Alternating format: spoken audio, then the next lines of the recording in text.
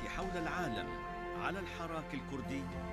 وما الآفاق المستقبلية للمسألة الكردية في ظل الأوضاع المتقلبة في منطقة الشرق الأوسط؟ الديناميات الجديدة للمسألة الكردية وآفاقها المستقبلية، ندوة موسعة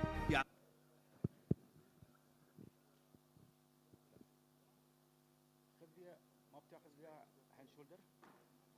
الكاميرا شيل اياها، خليها على الشتفة زي ما المذيع يتحرك. ما تدري هسه مو في الجروب.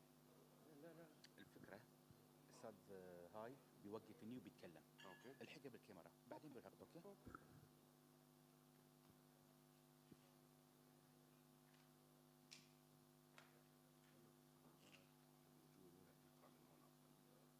اوكي انا اعطيك كل الاوبشن تقعدني خلاص.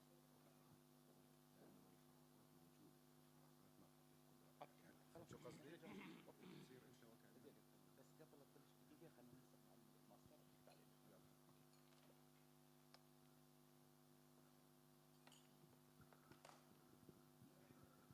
ما بيقدم قاعد خلاص قاعد كده. استاذ احمد ما يبي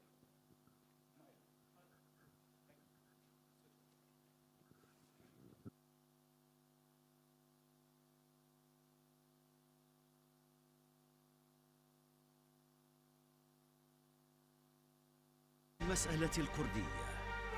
وهل المسارات الكردية متشابهة أم أنها تختلف بحسب البلدان التي يقيم فيها الأكراد؟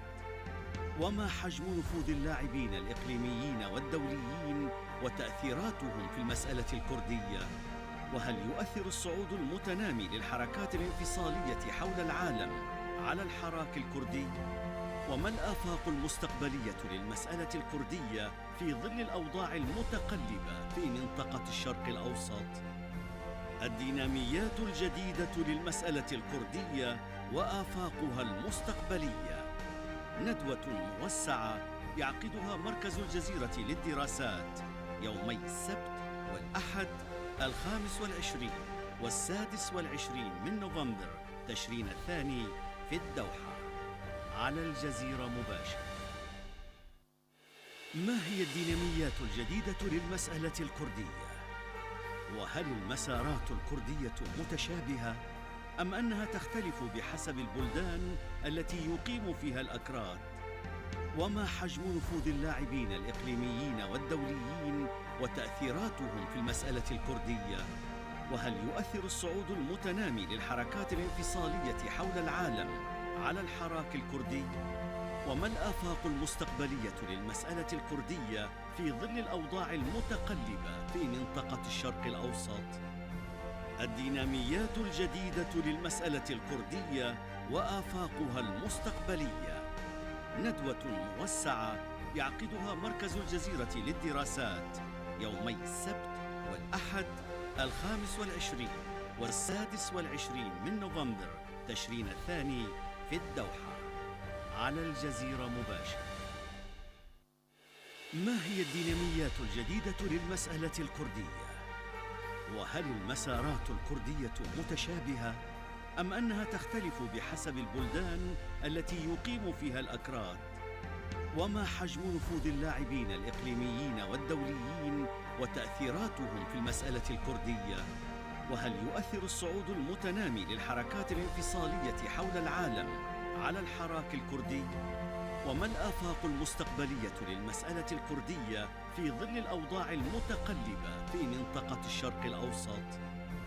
الديناميات الجديدة للمسألة الكردية وآفاقها المستقبلية، ندوة موسعة يعقدها مركز الجزيرة للدراسات يومي السبت والأحد 25 و26 من نوفمبر تشرين الثاني في الدوحة على الجزيرة مباشر.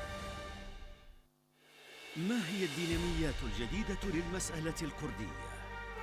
وهل المسارات الكردية متشابهة أم أنها تختلف بحسب البلدان التي يقيم فيها الأكراد؟ وما حجم نفوذ اللاعبين الإقليميين والدوليين وتأثيراتهم في المسألة الكردية؟ وهل يؤثر الصعود المتنامي للحركات الانفصالية حول العالم على الحراك الكردي؟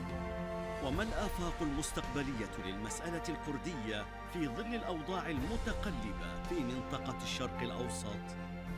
الديناميات الجديدة للمسألة الكردية وآفاقها المستقبلية، ندوة موسعة يعقدها مركز الجزيرة للدراسات يومي السبت والأحد 25 و26 من نوفمبر تشرين الثاني في الدوحة على الجزيرة مباشر. ما هي الديناميات الجديدة للمسألة الكردية؟ وهل المسارات الكردية متشابهة أم أنها تختلف بحسب البلدان التي يقيم فيها الأكراد؟ وما حجم نفوذ اللاعبين الإقليميين والدوليين وتأثيراتهم في المسألة الكردية؟ وهل يؤثر الصعود المتنامي للحركات الانفصالية حول العالم على الحراك الكردي؟ وما الآفاق المستقبلية للمسألة الكردية في ظل الأوضاع المتقلبة في منطقة الشرق الأوسط؟ الديناميات الجديدة للمسألة الكردية وآفاقها المستقبلية، ندوة موسعة يعقدها مركز الجزيرة للدراسات يومي السبت والأحد 25 و26 من نوفمبر تشرين الثاني في الدوحة على الجزيرة مباشر.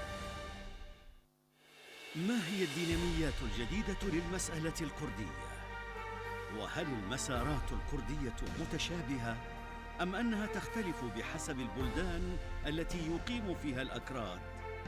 وما حجم نفوذ اللاعبين الإقليميين والدوليين وتأثيراتهم في المسألة الكردية؟ وهل يؤثر الصعود المتنامي للحركات الانفصالية حول العالم على الحراك الكردي؟ وما الآفاق المستقبلية للمسألة الكردية في ظل الأوضاع المتقلبة في منطقة الشرق الأوسط؟ الديناميات الجديدة للمسألة الكردية وآفاقها المستقبلية، ندوة موسعة يعقدها مركز الجزيرة للدراسات يومي السبت والأحد 25 و26 صباح الخير وأسعد الله صباحكم جميعا الثاني في اليوم الثاني على الجزيرة مباشر. وفي ما هي الجلسة الأولى في اليوم الثاني وهو اليوم الأخير من هذه الندوة حول المسألة الكردية. في هذه الجلسة سيكون لدينا عنوان وهو انعكاسات الصعود المتناوي للحركات الانفصالية حول العالم وتأثير ذلك على الحراك الكردي في المنطقة.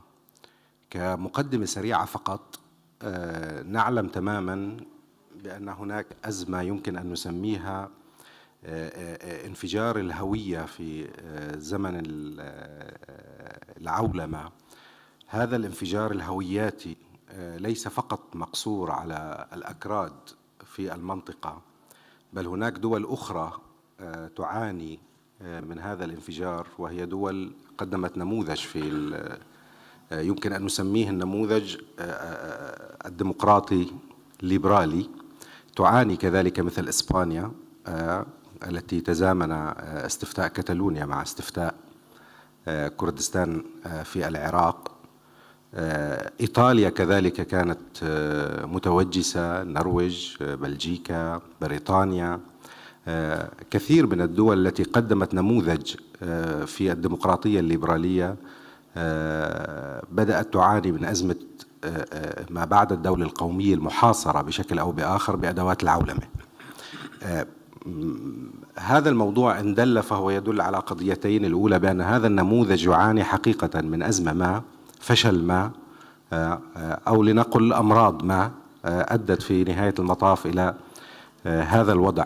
على الطرف الآخر في العالم العربي والإسلامي يبدو الفشل أوضح وأكبر في أزمة الدولة القومية التي تعاني اليوم من هذا الانفجار الهوياتي الواضح. وكانت قضية أو مسألة كردستان والاستفتاء الأخير هي الباب الحقيقي والأكبر لعرض هذه القضية وتشكيل ندوات من هذا الموضوع. فنبدأ بشكر لمركز الجزيرة وللقائمين على هذا المركز. الجلسة سيكون فيها 5 من المتحدثين يقدموا أوراق بحثية حول هذه القضية: الصعود المتنامي، الحركات الانفصالية وتأثيرها على الحراك الكردي. المتحدثين هم رانج علاء الدين وهو خبير كردي وباحث في هذه الشؤون، وكذلك دكتور حيدر سعيد وهو باحث في مركز العربي في الدوحة، وإليو جرانج وهو منسق وحدة دعم الوساطة في إيجاد، وسنان حتات باحث في منتدى الشرق من تركيا، وكذلك سليمان شنسوي وهو رئيس المركز الآسيوي للدراسات الاستراتيجية المعروف اختصارا باسم تسام. المتحدث الأخير سوف يتحدث باللغة التركية وسيكون له مترجم يترجم ورقته البحثية.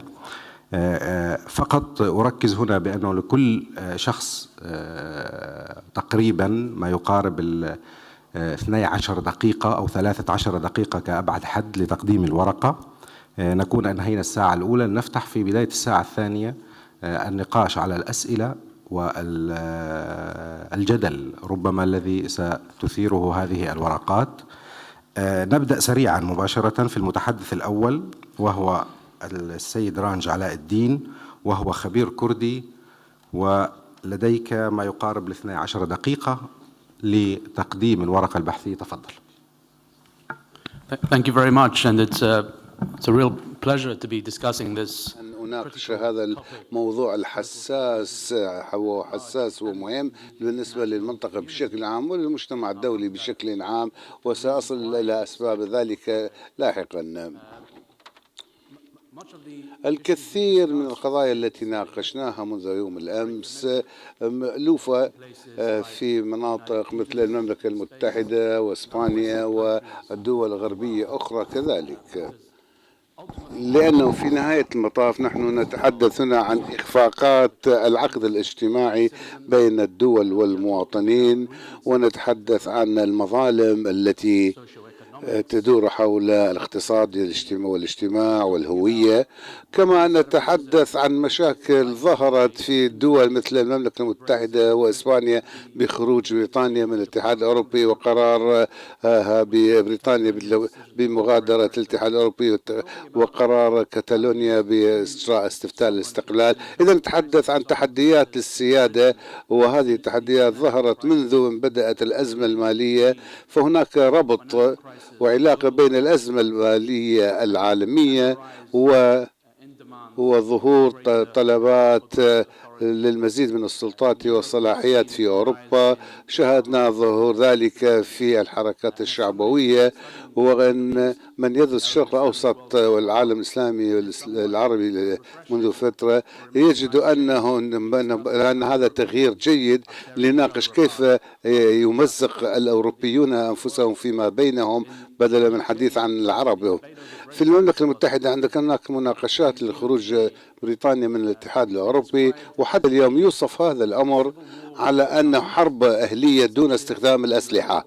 هذا هو مستوى العداء والمشاعر الشديدة التي لم تحصل مناقشات بناءة في دول مثل إسبانيا وبريطانيا. أنا كنت موجودا أثناء في بريطانيا وعند إجراء الاستفتاء، ثم عدت وإلى إسبانيا. شاهدت كيف أن الشرطة الإسبانية هاجمت الناخبين الكتالانيين في مراكز الاقتراع أو الانتخاب، وقلت لنفسي هل هذه اللحظة التي يمكن للشرق الأوسط أن يبين للغرب كيف أن الممارسة الديمقراطية يجب أن تجري ويجب أن تكون، نظرا لأنه بعد أيام من الاستفتاء الكردي كانت الأمور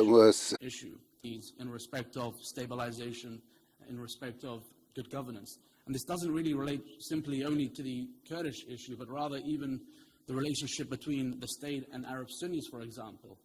Even internally within the Shia community themselves, within the Shia political pieces between competing militia groups, tribes, different centers of power, over resources, over the location of the state's authority. If Iraq has or had a credible power-sharing arrangement, a relationship of interdependency, then ultimately I believe we would be having a different conversation in relation to the Kurds, in relation to the Kurdish referendum. What was striking about yesterday's discussion was where one of the, it might have been from the audience, where it was pointed out that Iraq has only had 10 years or 15 years worth of experience with democracy, whereas the UK has had 150 years of experience with democracy. And I thought to myself, is this really the standard we set for ourselves, where we have to wait 150 years before we decide to speak the language of peace and coexistence and interdependency, where we extend the hand of friendship instead of extending the gun, essentially. But it is possible. There are glimmers of hope when it comes to the Kurdish-Baghdad, KRG-Baghdad relationship. There is a history of cooperation between much of the actors in Baghdad, for example, with the Kurdish leadership, which stretches back to the 80s, to the 70s, to the 90s, of course. But ultimately, there has to be a constructive debate about where authority begins and where it ends. Right now, Iraq has a crisis of authority, not simply because of the lack of good governance in Baghdad, in Iraq as a whole, of course. This isn't simply a Baghdad problem, but also a problem within the Kurdistan region itself. But you also have an emergence of powerful sub-state actors.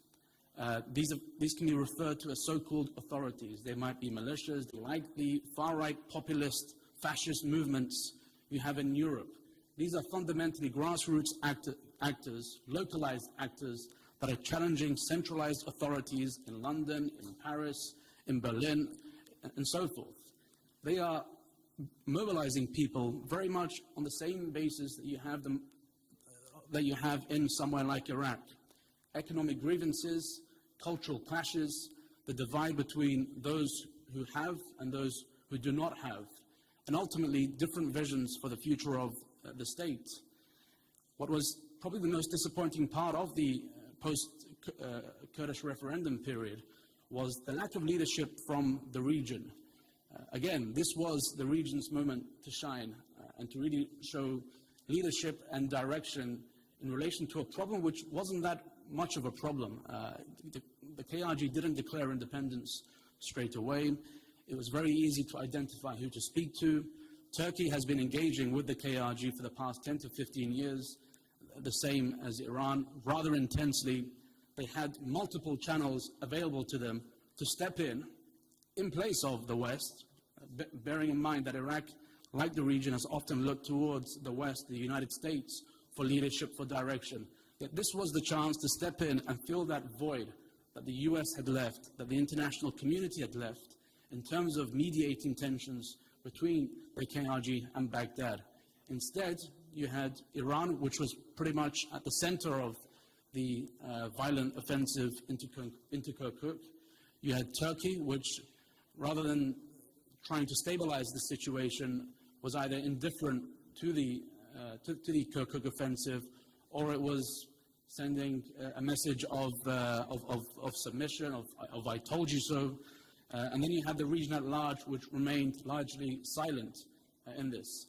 And that goes to the crux of the issue. ثم المجتمع الدولي بشكل عام بقي صامتا إلى حد كبير، وهذا يصل إلى صلب الموضوع، ذلك إلى أن يكون لدينا إطار عمل وتوافق إقليمي وضمن العراق داخله، فإن أمورا مثل توجه الأكراد نحو الانفصال والعزلة ستستمر وتكون سببا لعدم الاستقرار، لأنها لا تخضع للنقاشات، كما هو ما يتعلق بمعاناة السنة العرب في بغداد في العراق عفوا، فإنها هي مشكلة مستمرة وما زالت قائمة، وقد أدت إلى ظهور تنظيم الدولة الإسلامية، ويمكن أن تؤدي إلى إنتاج نسخة جديدة من تنظيم الدولة في الفترات القادمة والسنوات القادمة. وأيضا هناك موضوع آخر أيضا يكون هو بسبب إخفاق العلاقة بين محافظات السنية العربية وبغداد.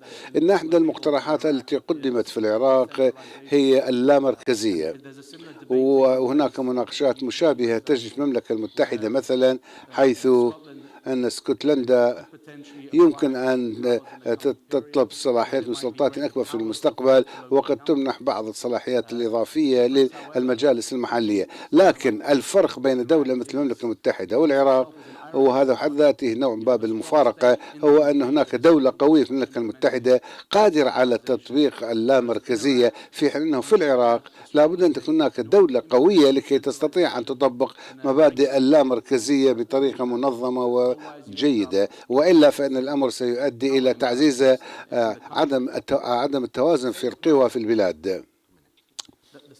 وهذا ينطبق أيضا على المنطقة برمتها، فاللغة والخطاب الذي موجود في المنطقة إزاء القضية الكردية هو الخنوع والخضوع. الإيرانيين حتى قالوا بالأمس على الكراد أن يعودوا إلى جذورهم الإسلامية والتركيز على إلحاق الهزيمة بإسرائيل. هذا أفضل مقترح يمكن تقدمه إيران في هذا الوقت الحساس للمنطقة. ولا بد أن أذكر أن هذا ليس أمر ينطبق على الكراد، كما قال زملائي من حديثنا أمس يمكن مناقشة هذا الأمر فيما يتعلق بشمال أفريقيا وأجزاء أخرى من الشرق الأوسط أيضا. إذا دعونا ندفع إلى بعض الطموح، إلى بعض الإبداع، وإلى بعض الروح القيادية في نهاية المطاف. شكرا جزيلا.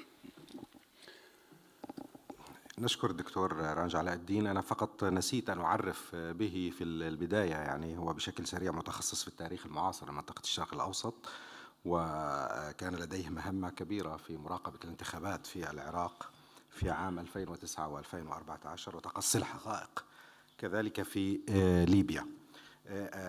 دكتور سعيد أو حيدر سعيد، وهو باحث في المركز العربي للدراسات وكذلك رئيس تحرير لمجلة سياسية عربية، حاصل على شهادة الدكتوراه، وصدر له كتاب سياسة الرمز عن نهاية ثقافة الدولة الوطنية في العراق، وهو عمل باحث زائر في مركز الدراسات الاستراتيجية في الجامعة الأردنية، وأسهم كذلك في تأسيس عدد من مراكز الدراسات في العراق وفي الأردن. دكتور تفضل، لديك 12 دقيقة لكي تقدم الورقة. شكرا. السلام عليكم. شكرا سيدي رئيس الجلسة. وفي البداية أود أن أشكر مركز الجزيرة للدراسات على هذه الدعوة الكريمة. يعني سأحاول أنا أعددت ورقة لأغراض هذا المؤتمر. الورقة تحمل عنوان استقلال كردستان والنظام الدولي. يعني في تقديري أن استفتاء كردستان الذي جرى في 25 سبتمبر الماضي وما تلاه من أحداث يعني حدث شديد الأهمية، وأعتقد أن دراسته أمر مهم للعلوم السياسية وللعلاقات الدولية. التحليلات التي تناولت استفتاء كردستان وما تلاه من أحداث ركزت على عاملين. الأول هو العامل الداخلي، والعامل الثاني هو الرفض الإقليمي للاستفتاء. وأنا شخصياً كتبت أنه أهم درسين خرجنا بهما من الاستفتاء.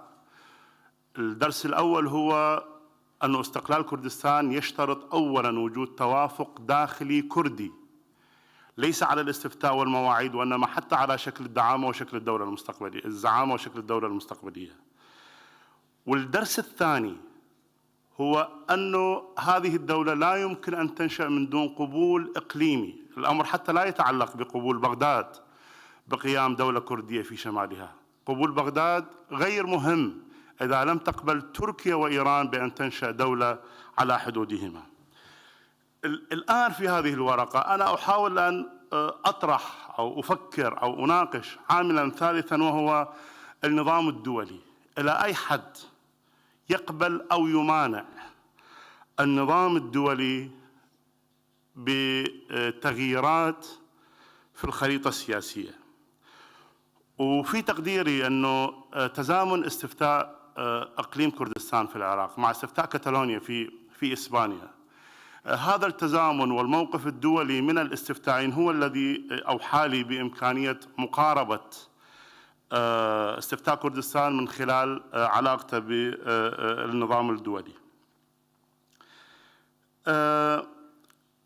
الأطروحة الأساسية التي سأقدمها أنا، والفرضية الأساسية، وسأحاول أن أبسطها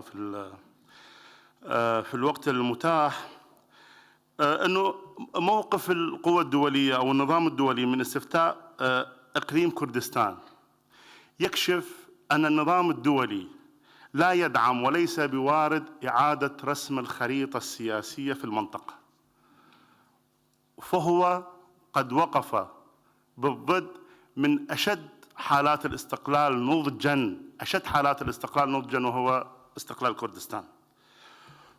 وفي تقديري أنه يعني على عكس الهلع السائد في المنطقة من أنه القوى الدولية تخطط أو لديها مشروع لإعادة رسم الخريطة السياسية في المنطقة وتقسيم جديد للمنطقة بعد 100 سنة من التقسيم الذي حدث أو الخريطة السياسية التي رسمت في الربع الأول من القرن العشرين، يبدو لي أن النظام الدولي لا يميل إلى تفتيت الدول.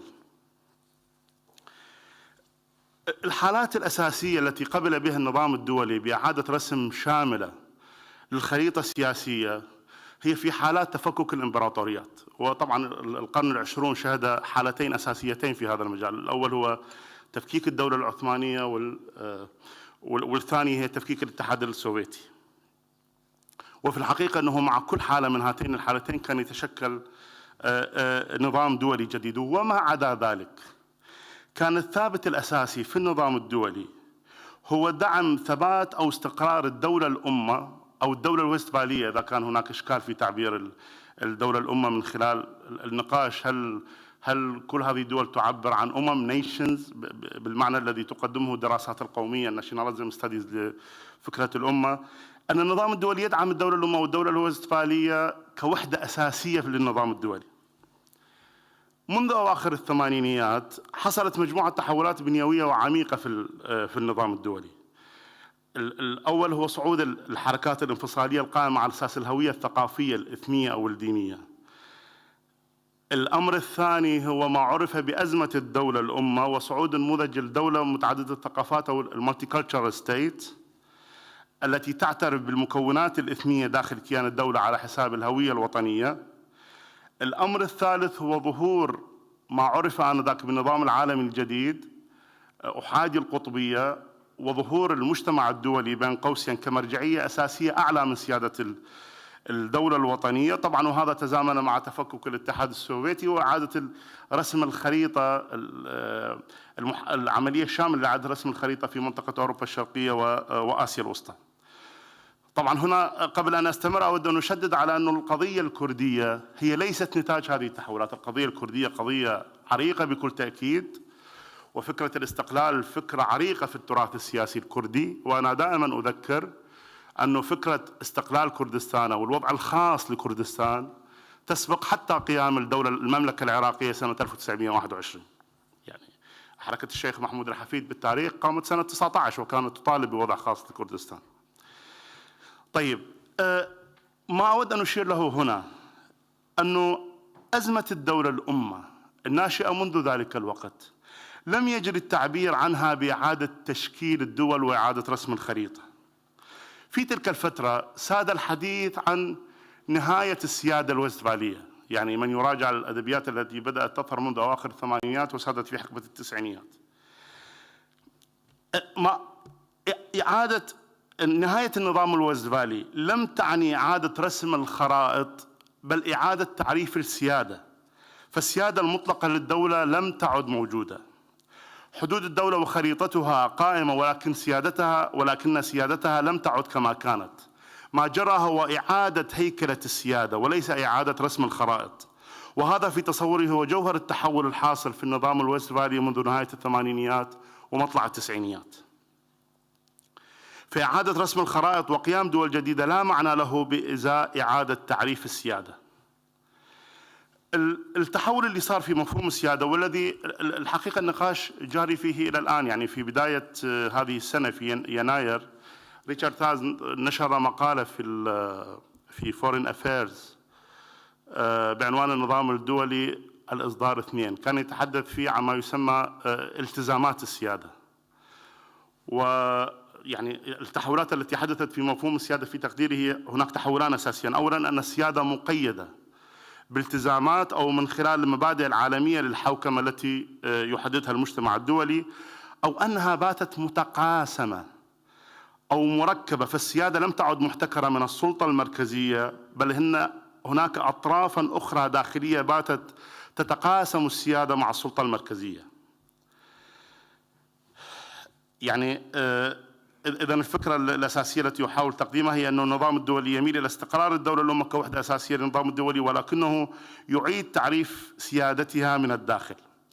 أنا لأغراض هذا البحث وحتى في إطار مشروع أوسع حاولت أن أجري مسحا للحركات الانفصالية في العالم خلال 40 سنة الأخيرة، يعني ودرست عشرات الحالات الانفصالية في مختلف العالم في الحقيقة.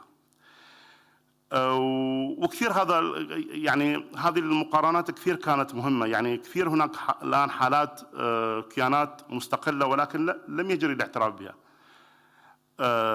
ليست حالة قبرص، شمال قبرص اللي حالة قديمة، حالة أوسيتيا مثلا لم يعترف بها كدولة. لأن أنا يهمني إلى أي حد، وأنا أركز على قضية المقاربة من خلال النظام الدولي، متى يعترف النظام الدولي بهذه الكيانات؟ دكتور بس للتفكير 4 دقائق يعني. طيب أنا على رغبتك، يعني أنا قلت لك إنه بقي أنا أحاول. أنا يعني بقى عندي هناك نقطتان أساسيتان راح أمر عليه خلال هذه الدقائق ال4. الأمر الأول هو ما موقع القضية الكردية من خلال هذه التحولات. طبعا كثير من الباحثين يعتقدون أو ربما هناك تسليم يعني بأنه الاتفاقيات التي جرت في الربع الأول من القرن العشرين من سايكس بيكو على معاهدة لوزان، وهي الأهم في رسم الخريطة السياسية للمنطقة وليس سايكس بيكو كما يشيع بين الباحثين العرب، أن هذه الاتفاقات بالحقيقة هي التي تشكل معاهدة وستفاليا للمنطقة، يعني رسم الخريطة السياسية، إلحاق المنطقة بالنظام الدولي القائم على أساس الدولة الأمة والدولة الوستفالية جرى في الربع الأول من القرن العشرين من خلال هذه المعاهدات. في تلك الفترة هذا الأمر المهم، القضية الكردية أو مسألة كردستان أو استقلال كردستان طرحت في تلك الفترة، يعني مع فكرة تفكيك الوثائق البريطانية المبكرة بالمناسبة تتحدث عن كردستان وإمكانية أن تكون هناك دولة مستقلة اسمها كردستان، في نفس الوقت اللي تتحدث فيه عن سوريا أو ميزوبوتاميا أو أرمينيا أو ما إلى ذلك من دول. وعمليا معاهدة سيفرت أعطت وعدا بأن تكون هناك دولة كردية أو كيان كردي له وضع خاص.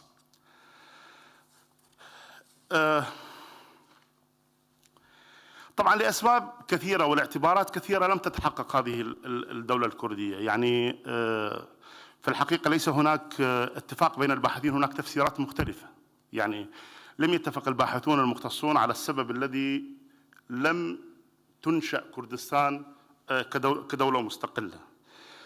لكن مع ذلك ظلت الحركة السياسية والمسلحة الكردية ناشطة، وهناك مفاصل كثيرة في تاريخ هذه الحركة: 46 مهاباد، 61 الثورة الكردية، اتفاقية الجزائر والحكم الذاتي، 91 وضع خاص. أنا تحديدا أتحدث عن العراق هنا.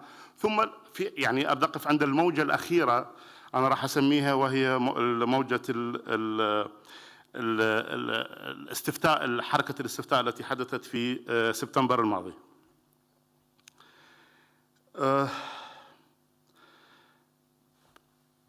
في تقديري أن المفارقة التاريخية التي وقعت بها القضية الكردية أو الزعماء الكرد أو الحركة السياسية الكردية أنها تحاول استعادة حق تاريخي في سياق نظام دولي لم يعد قابلا أو مهيئا لإعادة رسم الخريطة. وهذه أيضا واحدة من الطروحات الأساسية التي أقدمها في هذه الورقة، بمعنى أن هناك مسعى لتأسيس دولة كردية في سياق نظام لا يريد إرباك نظام الدولة الأمة الناشئ، وبالتالي باتت رؤية النظام الدولي لمعالجة المشاكل الإثنية قائمة على أساس دولة، سواء العلاقة بين كردستان وبغداد أو علاقة كردستان بالنظام الإقليمي أو حتى بالنظام الدولي. طبعا بالتأكيد أنا أكتب وأشير إلى كل العوامل بما في ذلك عوامل بغداد وعدم قابلية النخبة السياسية العربية في العراق لدولة متعددة الهويات أو متعددة يعني ذات سيادة مركبة. هذا أمر منتهي منه. لكن ما أود أن أشيره هنا هو أن الأزمة تقتضي حوارا كرديا عاما للوصول إلى اتفاقات كردية عامة. هذا لا يشمل الساسة بل حتى المثقفين الكرد للوصول إلى بناء دولي متغير. شكرا جزيلا وآسف إن كنت قد أطلت. شكرا لك دكتور، أنت بس أخذت 3 دقائق يعني من يعني في زيادة. في النقطة اللي أثارها الدكتور حقيقة أتوقع تثير جدل، بأنه المجتمع الدولي غير مهيأ لدولة كردية حتى لو كانوا الأكراد مهيئين لهذه الدولة. هذه نقطة تثير الجدل حقيقة يعني. الآن نذهب إلى إليو جرانج، وهو أحد من تولى جهود الوساطة في يوم من الأيام لإحلال السلام ومنع النزاعات بصفة منسق لوحدة دعم الوساطة في الهيئة الحكومية الدولية للتنمية المعروفة اختصارا باسم إيجاد، والمقر الخاص بها في جيبوتي. وهو كذلك يحمل دكتوراه في القانون الدولي للبحار، ولديه كتاب بعنوان النظام القانوني لدول حوض النيل، آثار استقلال جنوب السودان. طبعا جنوب السودان هنا يقدم كحالة ناضجة عندما نتحدث عن الانفصالات. أعتقد بأنه الكلام الذي سنسمعه سيكون مهم خلال هذه الورقة. لدى السيد إليو ما يقارب 12 دقيقة لتقديم الورقة البحثية. تفضل. شكرا رئيس الجلسة. أنا هاخد من خلال الورقة هذه صورة عامة شاملة لتطور نظام تقرير المصير، وهنيجي نبحث في عجالة الوضع الخاص بجنوب السودان وكيف تم تقرير مصيره. كلنا يعرف أن الخلفية التاريخية لحق تقرير المصير يرجع إلى بدايات الثورة الفرنسية والإعلان الأمريكي لحقوق الإنسان فيما بعد، حول مسألة حق كل شعب في حكم نفسه وحق كل شعب في الاحتفاظ بهويته وإدارة شؤون جغرافيته. إذا وصلنا إلى اليوم الحالي، حيث الخلفية التاريخية موجودة في ظل التطورات الإقليمية التي أشار إليها المتحدث الأخير حول قبولية حق تقرير المصير في إنهاء الاستعمار اللي هي decolonization process أو إنهاء الاحتلال الأجنبي في مرحلة من المراحل. والمسعى الحالي الآن القائم حول مسألة تقرير المصير في وضع حلول لأزمة شعب ذو هوية، مثلا كردستان كما سبق الإشارة إليه، أو تجارب شعوب كان لها الحق في تقرير مصيرها لكن ذلك الحق لأي سبب من الأسباب لم يمارس، أعطى انطباعا باستمرارية أزمة حق تقرير المصير وحق شعوب محددة في ممارسة ذلك الحق وإن طال الإشارة إليه. نتائج تقرير المصير ليست دوما الانفصال.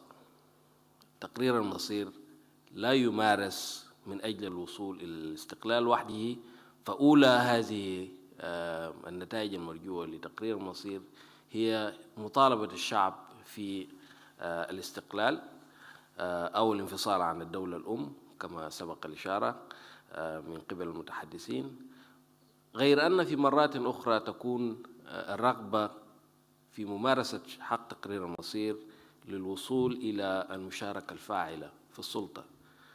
وفي تحليلي الخاص الاستفتاء الأخير في كردستان يبدو أنه لم يذهب إلى تقرير المصير كهدف، إنما كان يسعى إلى تطوير الوضع القانوني القائم اللي هو الحكم الذاتي الموسع لإقليم كردستان.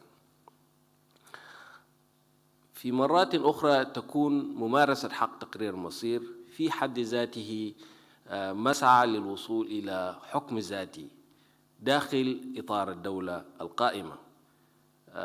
إذا نظرنا إلى كيفية معالجة اتفاقية السلام الشامل التي وقعت في نيروبي 2005 بين حكومة السودان والحركة الشعبية لتحرير جنوب السودان لتحرير السودان،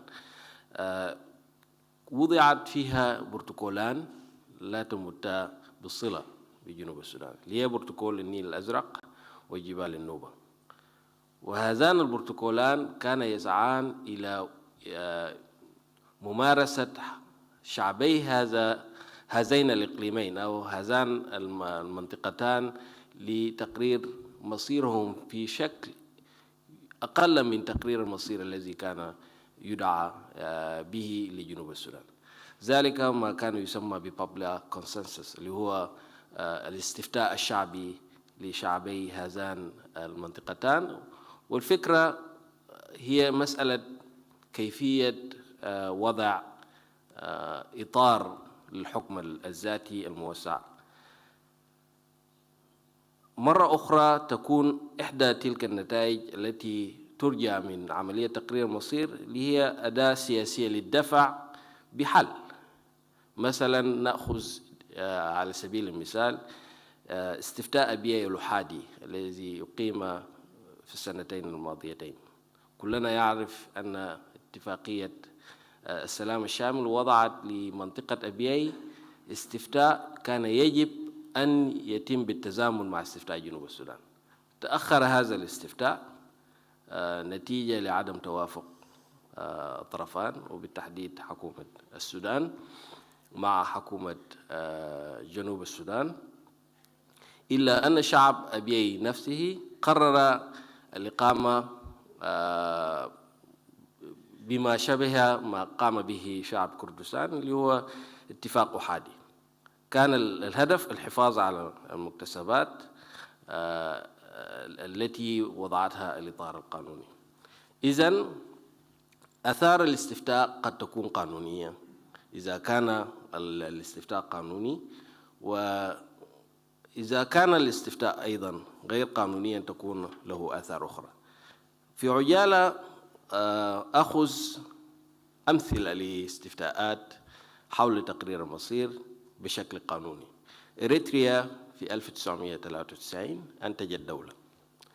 كندا كيبك اختار الشعب البقاء في إطار كندا، كان هذا إطارا قانونيا وتم القبول به. تيمور الشرقية في 1999 انتهت برغبة الشعب فيما يوازي 78.5%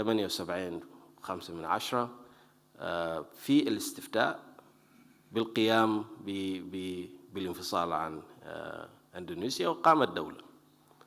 جنوب السودان انتهى استفتائه ب99.8 وانتهت أيضا بدولة.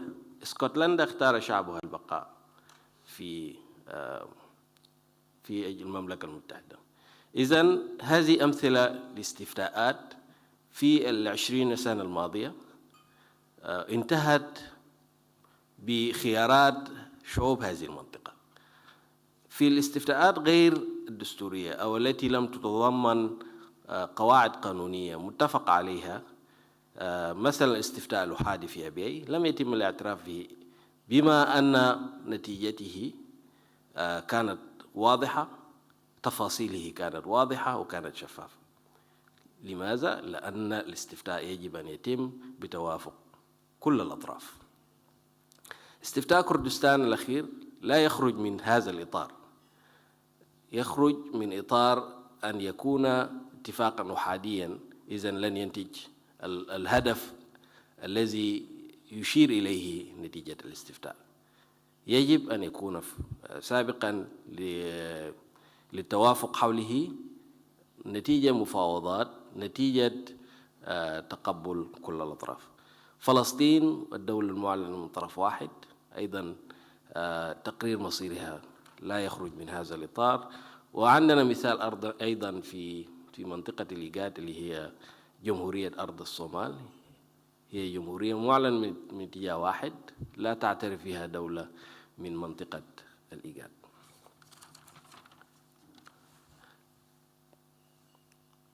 ما هي نتائج أي استفتاء لتقرير مصير بشكل غير قانوني؟ كما شهدنا في الأخبار ما حدث لإقليم كردستان من نتيجة احتواء دولي أو إقليمي، رفض دولي وتعنت دولي، واحتواء إقليمي. إيران كمثال. كردستان أيضا تعاني من موقف تركي متشدد رافض لهذا. يكون هنالك أيضا نوع من الفتور الدولي يعقب هذا الاستفتاء، وإحباط داخلي قد يقود نوعا ما إلى العنف.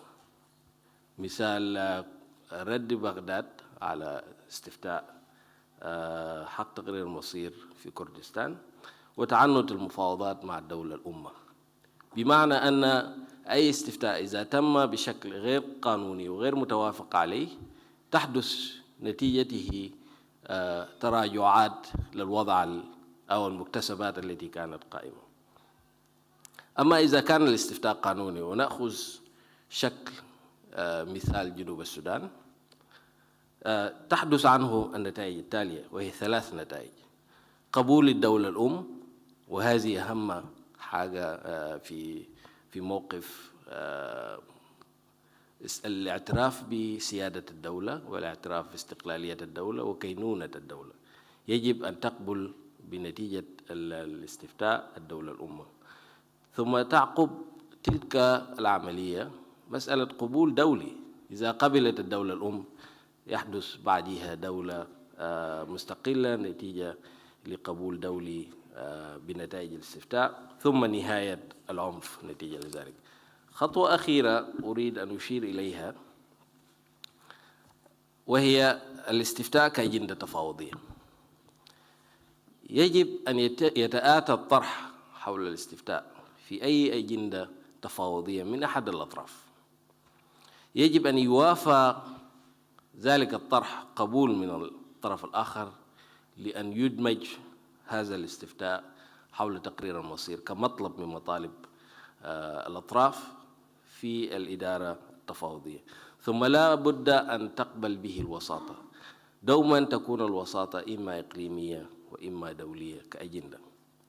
إذن تجربة الإيجاد إذا نظرنا إليها في إطار هذه الدروس المستفادة، نجد بأن تقرير المصير كمطلب من مطالب حل أزمة السودان سبقت الموافقة عليه من كل الأطراف السودانية. إذا نظرنا إلى القوى الشمالية، توافقت مع الحركة الشعبية لتحرير السودان في مؤتمر أسمر للقضايا المصيرية في 1995 حول تضمين حق تقرير المصير. اتفاقية السلام التي وقعت في الخرطوم في 1997 أيضا تضمنت الإشارة إلى حق تقرير المصير وممارسته. أما في الإطار الآخر اللي هو التوافق داخل جنوب السودان، تضمن حق تقرير المصير إحدى مطالب إعلان الناصر القوى التي انشقت عن الحركة الشعبية في 1991. ثم تطورت الحركة الشعبية نفسها عندما أقامت مؤتمرها التأسيسي الأول في 1994 لتتضمن حق تقرير المصير. إذن حق تقرير المصير في حالة السودان لم تكن مطلبا أجنبيا كما يشار إليه في وسائل الإعلام، إنما توافقا داخليا في كل القوى السياسية الشمالية والجنوبية لتضمين حق تقرير مصير الشعب في جنوب السودان كحل أو كإحدى حلول الأزمة التي كانت قائمة والتي أنتجت أطول حرب أهلية في أفريقيا. أقل من دقيقة. إذن لا بد أن ننظر لهذه التطورات في إطار تطور أيضا إقليمي. التطور الإقليمي الذي حدث في منطقة شرق أفريقيا والقرن الإفريقي أن إريتريا استقلت عبر استفتاء تاريخي نتج عنه دولة إريتريا في 1993، ثم الدستور الإثيوبي الذي أقر بمسألة تقرير المصير لشعوب منطقة إثيوبيا، ولا زال هذا الدستور ناتجا وينتج عنه فعل الفيدرالية الاثنية وحق تقرير المصير. في عجالة هذه الخلاصة ألخص معالجة تقرير المصير في النقاط التالية. يجب أن تعالج مسألة تقرير المصير في إطار كل الدول التي بها أقليات تطالب بتقرير مصيرها عبر حل أزمات الحكم وإنهاء المظالم داخلياً. دوما كما في تجربة الليغات عندما نأتي إلى مسألة مناقشة هذه الحلول ننتهي إلى اتفاقية لا بد أن تتضمن قسمة للموارد وقسمة للسلطة، بحيث يستشعر هذا الطرف المغبون بأن كل مطالبه في التمثيل في الاعتراف به قد حلت. النقطة الثانية هي إعطاء مساحة أكبر للتنوع، للتعبير عن التنوع، عن الهوية. فلا بد أن تكون الدولة دولة شاملة بحيث تستوعب حتى المكنونات التي تستشعر أنها مغبونة أو ممنوعة من التعبير. النقطة الثالثة اللي هي إعادة تفاوض مع كل الأطراف بشكل مستمر لتحسين هذا النموذج اللي هو نموذج إدماج كل الأطراف في إطار الدولة. آخر هذه النقاط هي التعاطي مع البيئة الدولية. لا بد أن تكون البيئة الدولية مساندة متفهمة لكل هذه الأطراف. هذه هي خلاصة الورقة التي أعددتها. شكرا جزيلا. شكرا سيدي اليو. الآن إلى سليمان شيدسوي، وهو أولا نشكر ضيافتنا هنا في الجزيرة. شكرا جزيلا. Yaşadığımız dönem hayatın ve devletin doğasının değiştiği çok kırılgan bir dönem. نحن حاليا نمر في زمن يتغير فيه الحياة ويتغير فيه طبيعة الدولة. Dolayısıyla herkes olduğu gibi Kürt sorunu ve Kürt hareketi de bundan ciddi şekilde etkileniyor. والكل يتأثر من هذا ومسألة الكردية أيضا تتأثر من هذا. Son 15 yıldır dünyayı 3 şey şekillendiriyor ve bu şekillendirmenin hızı gittikçe artıyor. Bunlar mikro milliyetçilik, entegrasyon ve öngörülemezlik. آخر 15 سنة العالم تتشكل بثلاث أشياء، هو العنصرية والتكامل وعدم التوقع عن المستقبل. Mikro milliyetçilik sadece etnik kökene değil, ayrışabilecek her türlü farklılık olarak önümüze çıkıyor. القومية أو العنصرية لا نراه فقط العنصر بذاته، كل الأشياء التي يفترق من الآخر يجعلونه أو يستخدمونه فيها. Dolayısıyla önümüzdeki 10-20 yıl içerisinde uluslararası sistemde 400 ila 800 civarında bir devlet sayısına ulaşabileceğimiz konusunda da öngörüler var. أمامنا 10 أو 20 سنة نرى في النظام العالمي أن عدد الدول سيصل إلى 400 أو زيادة منها. Dolayısıyla 20. yüzyılın başında yaklaşık 20 devlet olduğunu düşünürsek bugün 200 civarında 194 tane Birleşmiş Milletler'de üye var. Dolayısıyla bu öngörünün de çok ütopik olmadığını görmemiz gerekir. بداية قرن 20 كان هناك 20 دولة، وحاليا اليوم نرى هناك 194 دولة مسجلة في الأمم المتحدة. Ve bu sürece paralel olarak dünyada küreselcilik ve ulusalcılık üzerinden yürüyen de ciddi bir tartışma ve kamplaşma var. ومع هذا هناك النقاش على العولمة والقومية في العالم نراه هذه الأيام كثيرا. Başkan Trump'ın Amerika'nın son ulusal ümidi olarak seçilmiş olması da yine bu kamplaşmanın bir parçası. رئيس ترامب هو انتخبت على أمريكا وهو كان أمل الأخير للقوميين.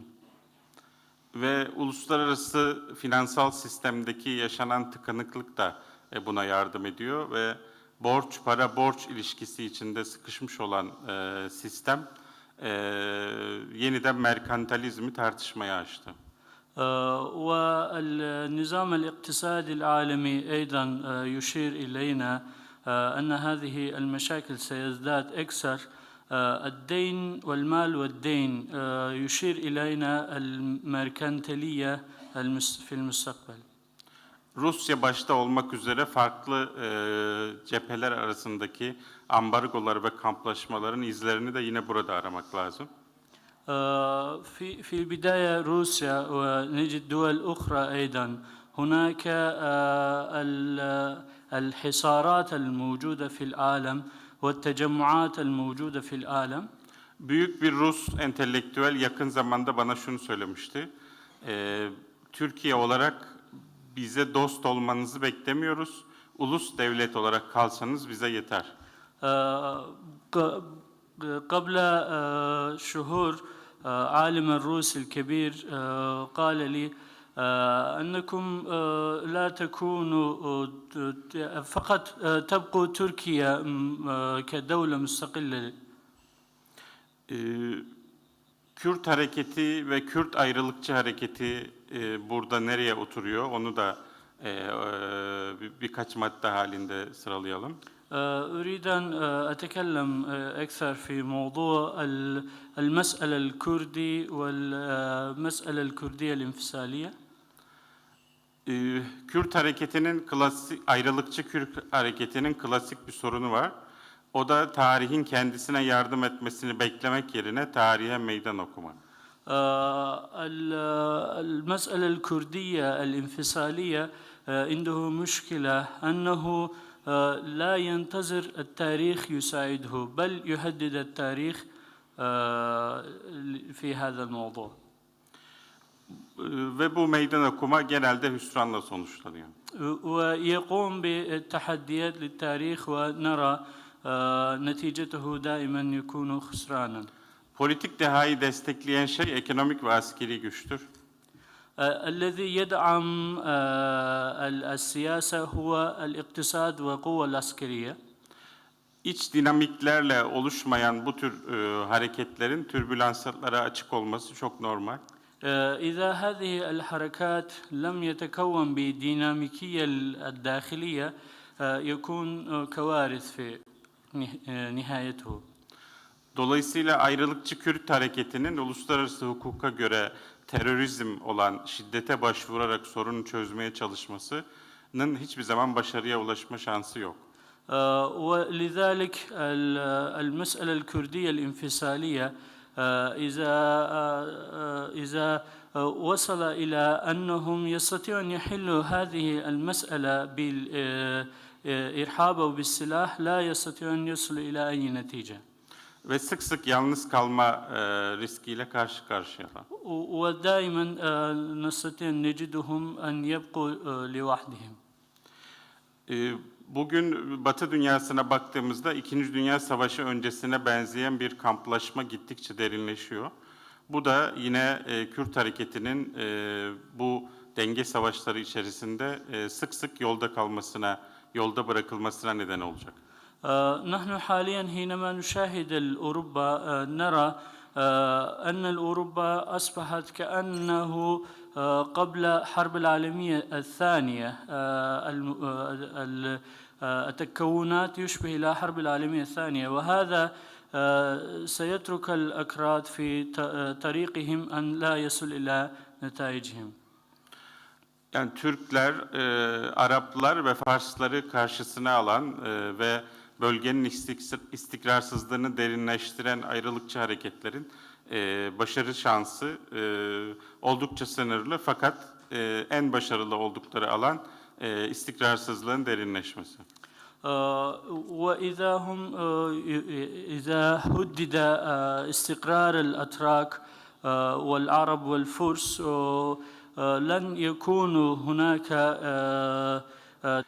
İsrail'le çok yakın bir fotoğraf veren ayrılıkçı Kürt hareketinin İsrail'in reel politik çizgisinden de ders alması gerekir diye düşünüyorum. الأكراد الانفصاليين حينما يعطوا صورة مع إسرائيل الصورة قريبة مع إسرائيل لابد أن يدرسوا ويفهموا الريال بوليتيك لإسرائيل.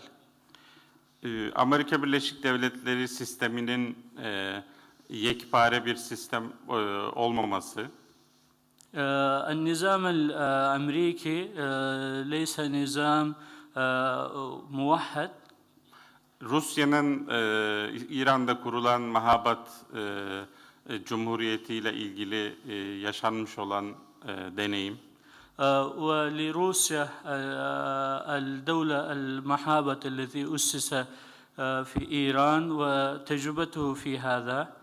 ve Çin'in İpek Yolu güzergahına Kürtlerin yaşamış olduğu bölgeleri de yakın zamanda eklemiş olmasının dikkate alınması gerektiğini düşünüyorum. ولا بد أن نرى جيدا أن الصين أيضا أضاف الأقاليم الكردية في مشروعه الطريق الحريري. Dolayısıyla Kürdistan ve Büyük Kürdistan rüyası gören dostlarımızın kurumsal altyapı ve insan kaynağına dönüp bakmaları gerekiyor.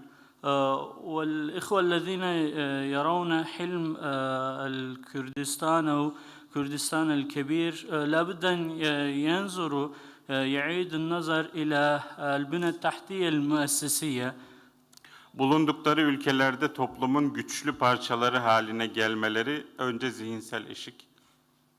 وهم لابد أن يبقوا في في الشعوب الذي موجودين فيه لابد أن يطوروا أنفسهم فيها. Bağımsız olmak gibi bir rüyaları varsa da bu konuda tarihin kendilerine yardım etmesini beklemeleri gerekiyor. وإذا عندهم حلم أن يكونوا استقلال أو يستغلون يكونوا مستقلين لابد أن ينتظروا التاريخ ليقدم لهم فرصة. Bölgede şu anda Şii-Sünni sorunu ve İsrail ve Kürt meselesi bölgenin istikrarsızlığı açısından üç temel etken olmaya devam ediyor. وحاليا يؤثر في استقرار المنطقة المسألة بين الشيعة والسنة والمسألة الأكراد والإسرائيل.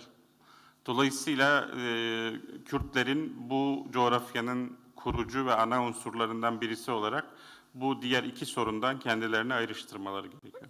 لابد أن الأكراد يبتعدوا من هذين المشكلتين التي يسوق المنطقة كاملة إلى عدم الاستقرار.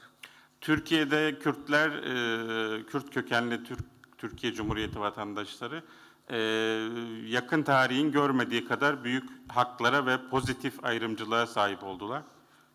في تركيا الشعب الكردي الذي يعيش في دولة تركيا قدمت لهم حقوق لم يشهد فيه التاريخ في أماكن ثانية يقدم. Ve bugün gelinen noktada bu yatırımlar karşılığını buldu ve ayrılıkçı Kürt hareketi çok marjinalleşti. وبعد هذه نحن وجدنا ثمارنا أن الأكراد الانفصاليين أصبحوا ينحازون إلى التشدد أكثر. Ve şiddet odaklı hareketlere halkın desteği %90 oranında düştü. ورأينا أن الشعب لم يدعم هذه الحركات المتشددة. Dolayısıyla bu Türk tecrübesinin de diğer İran, Irak ve Suriye'de Türk tecrübesinden yararlanılabilecek çok büyük deneyimler olduğunu düşünüyorum. Hem Kürt dostlar için hem diğer ülkeler için. ولا بد أن يستفاد من هذه التجربة التركية فيها من إيران العراق وسوريا وشعب الكردي أيضا يستفيد من هذه التجربة. سليمان فقط أوكي. السيد سليمان على هذه الورقة. أخيرا المتحدث الأخير في جلسة اليوم، وهي الجلسة ما قبل الأخيرة، الأستاذ سنان حتاحت، وهو باحث في منتدى الشرق، وكذلك يتولى رئاسة مؤسسة نصح للاستشارات، ويحمل الدكتوراه في دراسات الأمن الرقمي من فرنسا، وشغل منصب المدير التنفيذي للمكتب الإعلامي للائتلاف، نقصد الائتلاف السوري طبعا هنا. ولديك 12 دقيقة لتقديم الورقة، و12 دقيقة بالضبط. هاي ضريبة اللي بيجي بالأخير. احنا في عندنا مثل في اللغة العربية يقول لك حصت الغالي للتالي، يعني من يأتي أخيرا يفوز يعني. شكرا لك. السلام عليكم ورحمة الله وبركاته. بداية أشكر مركز الجزيرة للدراسات لدعوتهم لي، وأتمنى أن أوفق في عرض بعض النتائج الأولية التي توصلت إليها. وأشير هنا أنني قمت بالتركيز على دراسة الحركات الانفصالية والتحرر الوطنية في أوروبا، ومدى تأثيرها على حركات التحرر الوطنية والانفصال في المشرق. وأول مشاهدة يمكن أن أشاركها معكم هو أنه لا يوجد خطر حقيقي حول تمدد وانتشار دعوات الانفصال الإقليمية في أوروبا، على عكس ما يتم تصويره في بعض وسائل الإعلام عن وجود عدوى تنتشر في أوصال القارة العجوز. نعم يوجد مشاكل اليوم، يعني يمكن نتحدث عن موجة، ولكن هي موجة يعني صغيرة مقارنة بموجة مثلا التي لحقت انهيار الاتحاد السوفيتي وما نتج عنها في دول البلقان. على سبيل المثال من حروب دامية أدت لاحقا إلى تفتت يوغوسلافيا إلى دول صغيرة. أما المشاهدة الثانية فهو الدور الاتحاد الأوروبي المحوري في هذا النقاش الذي يدور في أوروبا في هذه الأثناء.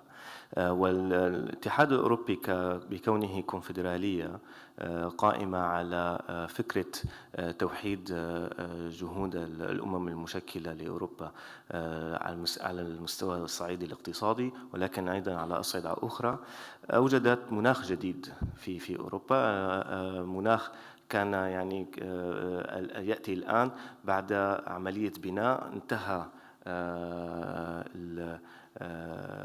نفسها أو يعني بدايتها ورمي البداية، والآن نصل إلى حالة من نوع الاستقرار.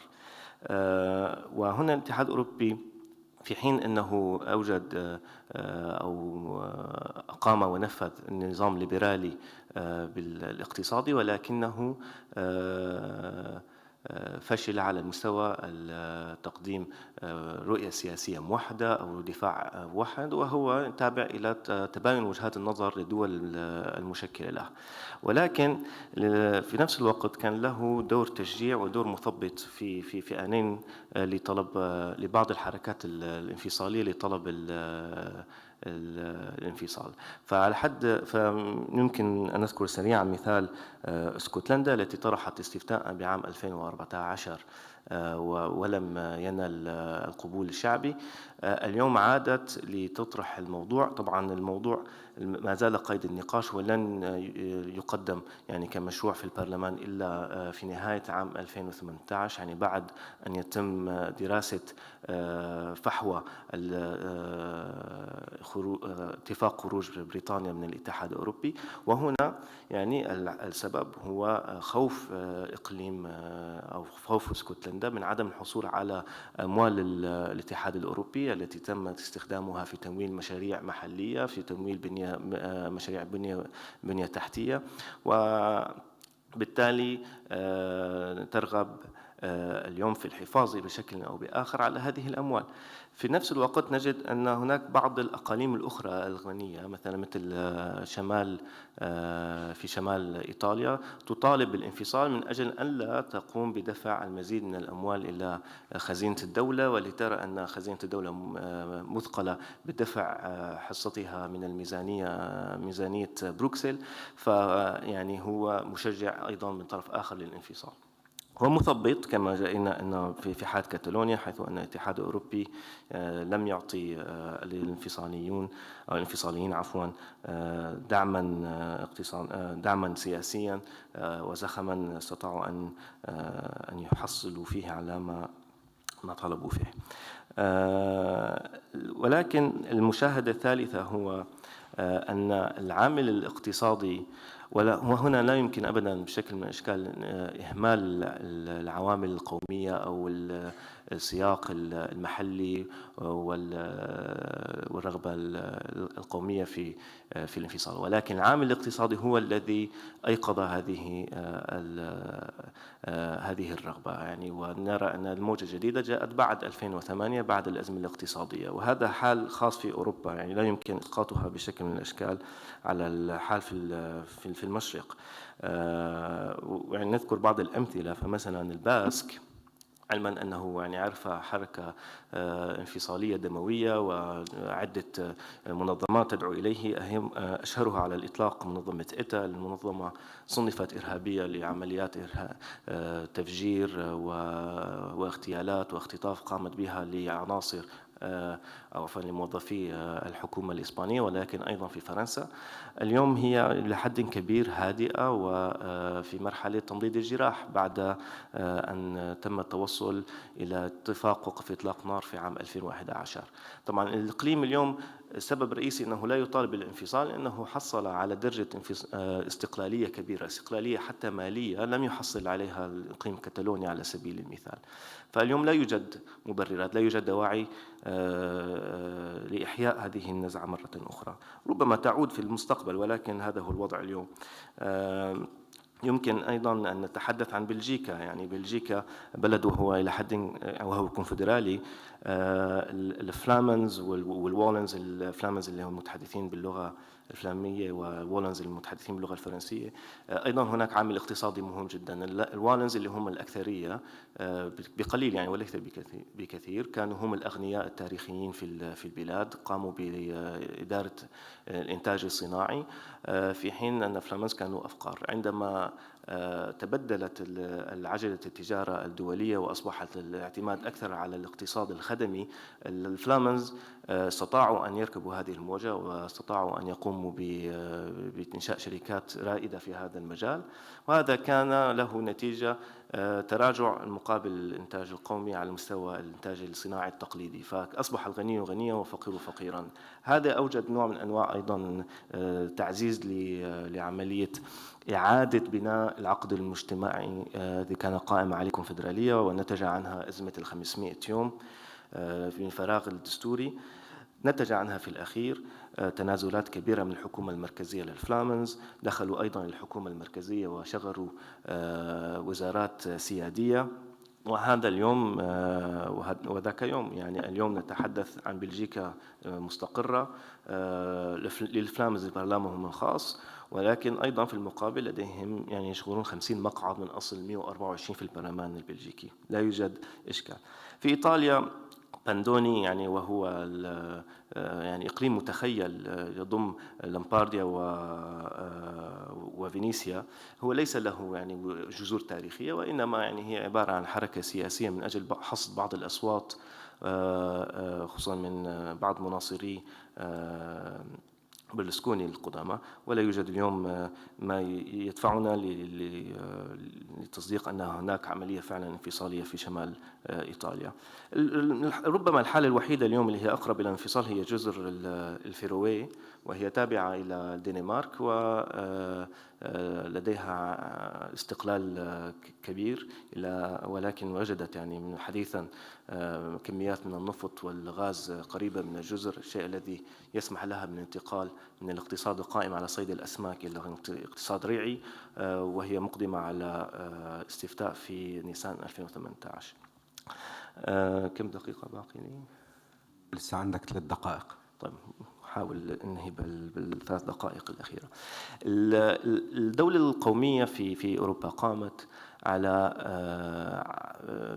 في سياق مختلف جدا من الذي قامت فيه في منطقة المشرق، وكانت على وعد أن الدولة ستقدم الرفاه إلى الشعوب، وذلك يعني في نفس الوقت بتزامنا مع الثورة الصناعية وأيضا مع الحركات الاستعمارية في إفريقيا وفي آسيا. فالوعد هنا بالرفاه إلى الشعب والمساواة وليس العدل هو أساس العقد الاجتماعي القائم التي قامت عليه دول أوروبا، وليس الديمقراطية التي أتت كمرحلة لاحقة. فهنا عندما حصل خلل في هذا الرفاه، يعني حصل، وهذا تجسد في الأزمة الاقتصادية 2008، سمعنا موجة جديدة. نفس هذا الخلل حدث أيضا في نهاية في الثلاثينات حقبة الكساد الكبيرة، ونتج عنها الحرب العالمية الثانية. فهنا الخلل دائما قائم على عامل اقتصادي بحد أساس. أما في المنطقة العربية فالدولة القومية هي قامت بعد جلاء الاستعمار، وقامت ليتحكم بها مجموعة ضيقة، وقامت بدعوى صيانة الدولة بممارسة الإقصاء نحو تجاه الشعب. وبطبيعة الحال أبناء المكونات الثقافية التي ظهرت كأقلية عانوا من التهميش مرتين، ذلك لاختلافهم عن البقية، وأيضا بكون الدولة أصلا في هذا الحال استبدادية. أنهي.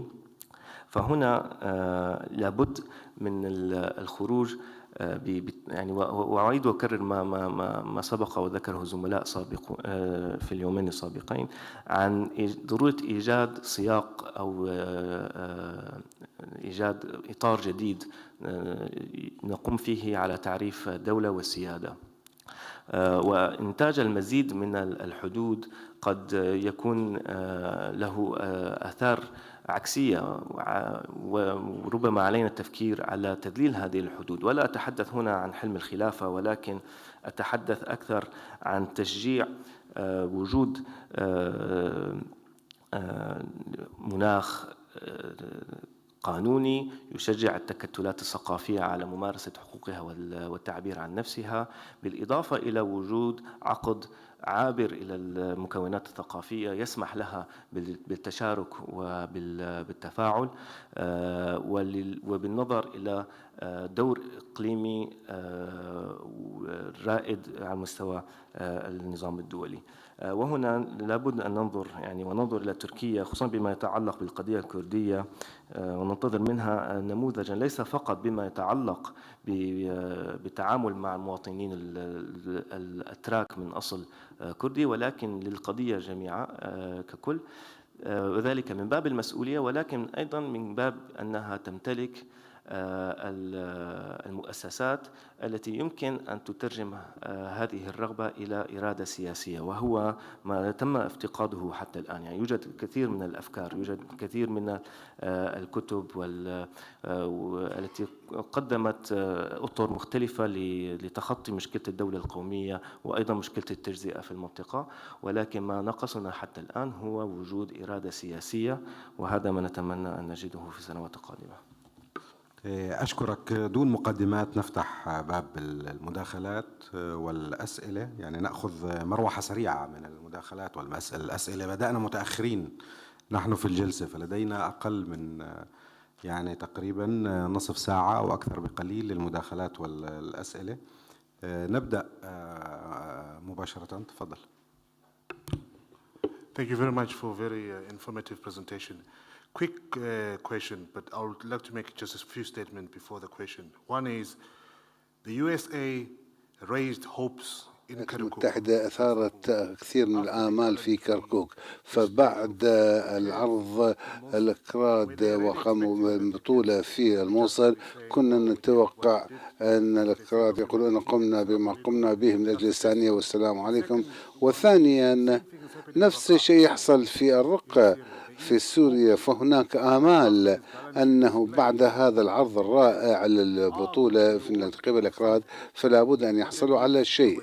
ما هو هذا الشيء لا أحد يعرف، والسؤال هو كيف يكون التعامل مع طموحات الأكراد حاليا. أولا هم مسلحون تسليحا شديدا، وثانيا لديهم خبرة مهنية في القتال، وكيف يمكن القضاء على طموحاتهم وإعادتهم إلى الاندماج في الدولة كما كانت في السابق. بإمكان أي شخص منكم أن يجيب على هذا السؤال، سنان أو غيره. تفضل دكتور. أسعد الله صباحكم. فقط ملاحظات صغيرة حول مشكلة الموقف الدولي من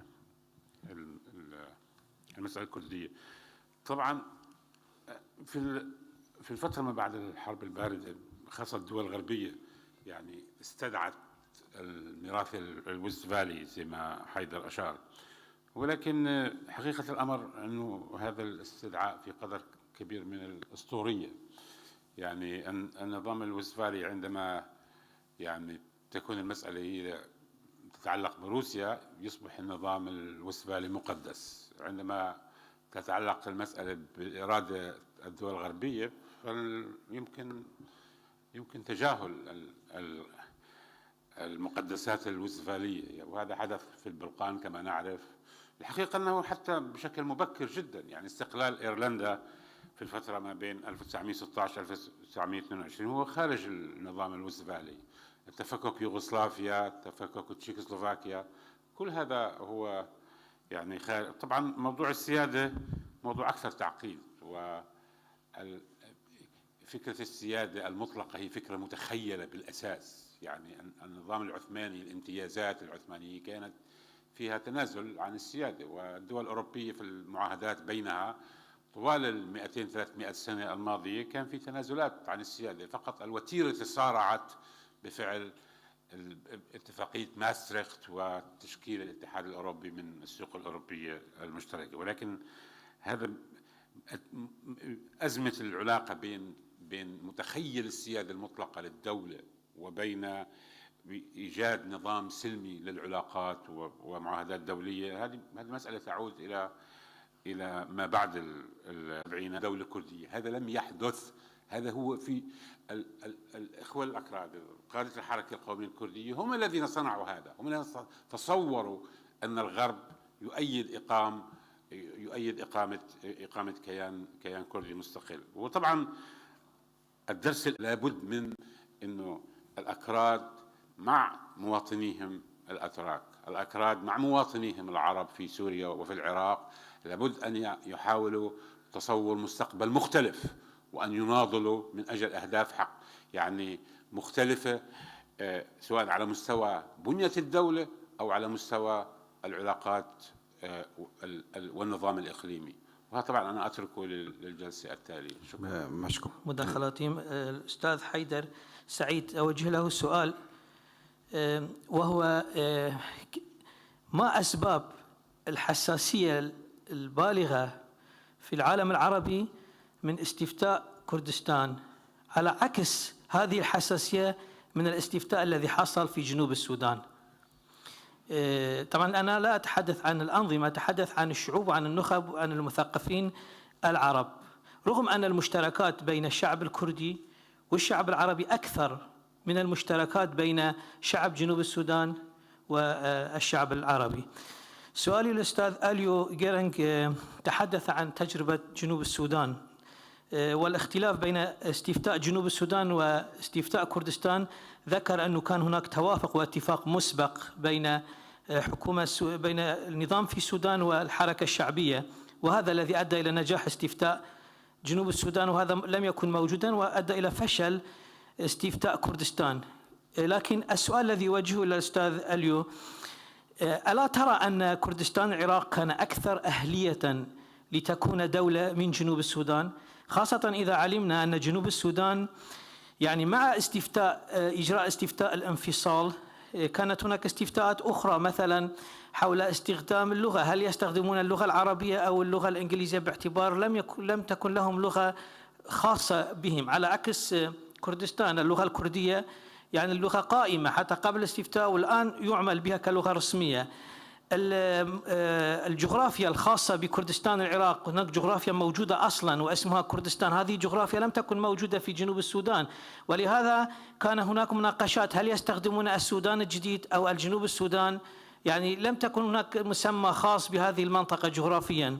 إضافة إلى البنية التحتية، يعني البنية التحتية في كردستان العراق يعني وأهليتها لتكون دولة عن جنوب السودان. سؤالي أستاذ سليمان سينسوي، وهذا الأخير أحمد. السؤال طبعا الأخير لا خلينا الأخير. لا أنا كثرت من أسئلتي باعتبار أنت ستسمح لي بوقت أكثر لسببين، أولا لأنك مؤيد للحقوق الكردية، ثانيا لأنك مدير مكتب زميل فينا.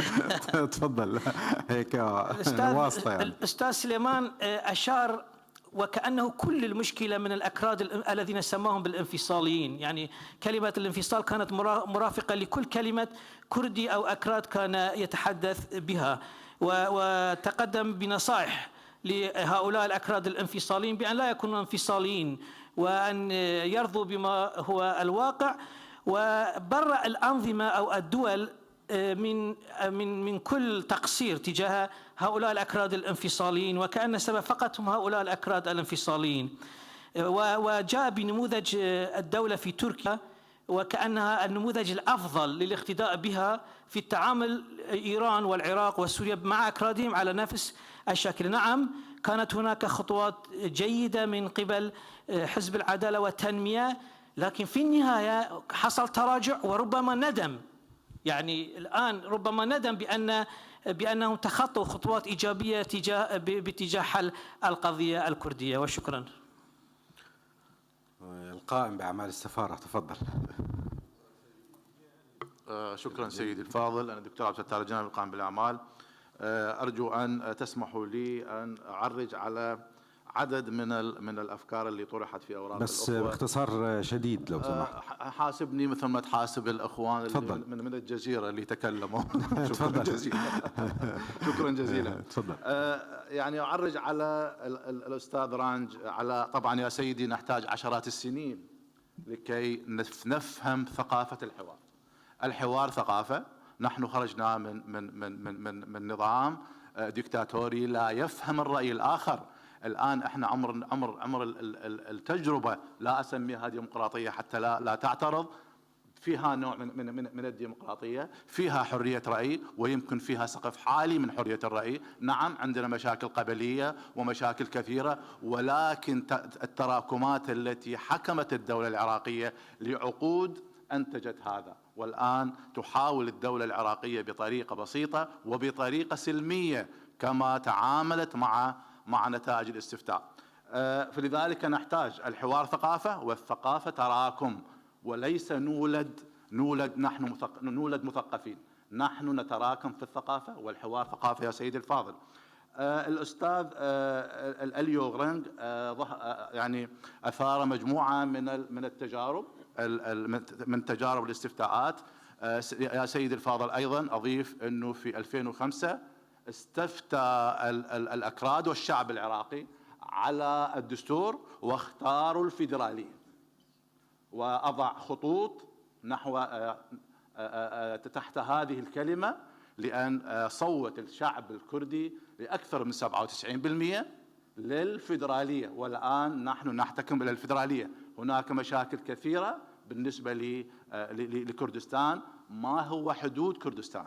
المتشددين الآن، وأنا مع حقوق الشعب الكردي، المتشددين من تطبيق الآن موضوع المناطق المتنازع عليها، يدخل الدهوك في المناطق المتنازع عليها، على أساس أنه دهوك ظهرت بعد 68 والدستور يحكم أنه كل التغييرات اللي ظهرت بعد 68 هي تدخل ضمن المناطق المتنازع عليها، ودهوك تدخل ضمن المتنازع من المناطق المتنازع عليها. يا اخوان، انا اقول التجربه الكرديه في العراق بعد 2003، انا راح اعكس العنوان بتاع الجلسه، اثرت على على الكيانات القوميه في الاقليم، بحيث اثارت شهيتها لان حصل الاكراد بعد 2003 على سقف عالي من الحقوق، وهذا حقهم لانهم شركاء في الوطن وليس منا على احد، جلسوا وتحاوروا وحصلوا على حقوقهم. لذلك اعترضت البرلمان التركي، اعترض على الفيدراليه وعلى كثير من الحقوق اللي ظهرت في الدستور العراقي، وايضا في ايران ايضا صار اعتراض لما حققه الاكراد، لان اثار شهيه القوميات اللي موجوده في هذه المناطق. آخر نقطة أقول الفيدرالية اللي موجودة في العراق بعد 2003، أنا لا أعلم ماذا أسميها، فيدرالية هلامية، فيدرالية لها ممثليات في الخارج، وهذه لها أشبه بالسفارات في الخارج، وهذه ليس فيدرالية، هذه من علامات الدول.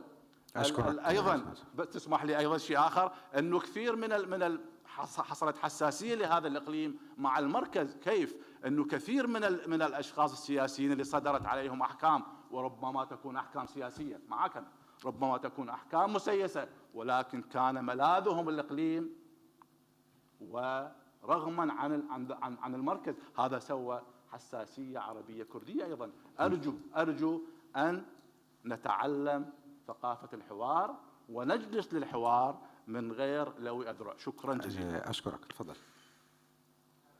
لدي سؤالان للأستاذ حيدر. أنا فعلا أتساءل هل فعلا الأساس الاستفادة، بس إذا بتعرفنا عن نفسك. سيد أحمد، مركز زراعة الدراسات.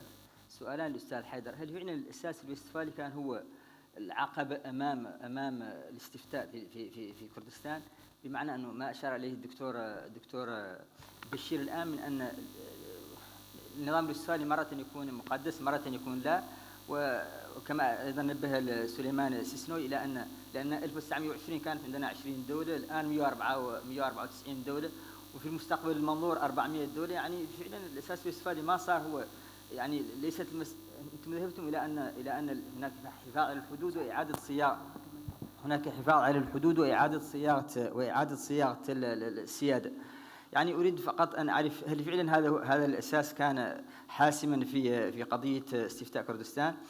سؤالي الثاني والحيدر دائما، رئيس الجلسة لم يعطيكم فرصة للحديث عن نتائج دراستكم المسحية، وهي أظن أنها كانت مهمة جدا أن تطلعونا عليها في سياق كلامكم. هل ممكن تعطونها لنا في 1 2 3 يعني هذه نتائج دراسة المسحية المتعلقة بالحالات الانفصالية؟ وشكرا. تفضل. Okay, thank you, عبد القادر. This is علي يونس, الجزيرة English. يونس من الجزيرة الإنجليزية. سؤالي فيما يتعلق بالمسألة الكردية. الدكتور بشير تحدث عن نموذج استرالي، لكن نرى أن الدولة القومية، الكرات حق في أن يكونوا دولة. هل هذا استمرار للنموذج الاسترالي الذي يشار إليه الدكتور بشير؟ وأين يقف ذلك؟ الكراد لهم حق في دولة قومية، والأقليات الأخرى في الشرق الأوسط الدينية أو العرقية لديهم الحق أيضا في القول بأننا نريد مدتنا الاستقلال ونريد أن ننفك أو ننفصل. العرب أيضا يشعرون بأنهم ضحايا الدولة القومية، وشعروا أنهم كدولة عربية كشعب عربي فأنهم ضمن عدة دول، ليس فقط سعودية أردني سوريا. فهذا السؤال هل هذا يتعلق بالديمقراطية والحريات المدنية أو الرخاء الاقتصادي؟ فلو أن دولة شعب مثل العراق الذي فيه عدة أقليات وأديان، فإن كانت ديمقراطية وليه حقوق مدنية لكل المواطنين، فإن مفهوم الدولة القومية يختفي كما هو الحال في الدول الأوروبية وأمريكا وكندا. ولو أن كان الأكراد حق بدولة قومية في غياب الديمقراطية، فهل هذه يعني السعودية أو استمرارية الدكتاتورية والأنظمة الاستبدادية في العالم العربي ستؤدي في نهاية المطاف إلى أن كل الدول ستنهار؟ فلو كنت مواطنا سعوديا وأعيش تحت نظام استبدادي فلي الحق أن أقول أنا أريد حرياتي المدنية وأريد حقوقي، وبالتالي لابد أن أفصل السعودية إلى حجاز والنجد أو الدولة السنية والدولة الشيعية وما إلى ذلك.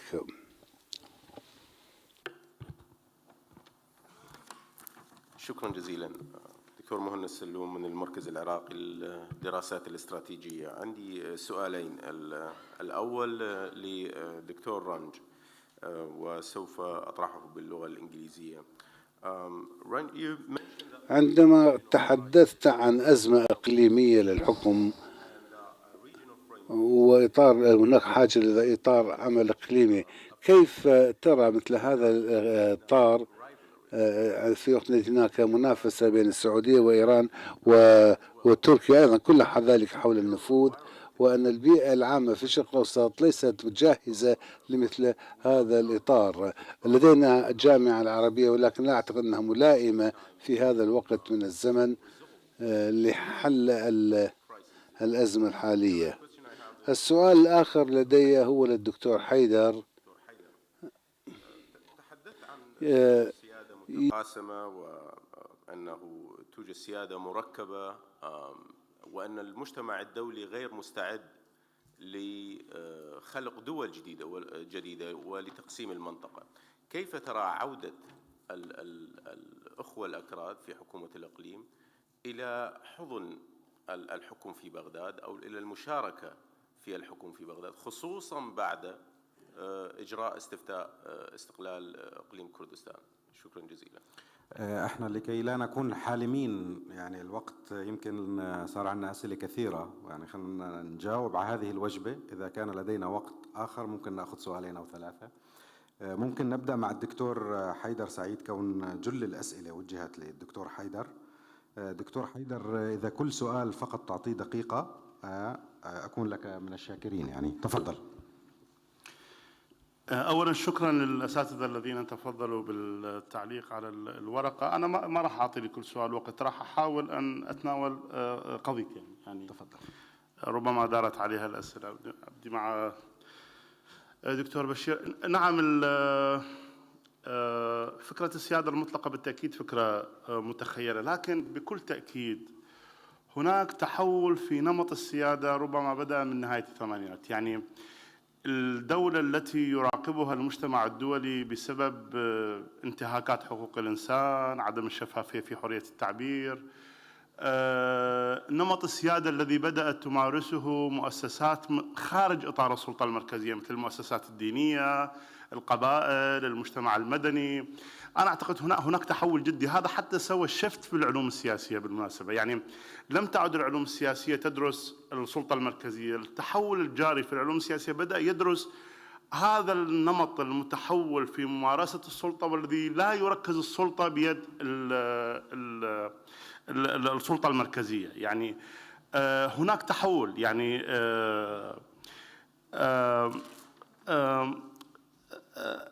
أنا يعني فيما يخص كردستان، يعني أريد أدخل إلى المسألة.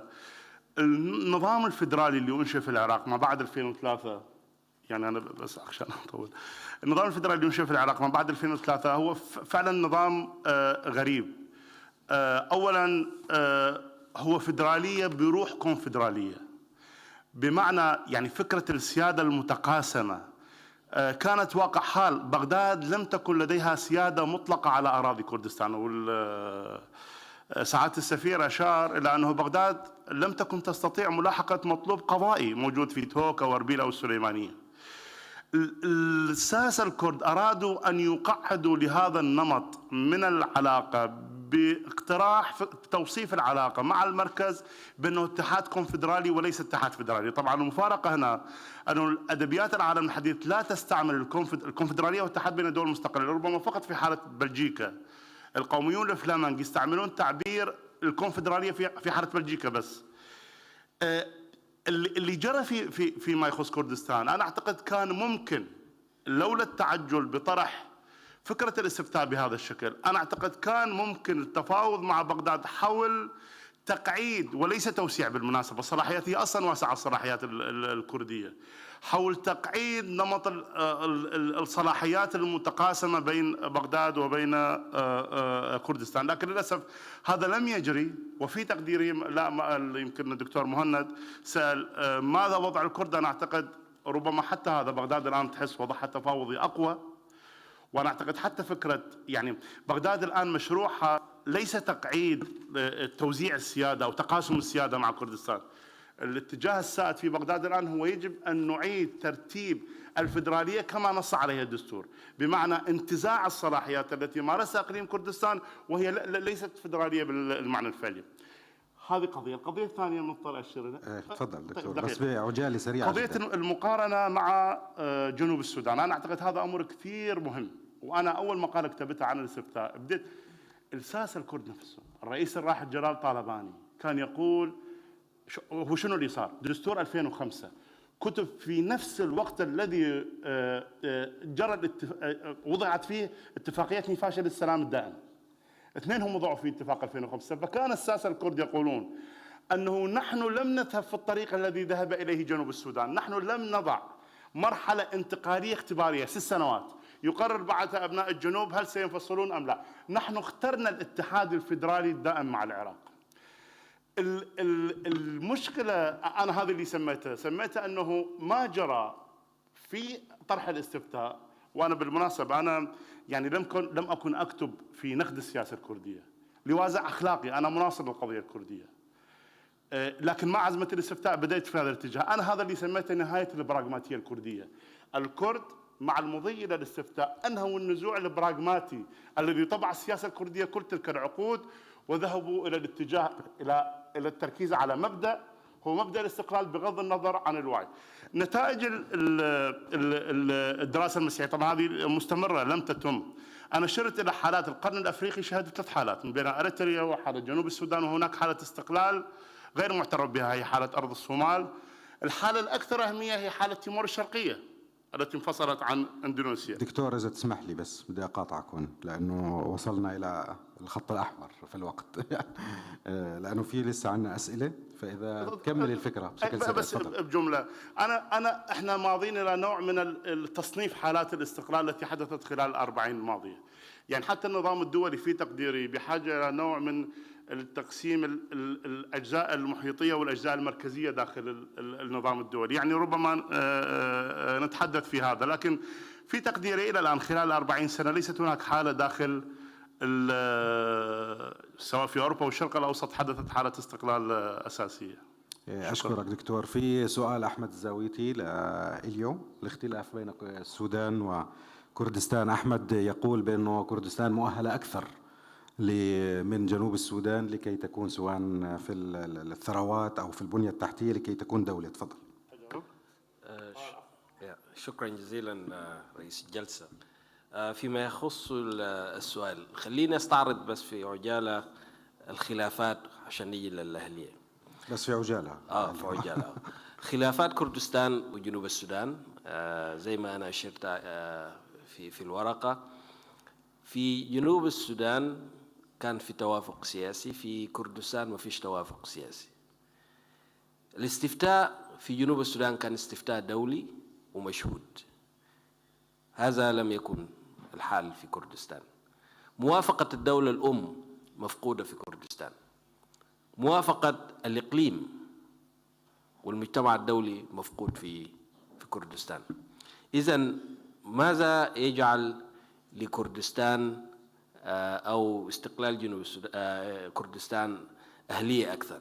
أنت ذكرت سيدي الفاضل عنصرين، عنصر اللغة وعنصر الجغرافيا، وأشرت إلى أن هنالك استفتاءات أخرى تبعت استفتاء جنوب السودان، وهذا غير صحيح. ما هو صحيح ومثبت أن استفتاء جنوب السودان حدث في 2011 في جانوري شهر 1، وبعد 6 أشهر تبعت الاستفتاء أعلن جنوب السودان الاستقلال. أما فيما يخص مسألة اللغة فهي اللغة كانت موجودة من 2005، هي اللغة الرسمية لجنوب السودان، ولم تكن حاجة يعني حديثة. جنوب السودان يستعمل اللغة الإنجليزية من 1972 كلغة رسمية، وما قبل 72 قننت أيضا اللغة الإنجليزية كلغة جنوب السودان من زمن استقلال السودان. أما الحدود في جنوب السودان فهي معروفة وفقا لاتفاقية السلام، وهي حدود 1/1/1956. إذن لا مسألة فيما يخص مسألة اللغة، ولا مسألة فيما يخص ما هي جغرافية جنوب السودان. أما الحوار القائم في جنوب السودان، هل تسمى الدولة السودان الجديد؟ هل تسمى الدولة بمسمى جنوب السودان؟ فهي مسألة سياسة وتقييم. أنصار الحركة الشعبية كان عندهم مسمى للأراضي التي كانوا يسيطرون عليها أثناء الحرب. هذه الأراضي كانت تسمى بالسودان الجديد، غير أن اتفاقية السلام قننت جنوب السودان كاسم وكمسمى، واستمر الأمر. نقطة أخيرة أريد أن أشير إليها: في كردستان هنالك خدمات أساسية، كهرباء ومية وطرق وهلم جرى. في كردستان الدين موحد فيما يخص العراق بشكل عام، الأغلبية سنة وبقية العراق سنة. الفيدرالية كما أشار السيد السفير في مرحلة سابقة قننت وتوافق عليها شعب جنوب السودان، شعب كردستان في 2005. التنمية نوعا ما متوازنة، إذن ما يجمع كردستان ببقية العراق أكثر مما كان يجمع جنوب السودان ببقية السودان. المعادلة العكسية. أشكرك. سيد سليمان، يوجد سؤال وجه كمان من أحمد الزاويتي: لماذا يتم التركيز على استخدام مصطلح انفصالي وانفصالية في التعبير عن القضية الكردية؟ ولماذا يقدم النموذج التركي على أنه النموذج الأنجح في التعامل مع الأكراد مقارنة في سوريا وإيران؟ ربما يكون ذلك صحيح، ولكن مقارنة بشكل عام بدول أخرى ربما يكون ذلك غير صحيح حسب أحمد. تفضل. Ayrılıkçı Kürtler ifadesini sıklıkla şunun için kullandım. أنا استخدمت كلمة الأكراد الانفصاليين لهذا السبب. Şiddete dayalı ve terörle ilişkisi olanları ayırmak için, çünkü Türkiye'deki Kürt toplumunun çok büyük bir bölümünün herhangi bir ayrılık fikri yok. كنت أردت أن أفصل الأكراد الذين يلتجون إلى الشدة وإلى الإرهاب، والأكراد هم الأغلبية الذين لا يلتجون إلى هذا. Belli ölçülerde bu diğer ülkeler için de geçerli: Irak, Suriye ve İran. وهذا طبعا يمكن أن يشمل بعض الدول العراق سوريا وإيران. Adalet ve Kalkınma Partisi 15 yıldır iktidarda. Fakat bu bir hükümet ve devlet bakış açısı, sadece iktidar partisine indirgenebilecek bir şey değil. Adalet ve Kalkınma Partisi'nin iktidarda olduğu dönemde Kürtlerle ilgili çok tarihi işler yapıldı, haklar verildi. Fakat iş ulusal ve uluslararası güvenlik noktasına gelince tekrar dolayısıyla devlet kendi güvenliğini sağlamak için duruşunu değiştirdi. حزب العدالة والتنمية منذ 15 سنة قدم خدمات كثيرة جدا، وطبعا لا نستطيع أن نحصر على هذا على الحكومة التركية، بل هذه الدولة التركية مع حكومة تركيا قامت هذه الأشياء. وهذه 15 سنة الذي قدم، وأنتم أيضا ذكرتم التراجع في هذه الأشياء حينما مس أو لمس الأمن القومي والأمن الدولي. تركيا قامت ما يجب أن يقوم عليه. Yani siz demokratik haklar veriyorsunuz, karşınızdaki muhatap şehirleri cephaneliğe çeviriyor. وأنتم تقدمون حقوق الديمقراطية والناس أمامكم يحولوا المدن إلى مدن إرهابية. Birkaç noktada başlatılan şehir isyanlarına halk destek vermedi ve belki Amerikan ordusunun bile gösteremeyeceği bir başarıyla Türk ordusu ve güvenlik güçleri bu konuyu çok kısa bir sürede sıfıra yakın sivil kayıpla çözdü. حينما حصل مشاكل في المدن الشرقية التركية الشعب لم يدعم هذه الحركات ووقف مع الدولة والجيش التركي فلربما حل هذه المشكلة من دون أي ضرر للشعب ويمكن الجيش الأمريكي أيضا لا أعرف هل كان يستطيع أن يحل هذه المشكلة دون أن يكون ضررا. Son olarak şunu söylemek isterim ki أريد أن أقول 400 ila 800 üyeli bir uluslararası sistem İkinci Dünya Savaşı'ndan sonra olduğu gibi yeni bir uluslararası hukukla beraber gelecektir olacaksa. وأخيرا أريد أن أقول إذا يكون في نظام العالمي 400 دولة أو إلى أكثر سيكون أو سيأتي مع نظام الجديد مثل ما حصل بعد حرب العالمية الثانية الأولى. أشكرك سيد سليمان. يمكن السؤال الأخير موجه لرانج. السؤال باللغة الإنجليزية كان السؤال الأول أعتقد. تفضل.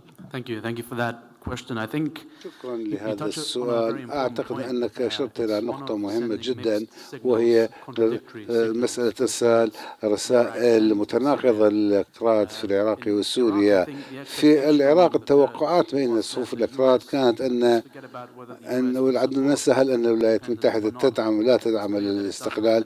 من الواضح أنها لا تفعل ذلك ولم تفعل تاريخيا، لكن التوقعات كانت أن الولايات المتحدة ستتدخل للوساطة بتخفيف التوتر بين بغداد والكردستان أو على تجنيب أي نزاع عنيف يحصل بين العراق والإقليم، خاصة أن تعبئة بغداد تشمل ميليشيات شيعية هي طبعا قاموا بأعمال أدانتها واشنطن انطلاق موقفها ضد إيران. ومن هذا انطلاق ذلك تعلم الأكراد درسا ثمينا وهو أن لا يعتمدوا على الولايات المتحدة لتحقيق مطامحهم وآمالهم، وأعتقد هذا ينطبق على المنطقة بشكل عام. فلو نظرنا إلى سكان سوريا في البداية كانوا لديهم أمور وآمال يضعونها على عاتق الولايات المتحدة، والآن نعرف أنهم ذلك كلفهم غاليا. لكن الأكراد أعتقد كانوا محظوظين في هذا الصدد إذ لم تعلموا هذا الدرس القيم الاكتفاء الذاتي والقدرة أن يقفوا على أقدامهم دون الاعتماد على الولايات المتحدة بطريقة مكلفة جدا. ليس الولايات المتحدة استراتيجية سياسية للعراق وسوريا، والأمر كله يقوم على أهداف عسكرية وأهداف أمنية. وأعتقد أن الأكراد سوريا ربما يلاحظون ما حصل بالعراق ويتعلمون درسا من ذلك في إجراء أي صفقات مع نظام الأسد وأطراف أخرى مستقبلا. وهذا يعد منها هل أن المجتمع الدولي سيعزز القوى والموازنات في دول مثل العراق وسوريا. تحدثنا عن الدستور وتحدثنا عن حكم القانون والدستور وهل كان الاستفتاء الدستوري أم لا، لكن يمكن لهذا الدستور أن يستخدم من طريق النخب التي تحكم بطريقة قد تؤثر على ويشجع على ظهور حركات متطرفة وقومية. وفيما يتعلق بموضوع مهند حول الإطار الإقليمي، طبعا هناك فرق بين ما كان ينبغي أن يحصل ومتى يحصل. أنا أخشى أنه في نهاية المطاف النزاعات في سوريا واليمن وليبيا وأزمة الخليج الحالية موجودة هنا لا بد أن تنتهي قبل أن يظهر ذلك الإطار الإقليمي، ولكن علينا أن نتذكر كم كانت المنطقة موحدة عندما تعلق الأمر بالاستفتاء الكردي. تركيا والإيران كانوا يتبادلان زيارات جنرالاتهم بطريقة لم يسبقها، لأن نذكرها وتصور لو ذلك كان حول أهداف سياسية مشتركة، ولكن كتوصية سياسية لا بد للمنطقة أن لا تعتمد على أمنها وسلامتها لمجموعة تعمل صالحة بالوكالة لكي تستطيع أن تحقق التوافق، ولا بد أن تكون بناءة فيما تتوقع من المجتمع الدولي من الولايات المتحدة. أعتذر من الجميع، أعرف أن هناك أسئلة وهناك ناس تريد أن تسأل، ولكن نحن تجاوزنا الوقت بربع ساعة تقريبا، وهناك من يريد أن يستريح تمهيدا للجلسة الختامية. أشكركم جميعا على هذه الجلسة. سيكون هناك جلسة ختامية بعد 20 دقيقة من الآن، تبدأ في الساعة 11:30 وستكون بعنوان الآفاق المستقبلية للمسألة الكردية في سياق الأوضاع المتقلبة في منطقة الشرق الأوسط، وهي ستكون الجلسة الختامية بعد 20 دقيقة من الآن. شكرا لكم.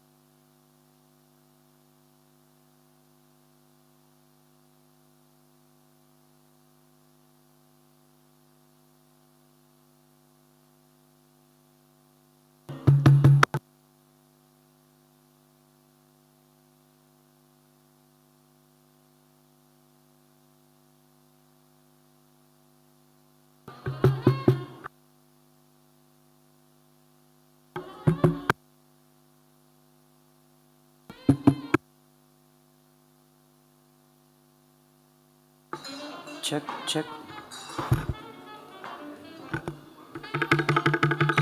Check, check this thing. This.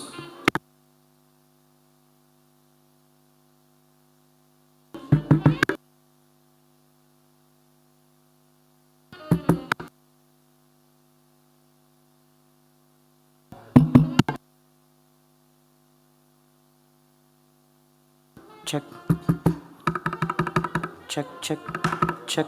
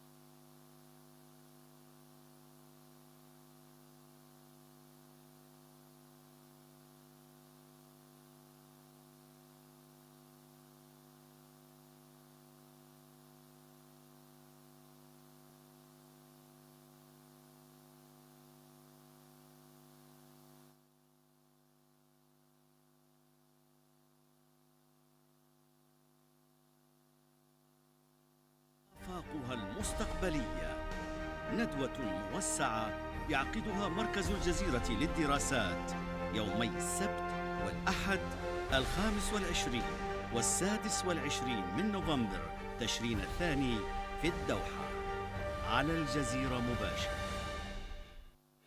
ما هي الديناميات الجديدة للمسألة الكردية؟ وهل المسارات الكردية متشابهة أم أنها تختلف بحسب البلدان التي يقيم فيها الأكراد؟ وما حجم نفوذ اللاعبين الإقليميين والدوليين وتأثيراتهم في المسألة الكردية؟ وهل يؤثر الصعود المتنامي للحركات الانفصالية حول العالم على الحراك الكردي؟ وما الآفاق المستقبلية للمسألة الكردية في ظل الأوضاع المتقلبة في منطقة الشرق الأوسط؟ الديناميات الجديدة للمسألة الكردية وآفاقها المستقبلية، ندوة موسعة يعقدها مركز الجزيرة للدراسات يومي السبت والأحد 25 و26 من نوفمبر تشرين الثاني في الدوحة على الجزيرة مباشر. ما هي الديناميات الجديدة للمسألة الكردية؟ وهل المسارات الكردية متشابهة أم أنها تختلف بحسب البلدان التي يقيم فيها الأكراد؟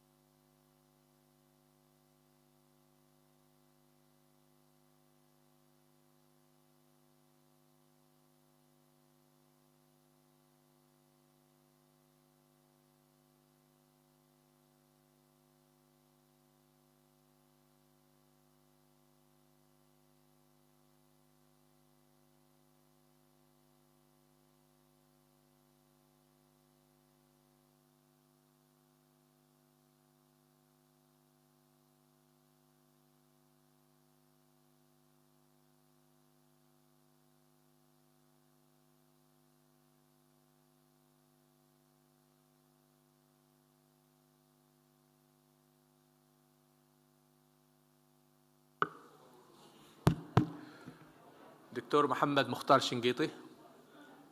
محمد مختار الشنقيطي.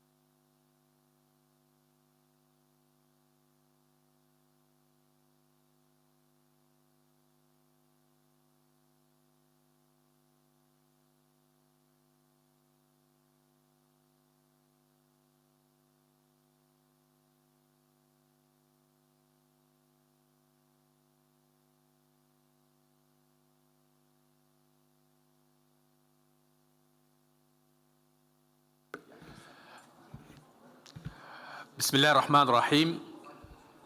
السلام عليكم ورحمة الله تعالى وبركاته، وأهلا وسهلا بكم في الجلسة الخامسة لفعاليات هذه الندوة حول المسألة الكردية، وهي الجلسة الختامية بعنوان الآفاق المستقبلية للمسألة الكردية في سياق الأوضاع المتقلبة في منطقة الشرق الأوسط وكما هو واضح من العنوان سيتركز حديثنا في هذه الجلسة حول المستقبل، سيناريوهات المستقبل، وأي أفكار جديدة لمقاربات للتعاطي مع هذه القضية. هذه الجلسة تأتي بعد 4 جلسات تداولنا فيها منذ الأمس حول مستجدات المسألة الكردية داخليا وفي إطار علاقات هذه المسألة على المستوى الإقليمي، ثم انتقلنا للحديث حول تنامي أدوار اللاعبين الإقليميين والدوليين وتأثيراتهم على مسار المسألة الكردية، وتحدثنا أيضا عن تصاعد الحركات الانفصالية في العالم وتأثير ذلك على المسألة الكردية، وقبل ذلك أيضا تناولنا بشيء من التقييم السياسات والمقاربات التي اعتمدتها الدول المعنية في التعاطي مع هذه القضية. إذن هذه الجلسة ستصوب بشكل رئيسي حول المستقبل. معي في هذه الجلسة نخبة من المساهمين والمشاركين. على يساري يجلس الأستاذ عبد الباسط سيدة، وعلى يميني الأستاذ الدكتور محمد مختار الشقيطي، وسيكون معنا عبر الأقمار الصناعية من طهران السيد علي سرزعيم، وأيضا من أربيل السيد فريد أسرد، وسأقدمهم بالشكل المناسب إن شاء الله في الثواني القليلة القادمة. أيضا سيلتحق بنا أثناء هذه الجلسة متحدثنا الخامس وهو السيد طه أسهان لارتباطات طارئة، يتأخر قليلا ولكن سيلتحق بنا خلال مسار هذه الجلسة.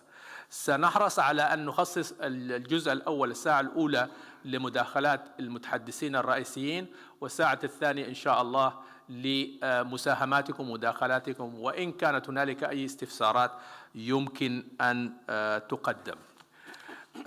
دعوني أولا أبدأ بتقديم المتحدث الأول السيد علي سرزعيم من طهران، وهو يعمل حاليا أستاذا مساعدا في قسم علوم الاقتصاد في جامعة علامة طبطبائي في طهران، ويتعاون بصفته مستشارا اقتصاديا مع مركز الدراسات الاستراتيجية.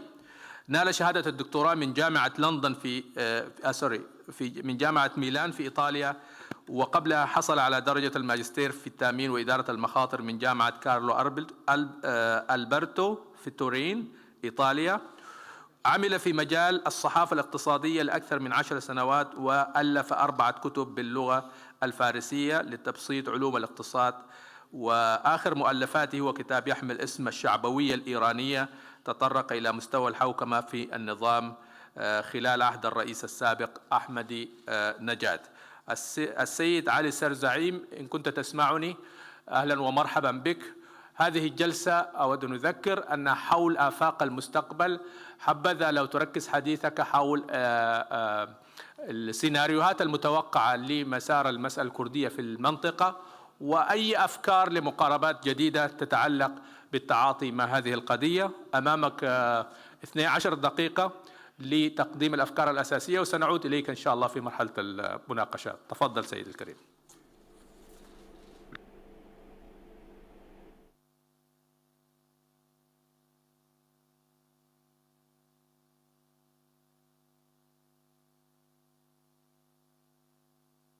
في مشكلة في الصوت.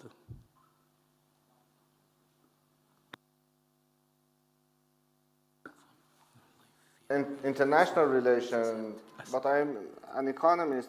I will try to إذن سأحاول تحليل هذا الموضوع لأنني خبير اقتصادي، وسأحاول أن أقدم تحليلا من وجهة نظر اقتصادية. أعتقد I think it's not a strange thing that a minority of people in a province هناك أقلية من الناس في هذه المقاطعة لهم إرادة للانفصال وليس هذا في حد ذاته مشكلة. الأقلية هي التي ترغب في الانفصال. المشكل والخطر سيكون لو كانت الأغلبية تريد الانفصال، ويجب أن نركز على التحول الذي قد يطرأ من الأقلية إلى الأغلبية.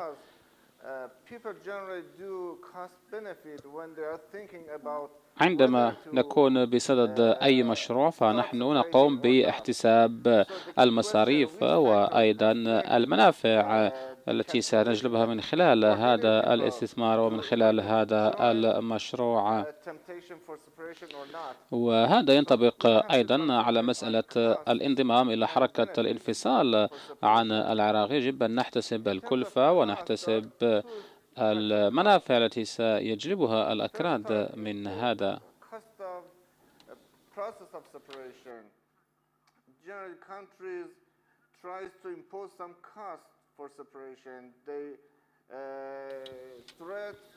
إذن هناك تحديات كبيرة على المستوى الاقتصادي، وكانت هناك تهديدات بعزل المحافظة وبوضعها تحت حصار مستمر. الشيء الآخر ما الذي سيخسره كردستان لو تم الانفصال؟ إذن كيف سينعكس هذا على علاقة كردستان مع بغداد مثلا ومع دول المنطقة؟ كيف ستكون هذه العلاقة وطبيعتها؟ أعتقد هنا يجب أن نركز على الجانب الاقتصادي، لأن هذه المحافظة مرتبطة بالدولة وهي مرتبطة بدول أخرى، وهناك علاقات اقتصادية متشابكة.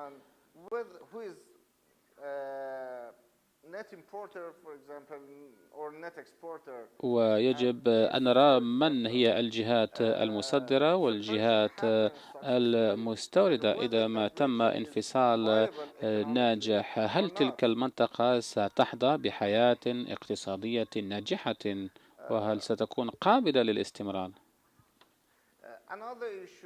موضوع آخر مرتبط باللاعبين المنخرطين في مسألة الانفصال، انفصال إقليم كردستان. نعرف أن هناك على الأقل 4 دول مرتبطة بهذا الموضوع: العراق، سوريا، إيران وتركيا. 4 دول على الأقل. ويجب أيضا أن نحسب مسألة الربح والخسارة بالنسبة لهذه الدول. إذا ما انفصل إقليم كردستان هناك ربما غموض إلى حد ما. هل بإمكان هذه الدول أن تتحد فيما بعدها البعض لتقويض أي مساعي لانفصال واستقلال إقليم كردستان؟ وهذا الحلف يعتمد على طبيعة العلاقة ما بين هذه الدول ال4 وعلاقتهم بالأكراد. إذا ما تم الانفصال، ما هي الدولة التي ستكون لها علاقات أوثق بالإقليم المنفصل؟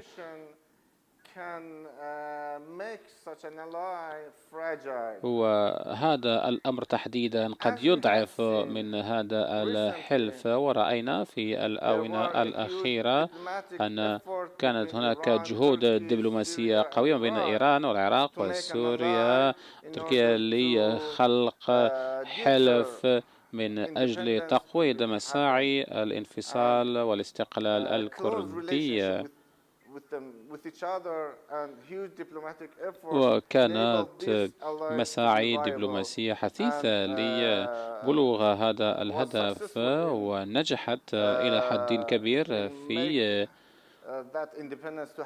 تحطيم أحلام الانفصال.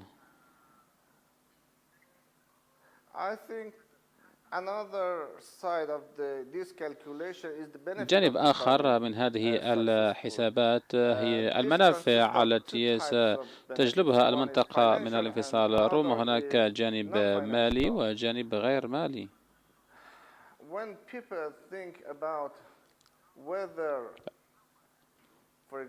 عندما يفكر الناس مثلا بالانفصال من دولة أو منطقة والانضمام إلى منطقة أخرى، فهناك بالتأكيد تفكير بخصوص الخسائر التي ستلحق بالمحافظة والمقاطعة المنفصلة.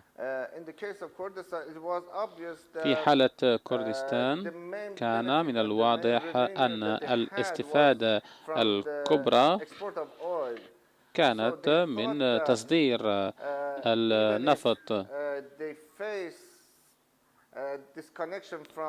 وحتى لو واجهتهم عزلة اقتصادية مع دول أخرى فبإمكانهم الاحتفاظ بنوع من النشاط الاقتصادي بفضل تصدير النفط.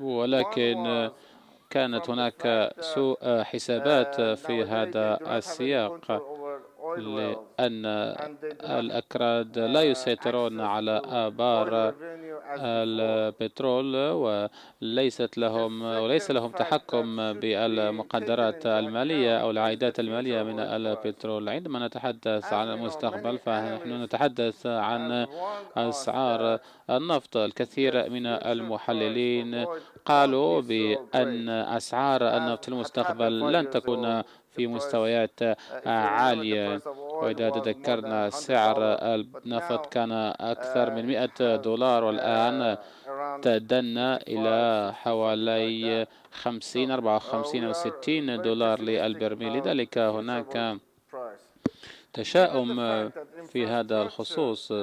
جانب آخر مرتبط بالبنية التحتية الاقتصادية. هذه المناطق ليست بالقوة المزعومة،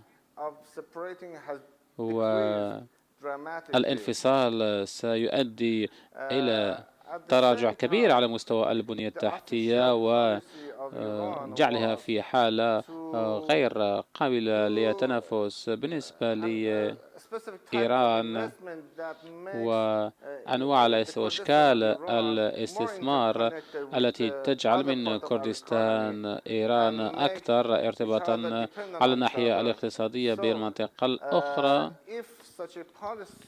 إذا تم اتباع سياسة من هذا القبيل وإذا تم اتباع نهج من هذا القبيل بشكل جيد، فإن المساعي نحو الانفصال ستتراجع، لأن تكلفة الانفصال ستكون باهظة وأسعار النفط لن ترتفع، وهذا لن يشكل استفادة بالنسبة للأكراد على الناحية الاقتصادية. إيران تحاول أن تستثمر لكي تجعل منطقة كردستان إيران أكثر ارتباطا اقتصاديا بمحيطها الإقليمي، وفي تقديري هذا توجه إيجابي.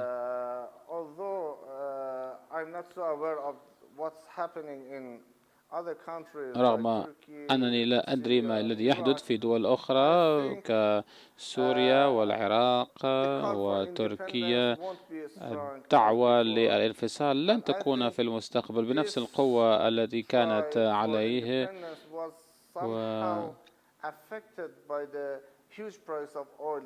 أعتقد أن التوجه نحو الانفصال تأثر بشكل كبير بأسعار النفط.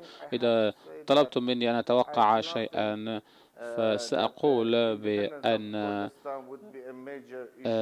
استقلال كردستان لن يشكل عائقا كبيرا في المستقبل. شكرا جزيلا السيد علي سرزعيم على هذه المساهمة، وشكرا لأنك أثرت جانبا إضافيا في نقاشاتنا هذه، والجانب الاقتصادي والأثر العوامل الاقتصادية وكلفة الانفصال أو عدم الانفصال.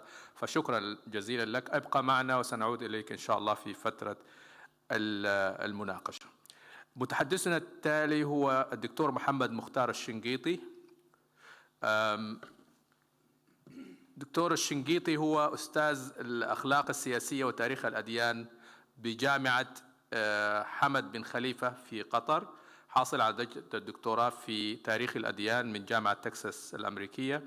شنقيطي كما هو معروف مهتم بالفقه السياسي، الحركات الإسلامية، المسألة الطائفية في المنطقة. من أهم مؤلفاته خصوصا ذات الصلة بموضوعنا هذا هو كتاب تراكم الهويات وتزاحمها في الفضاء العربي. طبعا لديه مؤلفات أخرى من بين الخلافات السياسية بين الصحابة وأثر الحروب الصليبية على العلاقات السنية الشيعية.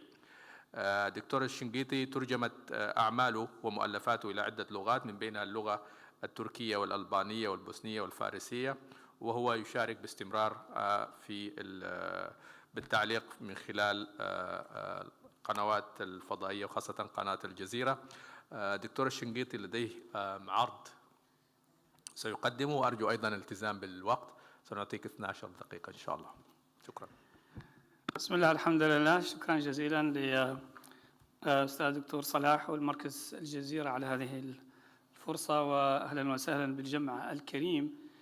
موضوعي هو المسألة الكردية في سياق الجغرافيا السياسية الإسلامية. أحاول أن أتحدث بصورة أوسع من المجريات الأمور اليومية، لعلنا ندخل عنصرا جديدا في النقاش. جغرافية العالم الإسلامي من ناحية الجغرافيا السياسية، طبعا هل هو يشكل أصلا كتلة متميزة جغرافيا؟ وجدت أن من أهم من تحدثوا في هذا هو جمال حمدان بنظرية الهلال، يرى أن العالم الإسلامي يتألف من قلب وجناحين، وأن طبعا هذا الهلال هو في جنوب آسيا وفي شمال إفريقيا يتركز في هذا المجال، والعالم العربي يشكل القلب بالنسبة لجمال حمدان. وهذه صورة من كتابه العالم الإسلامي المعاصر تشير إلى هذا. لكن لو نظرنا بشكل أدق نجد أن المسألة ليست هلال، وإنما هي أقرب إلى الطير. فهذه خريطة العالم الإسلامي إذا تأملتموها فهي حقيقة في شكل طير، جناح في آسيا شرقي يبدأ من إيران، وجناح في إفريقيا غربي يبدأ من مصر والسودان، وفي القلب تجد الجزيرة العربية والشام والعراق، وتركيا هي الرأس من هذا الطير. هذه طبعا صورة أخرى توضح، لو نظرناها بشكل دول أيضا تعطي الصورة بشكل أوضح ربما للجغرافيا، ونفس الشيء هنا. طيب، بالنسبة لي أحد أيضا المفكرين المهمين في هذا المجال هو أحمد داود أوغلو في كتاب العمق الاستراتيجي. هو تحدث عن مثلثات ثلاثة في قلب العالم الإسلامي: مثلث أكبر وهو تركيا ومصر وإيران، وأوسط وهو السعودية والعراق وسوريا، وأصغر وهو الأردن ولبنان وفلسطين. مثلث داخل مثلث داخل مثلث. ونصح طبعا أنه ليس بمقدور أي دولة مهما بلغت من قوة أن تتحمل عبء العزلة داخل هذه التوازنات الثلاثية الحساسة للشرق الأوسط. مما يترتب على هذا أن تقارب دول المثلث الأكبر خصوصا التي هي تركيا ومصر وإيران يحقق كتلة كبرى في قلب العالم الإسلامي بإمكانات مالية ورمزية كبيرة، ويغني المنطقة عن الحماية الأجنبية. Middle demographically and geographically in Turkey, and there they are divided on Iran, Iraq and Syria. What are the three options? Imagine three options for the Kurdish issue: the one of integration, humanitarian and cultural by force, and it will be stupidity that was committed by many tyrannic regimes in some countries such as Turkey. The third option is the independence and the building of a new Kurdish entity, and that this is not practical and will lead to negative results. The third option is coexistence in a citizenship state with the guarantee of all their cultural rights, and this is the best option for them. Why is the option of any of these countries, the Kurds in any of these 4 countries will lead to wars with the other 3 countries? And third, I think that the key to the Kurdish issue is not in Iraq nor Iran, but in Turkey, in fact. This is the logic of demography and geopolitics. If 5 million Kurds get independence in Iraq, what about the 20% who are in Turkey and the 10 million who are in Iran? And so I think that will not be a solution. This is what indicated by demography and political geography. I don't think Turkey will allow the independence of Kurds for several reasons, which are political, cultural, etc. The Kurds, of course, are not the only nationality that are distributed over different countries. There's an important example, especially in the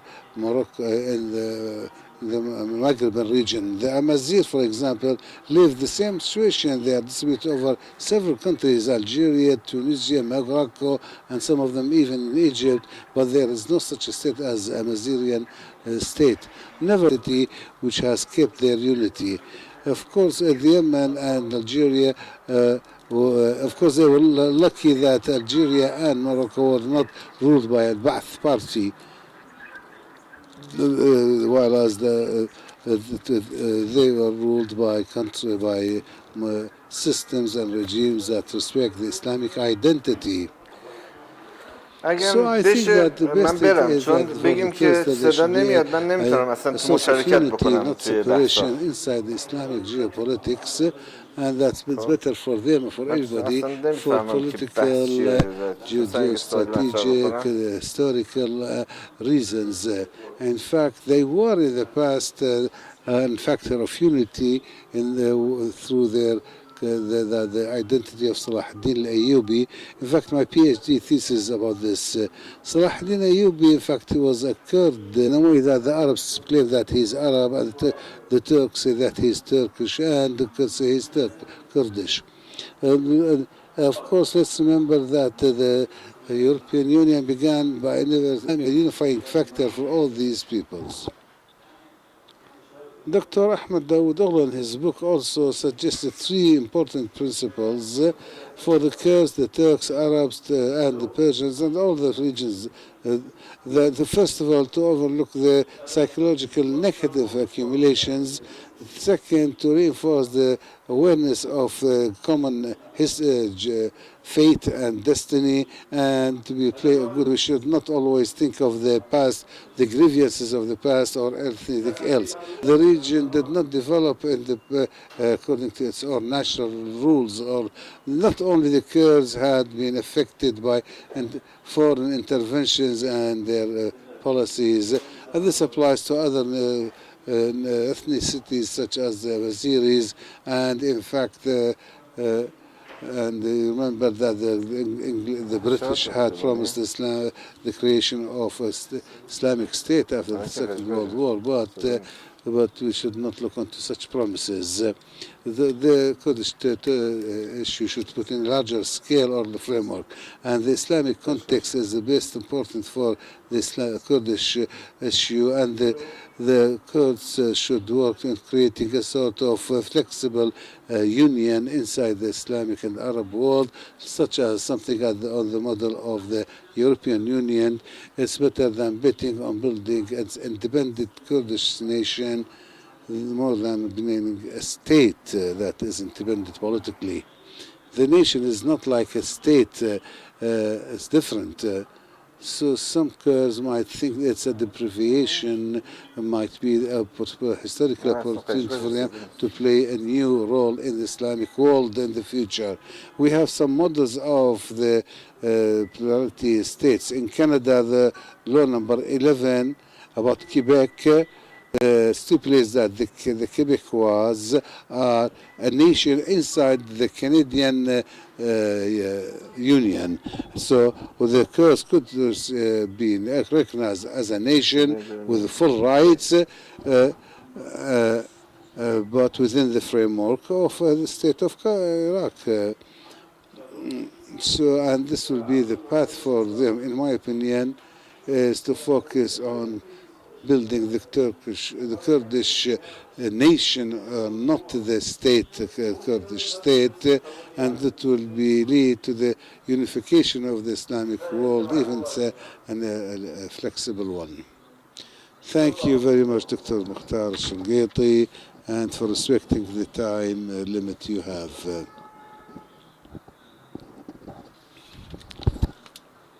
Now I give the floor to the third speaker. I hope he will be with us from Erbil, Mr. Farid Assad, Director of the Strategic Studies Center in Kurdistan in Erbil. He was Editor-in-Chief of the magazine of the الدراسات الاستراتيجية، وانتخب عضوا في اللجنة القيادية لحزب الاتحاد الوطني الكردستاني عام 2001.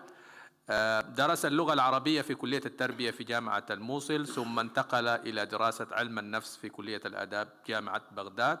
له مؤلفات باللغة الكردية: أصول العقائد البرزانية 2011، الأطلس السياسي لإقليم كردستان 2010، كردستان وقضايا الأمن القومي 1998، ونمط الإنتاج الآسيوي في كردستان 1987. كتاب آخر حول تطور الرأسمالية في كردستان. السيد فريد أسسارد، مرحبا بك، وأرجو أيضا خلال 12 دقيقة تقدم لنا رؤيتك فيما يتعلق بمستقبل المسألة الكردية. تفضل عزيزي.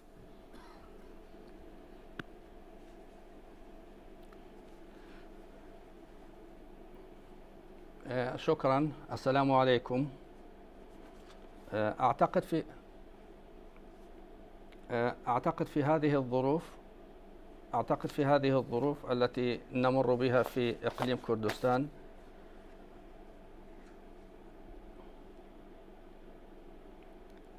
تقوم الاستراتيجية العامة لحكومة إقليم كردستان حاليا على 3 مبادئ رئيسية، وهي ترميم العلاقة مع المركز، وإعادة تنظيم العلاقة بين الإقليم والحكومة الاتحادية، والنقطة الثانية هي ضمان وحدة الصف الداخلي الكردي والاندماج مع المحيط الإقليمي.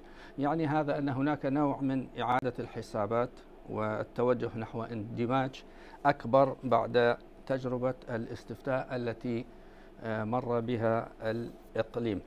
في الحقيقة عندما نقيم هذا الاستفتاء نرى أنه ألحق أضرارا بإقليم كردستان، ولكن من الممكن حل كثير من الإشكاليات التي حدثت بعد هذا الاستفتاء، ويمكن أن يكون هذا الاستفتاء فرصة لإعادة ترميم كل العلاقات التي كانت تعرضت إلى نوع من الإخفاق أو إلى مشاكل معلقة حتى الآن. مما يؤسف له أننا شهدنا تعاونا ثلاثيا غير مسبوق بين 3 دول. هذا التعاون ضد الإقليم غير مسبوق منذ 25 سنة. أغلقت كل الحدود، وتسبب ذلك طبعا في نقص في الإيرادات، وجرى التعامل مع المركز، وجرى إهمال الإقليم والحكومة الإقليمية بشكل مباشر في تعاملاته. أغلقت كل المطارات القائمة في الإقليم، فقدت كثير من المناطق التي كانت تحت إدارة الإقليم والتي هي مناطق المادة 140. حدث نزوح جماعي. هذه هي بعض السلبيات التي شهدناها في هذه الفترة. هناك حاليا نوع من الجهود لإعادة ترميم العلاقة. هذه الجهود تنصب حول البدء بمفاوضات بين الطرفين لإيجاد حلول يمكن أن يستفيد منها الطرفان، ولكن نشهد في هذه الظروف أيضا تصلبا عراقيا ومحاولة ملحوظة لفرض الشروط بشأن كثير من القضايا. على طبعا التطور الهام في هذا الموضوع، وهو أعتقد أنه مؤشر على أن هناك مراجعة لطريقة التفكير الكردية، وهي مسألة إيجابية، هو أنه يجري في الإقليم على المستوى الرسمي حديث عن ضرورة التفاوض بين الإقليم والمركز على أساس الدستور. وهذه القضية أعتقد أنها يمكن أن تساهم في إيجاد حلول مناسبة لكل المشاكل التي كانت قائمة وبعض المشاكل التي حدثت قبل الاستفتاء، رغم أنه طبعا ستكون هناك خسارة للأكراد عندما يكون هناك التزام حرفي بكل ما يرد في الدستور بالطريقة التي تفكر فيها بغداد. ولكن مع ذلك نرى أن السلام في حد ذاته قيمة يمكن أن يستفاد منها الإقليم. في مرحلة ما بعد الاستفتاء طبعا هناك حقوق دستورية بالنسبة للأكراد لا يمكن المس بها، وهذه الحقوق سواء كان هناك استفتاء أو لم يكن هناك استفتاء، سواء كانت هناك علاقات متشنجة مع بغداد أو غير متشنجة، هذه الحقوق يجب أن تستمر، وطبعا هي مستمرة لحد الآن ولا يمكن المس بها. المناطق المتنازع عليها هي كانت في السابق وحتى الآن قنبلة موقوتة في العلاقة بين الإقليم وبين المركز. يجب إنهاء هذه المشكلة في أسرع وقت ممكن، حتى يمكن التوجه إلى قضايا أخرى ومسائل أخرى تكون مفيدة. لا يمكن الإبقاء على هذه المشكلة التي ظلت تنغص على العلاقة بين الطرفين. أنا أعتقد أنه يمكن لا أتصور أنه سيكون هناك تراجع كبير للدور الكردي في المؤسسات الاتحادية، لأن النظام القائم في العراق نظام سياسي يعتمد على التوافقات السياسية وعلى تنظيم يؤمن لكل الطوائف القدرة على الاشتراك في المؤسسات الاتحادية. لذلك لا أتصور أنه سيكون هناك تراجع حول هذا الموضوع. حول قضية الثقل الكردي، أعتقد أن هناك ثقل انتخابي لا يمكن التغاضي عنه، وهذا الثقل الانتخابي يمكن أن يوفر للأكراد تقريبا 20% من مقاعد مجلس النواب العراقي. هذا في حد ذاته قوة للأكراد ويمكن أن يستفيدوا منها. وإذا افترضنا أنه من الممكن جدا أن يتولى أحد الأكراد رئاسة مجلس النواب العراقي، فإن الدور الكردي في المؤسسة التشريعية يمكن أن يزداد ويتعزز. هناك أيضا قضايا أخرى أعتقد أنه هي ضرورية، ومن هذه القضايا أن الإقليم بحاجة إلى تعاون بغداد معه للمساعدة لتخفيف أعباء الديون عن كاهله. والظروف الحالية السائدة في الإقليم تدفع باتجاه إبداء استجابة أكبر للتعامل مع عروض بغداد، ولكن على بغداد أن تسهل إمكانية التوصل إلى تفاهمات مقبولة حتى يكون بالإمكان إشاعة الثقة والنية الحسنة، وحتى يكون في مقدور الجانبين الانصراف إلى معالجة المشاكل. كما قلت يمتلك الأكراد ثقلا انتخابيا واضحا في النظام العراقي، وهذه من القضايا التي يمكن أن يستفيدوا منها كثيرا. يحظى الكرد في النظام السياسي العراقي الحالي بأهمية بالغة، لأن بإمكان الأكراد تعزيز التوازن الطائفي في العراق. تبرز أهمية هذا الدور عند النظر إلى المسألة من زاوية أن عدم اختلال هذا التوازن يشكل جوهر الاستقرار في بلد مثل العراق يضم مجتمعات إثنية مختلفة وشهد في الماضي صراعات محتدمة. في هذه الظروف يعيش الإقليم، وهذه أنا أتصور نقطة مهمة جدا ويمكن للطرفين أن يستفيدوا منها في إعادة العلاقة بينهما. يعيش الإقليم في هذه الظروف المرحلة الأخيرة من عصر الزعامات الكاريزمية، وهذا في حد ذاته فرصة تاريخية لبروز قيادات سياسية جديدة أكثر ارتباطا بالتحديث وأقل التزاما بثقافة الماضي الثوري، وأكثر استعدادا للاندماج والتكيف مع الظروف المستجدة، وأوفر حظا في التصميم على الالتزام بالاعتدال وتجنب المجازفات السياسية. نشهد هذا الشيء وهذه الظاهرة أيضا في بغداد عندما نجد أنه هناك فرصة لبروز قيادات جديدة يمكن أن تسهم في ترميم العلاقة بين كل الطوائف. تحتاج المسألة الكردية في العراق إلى ديناميات جديدة للتكيف مع ظروف ما بعد الاستفتاء، وعلى الأغلب فإن تداعيات إخفاق الاستفتاء ستظل طوال 50 سنة القادمة فاعلة في تأثيرها على مسار المسألة الكردية نحو تقرير المصير. وإذا توصل العراقيون إلى تحقيق نموذج ناجح للاندماج السياسي والاقتصادي وتشكيل ديمقراطية متطورة وتوفر سياسة ناجحة عابرة للإثنيات، فإن أطروحة الدولة القومية بين الأكراد قد تتعرض للتصدع، في حين يمكن أن يكتسب الوعي القومي مظاهر جديدة مختلفة. لقد ظل نموذج كردستان العراق طوال السنين الماضية مصدر إلهام للأكراد في الدول الأخرى، ومن الطبيعي أن يخف تأثير هذا النموذج على أكراد الجوار إذا فقد الإقليم الكثير من قوته السياسية. لكن هناك ما يدعو إلى الظن أن تراجع دور الإقليم يمكن أن لا يصيب أكراد الجوار بالإحباط، لأن الإقليم يمكن أن يظل داعما للكفاح السلمي لأكراد الجوار، وهو بالتأكيد يتعاطف مع كفاحهم من أجل استحصال حقوقهم القومية، كما أنه سيظل محتفظا بتأثيره الثقافي والأدبي، ويمكن كذلك أن يساهم في وساطات لتقريب وجهات النظر بين أكراد الجوار وحكوماتهم. وفي كل الأحوال فإن الإقليم لا يشكل عاملا حاسما في كفاح أكراد الجوار، لأن المسألة الكردية في الجوار لها أسبابها الموضوعية، وترتبط بسعي الكرد لاستحصال حقوقهم وإعادة تنظيم علاقاتهم بحكوماتهم على أسس جديدة. هذه العوامل لا دخل للإقليم فيها، ولكن لا يمكن إنكار أن أكراد الجوار سيظلوا محظوظين بوجود إقليم كردستان العراق بجوارهم. ثمة نقطة أعتقد أنه يجب التنبه إليها، وهي أن الرفض الغربي لفكرة كردستان مستقلة لا يعني تخلي الغرب بالكامل عن إقليم كردستان. وفي سياق الأوضاع المتقلبة في الشرق الأوسط واستمرار حالة عدم الاستقرار فيها، لا يرغب الغرب في حشر إقليم كردستان في زاوية ضيقة إلى الحد الذي يكون فيه الإقليم مسلوب الإرادة بالكامل. لقد تعلم الغرب من تقلبات الشرق الأوسط أن الأكراد يمكن أن يكونوا جديرين بالثقة، وأن إضعافهم بصورة مبالغ فيها لا يشكل مصلحة غربية.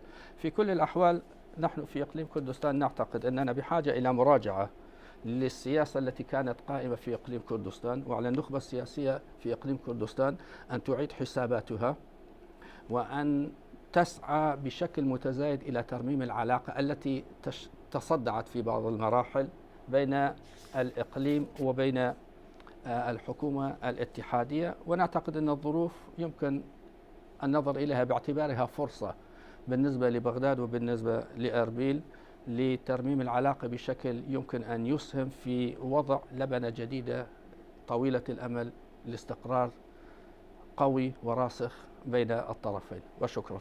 شكرا جزيلا السيد فريد السسرت على هذه المساهمة. ابقى معنا وسنعود إليك إن شاء الله في مرحلة الأسئلة والتعليقات خلال هذه الجلسة. المتحدث الرابع هو السيد عبد الباسط سيدة، وكما نعرف هو الرئيس السابق للمجلس الوطني السوري، وهو كاتب وسياسي سوري معروف، حاصل على الدكتوراه في الفلسفة من جامعة دمشق، وتنصب اهتماماته حول قضايا المنطق الرياضي، فلسفة اللغة، التاريخ، الفكر الشرقي القديم، وفلسفة الاقتصاد والعلوم والأديان السماوية والبنية المجتمعية في الشرق. له العشرات من الكتب والأبحاث والمقالات المنشورة، منها كتاب له صلة بموضوع الندوة والمسألة الكردية في سوريا، فصول منسية من معاناة مستمرة.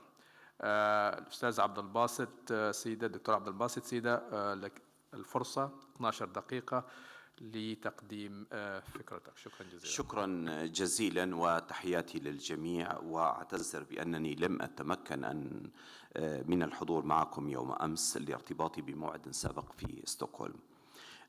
طبعا بداية أتوجه بالشكر إلى مركز الجزيرة، لأن هذه هي الندوة الثانية المهمة حول المسألة الكردية. الندوة الأولى كانت قبل سنوات. لندخل في الموضوع مباشرة باعتبار أن الوقت يحكمنا. بالنسبة للمسألة الكردية، يعني هنا نتعامل مع القضية من منطق الباحث وليس من منطق السياسي أو من منطق يعني بمعنى الداعي إلى هذا التوجه السياسي أو ذاك. لكن الباحث أعتقد أن عليه أن يلتزم المنطق البحثي لا الرغبوي، يعني بمعنى حينما ننطلق من المنطق الرغبوي هناك هدف محدد، ونحاول بكل الوسائل أن نصل إلى هذا الهدف من خلال تطويع الوقائع وتقديم الأمثلة التي تنسجم مع التوجه الذي ندعو إليه. طبعا بالنسبة للوضع الكردي، وضع الكردي هناك ظلم عام وقع على الكرد، ظلم تاريخي جغرافي سياسي مجتمعي. هذا الظلم يعني بمعنى ولد مظلومية كردية في كل هذه الميادين، والمظلومية عادة تؤدي إلى التشنج والتوتر، وأحيانا تتمظهر في شكل صراعات. طبعا الكرد كما نعلم جميعا هم شعب أساسي من شعوب المنطقة، ولهم تاريخ في هذه المنطقة. والمنطقة باعتبار أنا يعني مطلع على التاريخ القديم للمنطقة، المنطقة دائما كانت هكذا، كانت هناك قوى إقليمية كبرى تتخاصم تتنافس تتصارع، بلاد الكرد أو كردستان يعني بمعنى هذا المصطلح الذي حمل إيديولوجيا أكثر من طاقته، يعني هو مصطلح جغرافي في المقام الأول. هذه البلاد كانت ساحة لصراع هذه الدول الإقليمية التي كانت تتنافس يعني منذ ما قبل الميلاد ومرورا بالمراحل اللاحقة التي تعرفونها جيدا. طبعا يعني تاريخيا بعد الحرب العالمية الأولى قسم الكرد بين سابقا كان هناك تقسيم بين الأمبراطوريتين الصفوية والعثمانية. بعد الحرب العالمية الأولى انقسموا بين سوريا والعراق بين 4 دول تمتلك لغات وثقافات متغايرة وتطور اقتصادي مختلف، الأمر الذي انعكس على الواقع الكردي والطابع الخاص بالكرد. إلى جانب ذلك هناك المظلومية السياسية والمجتمعية الكردية. الكرد في مختلف المناطق تعرضوا للكثير من الظلم، وعادة أقول هناك اضطهاد مركب أو اضطهاد مزدوج، يعني من ناحية لا يمتلكون أي حقوق، ومن ناحية أخرى هناك جملة من المشاريع وجملة من الحملات التي تعرضوا لها في مختلف المناطق. لا ننسى يعني بمعنى في العراق تعرضوا للأنفال للكيماوي، في إيران أيضا هناك يعني أمثلة صارخة في هذا المجال. في تركيا طبعا بالتاريخ القديم أو بتاريخ ما بعد الحرب العالمية الأولى كانت هناك جملة من المجازر في ديرسم وغيرها، ثورة الشيخ سعيد ملا سليم. لكن مع مجيء حزب العدالة والتنمية كان هناك توجه حقيقي لحل هذه المشكلة، إلا أن هذه العملية تعطلت بكل أسف. طبعا هناك من الجانب الكردي من يحمل الحكومة التركية المسؤولية الأساسية، لكن كباحثين علينا أن نعترف بأن الجانب الآخر الذي تمثل في حزب العمال الكردستاني هو الآخر يتحمل المسؤولية. لكن في نهاية المطاف العملية السلمية ستكون لمصلحة الجميع، لابد أن تبذل الجهود في سبيل الانطلاق بها. طبعا يعني باعتبار أن الوقت يعني محدود، لذلك سأركز على ما هو أساسي.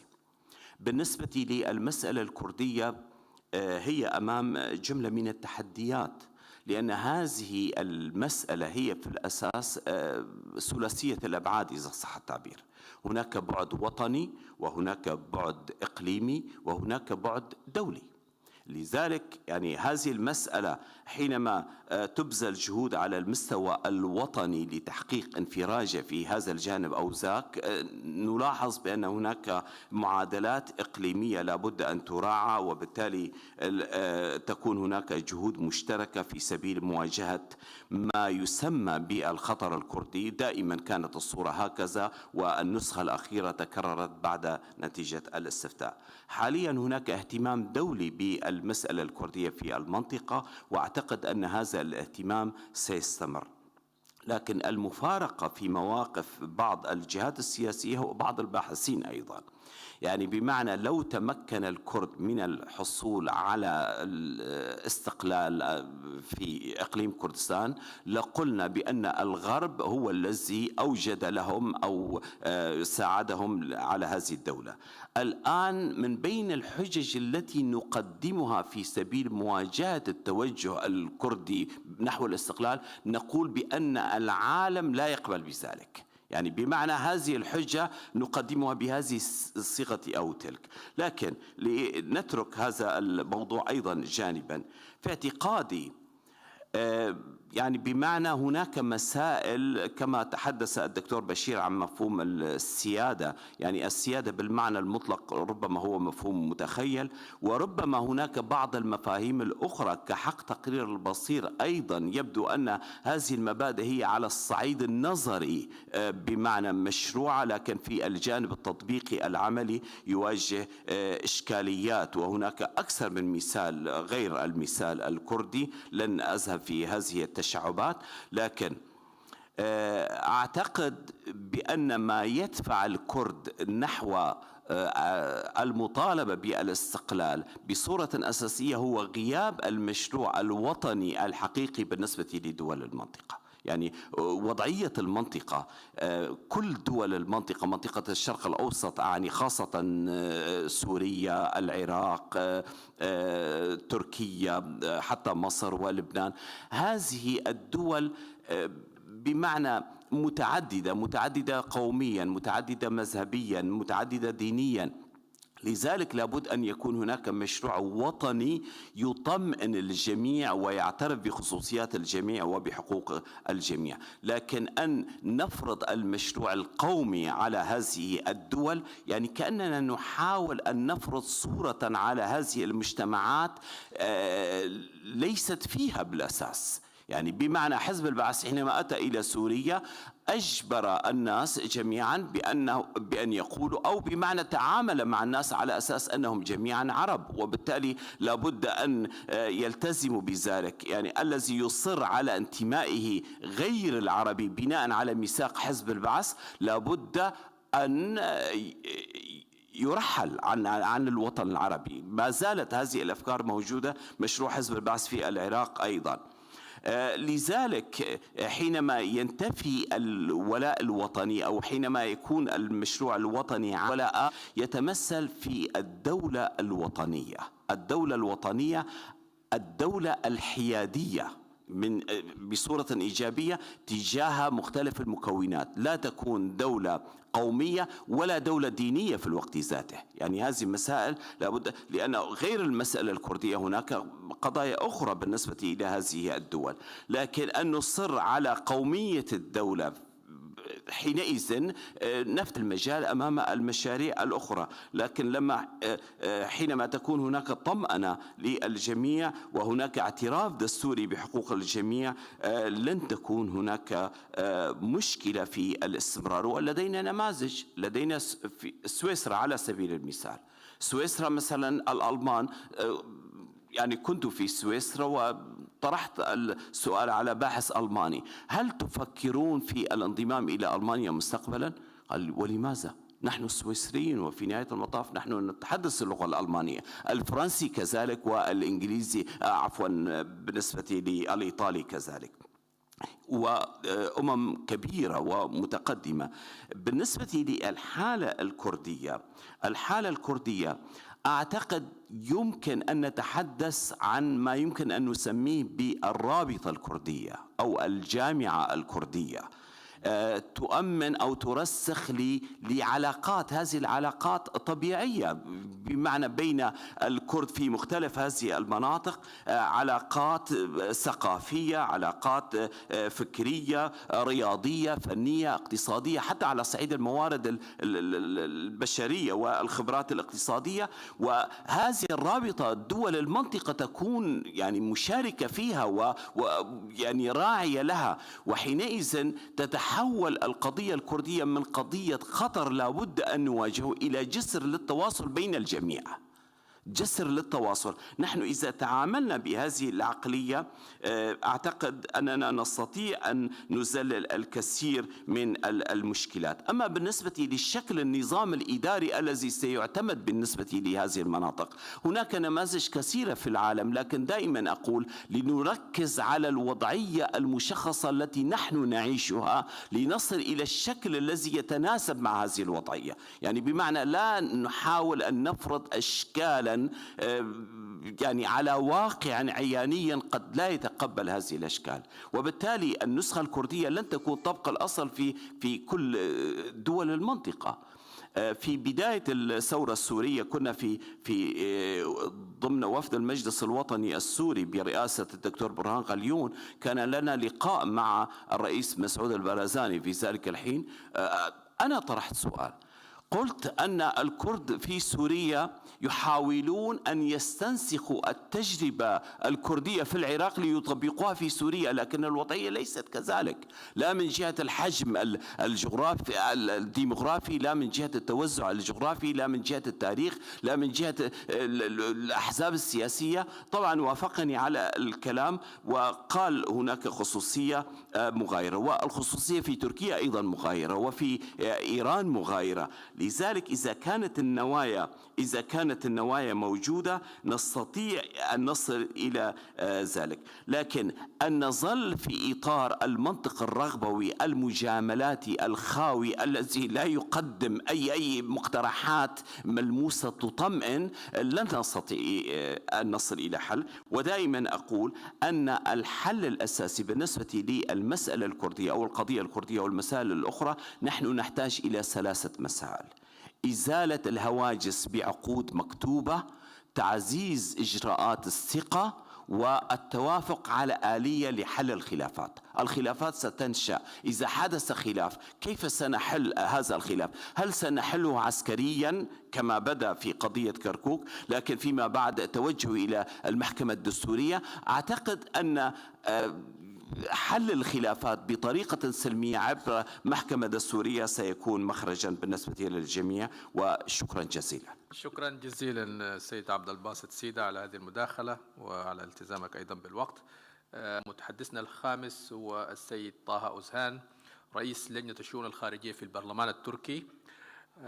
طه هو شغل أيضا منصب كبير مستشاري رئيس الوزراء ورئيس مؤسسة سيتا للفكر والبحوث في أنقرة، حاصل على الدكتوراه من قسم العلوم السياسية والعلاقات الدولية من جامعة كيل، وألف 4 كتب باللغة التركية، 2 منهما بالإنجليزية، وهو طبعا محلل أيضا ومساهم في العديد من المؤتمرات. السيد طه أزهان معك 12 دقيقة، تفضل مشكورا. Thank you Dr.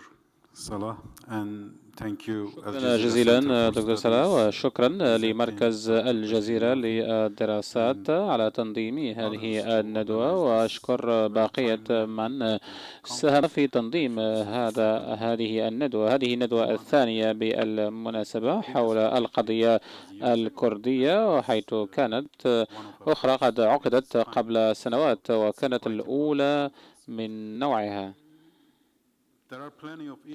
هناك العديد من المواضيع التي أريد أن أتطرق إليها، ولكن كيف نتعامل مع القضية التركية والكردية بالأحرى، وكيف تتحول هذه القضية، هذا عنوان هام بالنسبة لي. لذلك سأحاول أن أتعاطى مع هذا الموضوع حسب البيئة المحيطة. أول شيء البيئة العامة، ونحن نعيش في عصر إذا شئنا المغادرة. كل مجموعة، كل تكتل يريد أن يغادر البيئة التي يوجد بها، وهذا ينعكس بشكل مباشر على منطقتنا.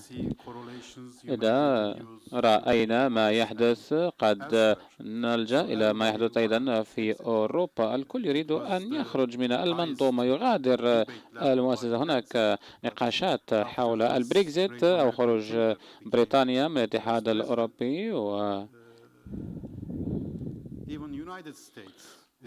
الولايات المتحدة الأمريكية تحاول الخروج من الكثير من التكتلات والمنظومات، لأن هناك الكثير من الأسئلة والعوامل الجيوسياسية، وهناك سعي لتكسير التقليد المعمول به في كثير من المناطق، لأن هناك اعتقاد بأن المركز يتحكم في المناطق البعيدة عن المركز. لذلك هناك سعي لمغادرة هذه المنظومات، لأن هناك أيضا شعور تولد بأن المركز يجبر المناطق البعيدة للخضوع ولتمشي خلف خطواته. لذلك رأينا أن هناك تحول نحو نظام عالمي فوضوي، ونحن أيضا لنا نصيبنا في هذه المنطقة، ليس فقط على مستوى مغادرة المنظومات، ولكن الانقلابات، محاولة الانقلاب، وأيضا الحروب الأهلية وما إلى ذلك.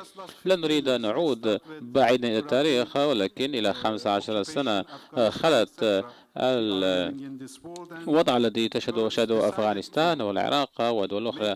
في خضم هذه المعمعة السياسية قرر الأتراك أو الأكراد بالأحرى أن يحدوا حدو مناطق أخرى. لذلك أقول بأننا نعيش في بيئة خطرة جدا. الشيء الثاني، هناك تدمير على مستوى هذه المنطقة، وكنا نشعر بأن الوضع كان مستقرا وكان هناك سلم وأمن في المنطقة، ولكن الآن هناك زوبعة كبيرة تهز المنطقة وهناك تلاشي للاستقرار. لذلك نحن ندفع ثمن باهظ، والمساعي الكردية للانفصال لم تأتي وليدة الصدفة، ولكن كانت هناك تراكمات وهناك أسباب. كان هناك احتلال في العراق وحرب الخليج في العراق، هذا فسح المجال أمام مساعي الأكراد للانفصال، وأيضا الثورة السورية فتحت المجال أمام الأكراد للانفصال أيضا. هذا لا يجعل هذه مساعي من دون معنى، ولكن هذا يقودنا للتفكير بالأسباب التي أدت إلى هذا الوضع. وضع أيضا خلف الكثير من الضحايا، ولا نريد أن نكون الآن انتقائيين لنتحدث فقط عن الموضوع الكردي. إذا كانت مساعي كردية، هناك بالتأكيد تكلفة كبيرة، ليس لن يدفع الكرد وحده الأكراد وحدهم، ولكن تكلفة للمنطقة ككل.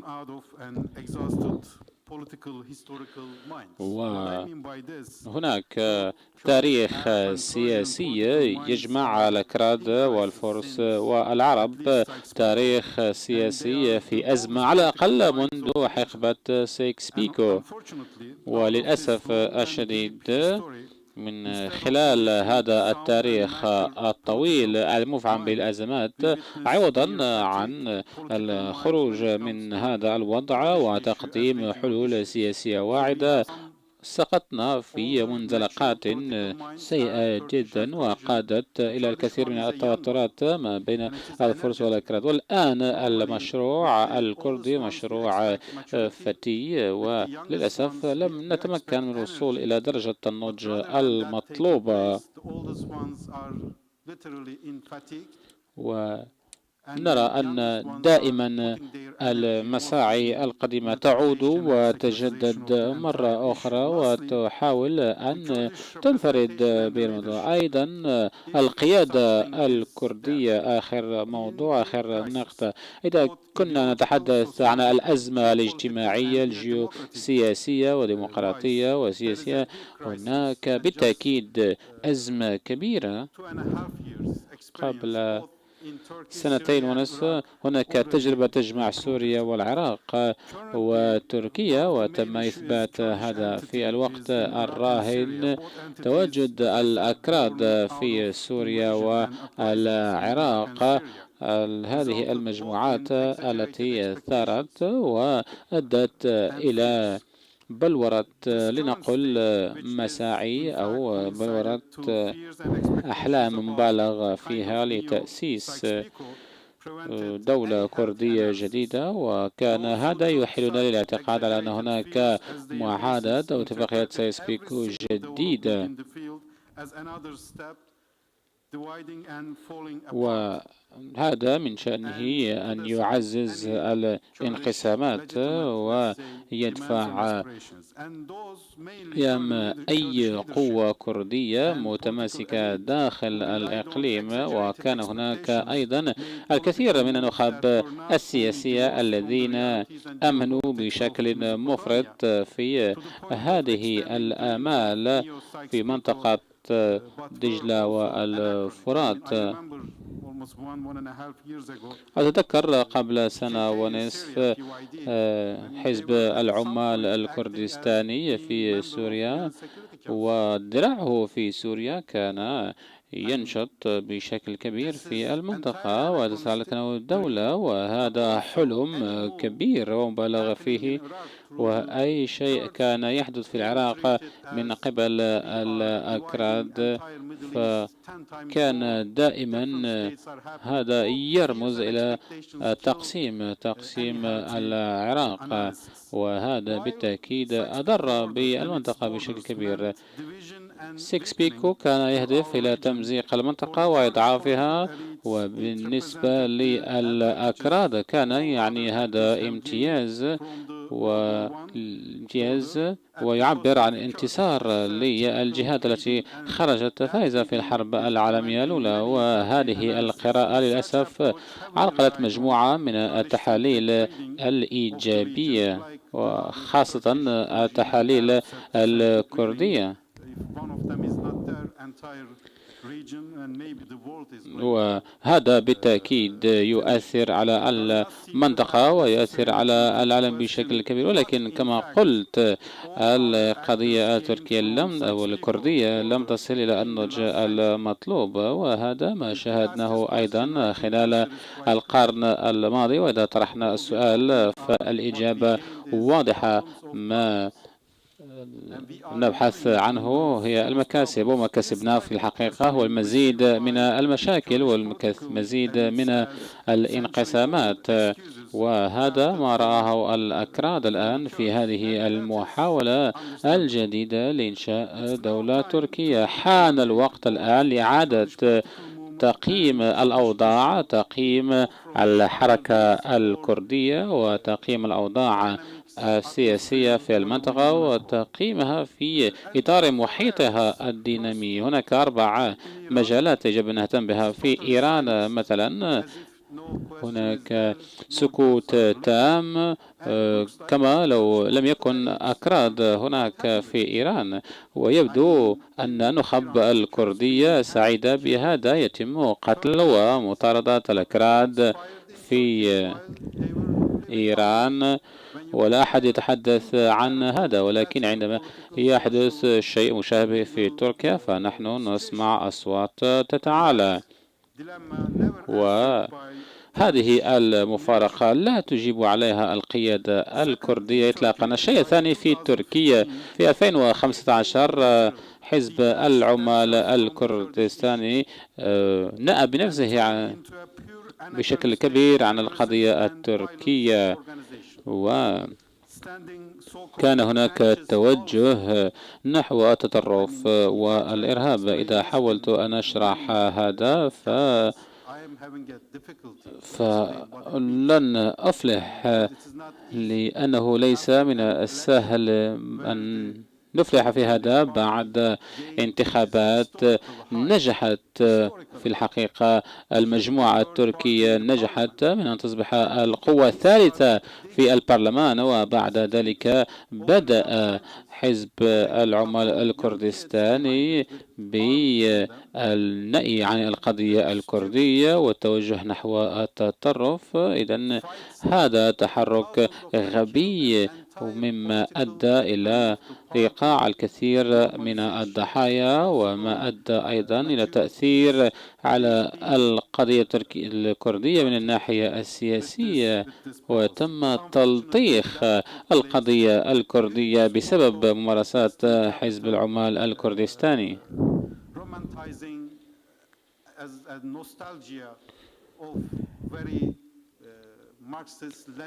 وكان هذا يحيل إلى ما كان في عهد لينين وماركس وكل تلك الأفكار المرتبطة بهم، وللأسف كما قلت هذا أدى إلى وقوع الكثير من الضحايا. الشيء الآخر، حزب العمال الكردستاني تحول إلى وسيلة لمحاربة تنظيم الدولة، وهم يحبون بشكل كبير أن يكونوا دمية في أيدي الغرب لمحاربة تنظيم الدولة. يتم استخدامهم،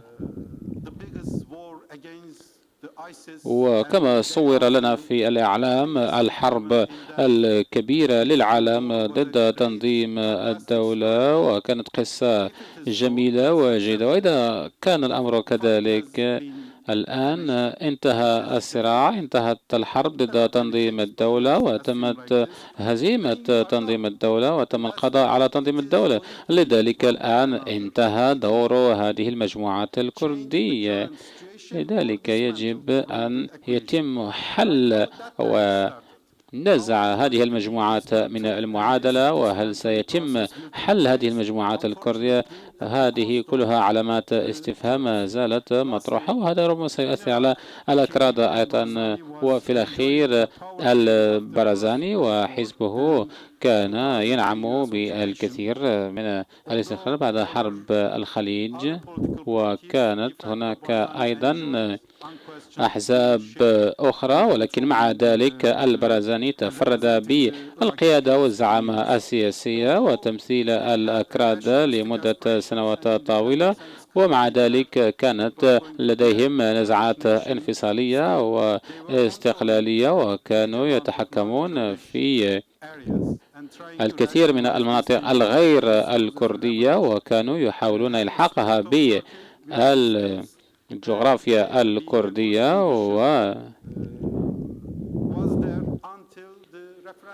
كانت هذه المساعي موجودة إلى غاية تنظيم الاستفتاء الأخير، وهذا يشبه كيف قام حزب العمال الكردستاني بتقويض الحزب الكردي الذي أصبح القوة الثالثة في البرلمان التركي. إذن هذا يشبه إلى حد كبير ما قام به حزب البرزاني في كردستان العراق، والمقاربة التي اعتمدها هو الآن رأينا أنه خسر على كل هذه الجبهات، خسر القيادة، خسر الأرض والوحدة، وأيضا كانت له علاقات صعبة مع تركيا ومع أمريكا. وكحصيلة في خضم التوترات السياسية والتقلبات السياسية، القضية الكردية تبقى في مخاض عسير. بالنسبة للمستقبل هذه المواقف لن تتغير، وهذا قد يبدو على أنه خسارة وهزيمة كبيرة، ولكن بالتأكيد ليس انتصار لأي من اللاعبين في المنطقة، وهذا شيء هام جدا رغم أن هناك فوضى على الأرض، ولكن هذا لا يخلق بيئة إيجابية لأي من الأطراف. ما الذي سيستفيد من هذه الأجواء السلبية؟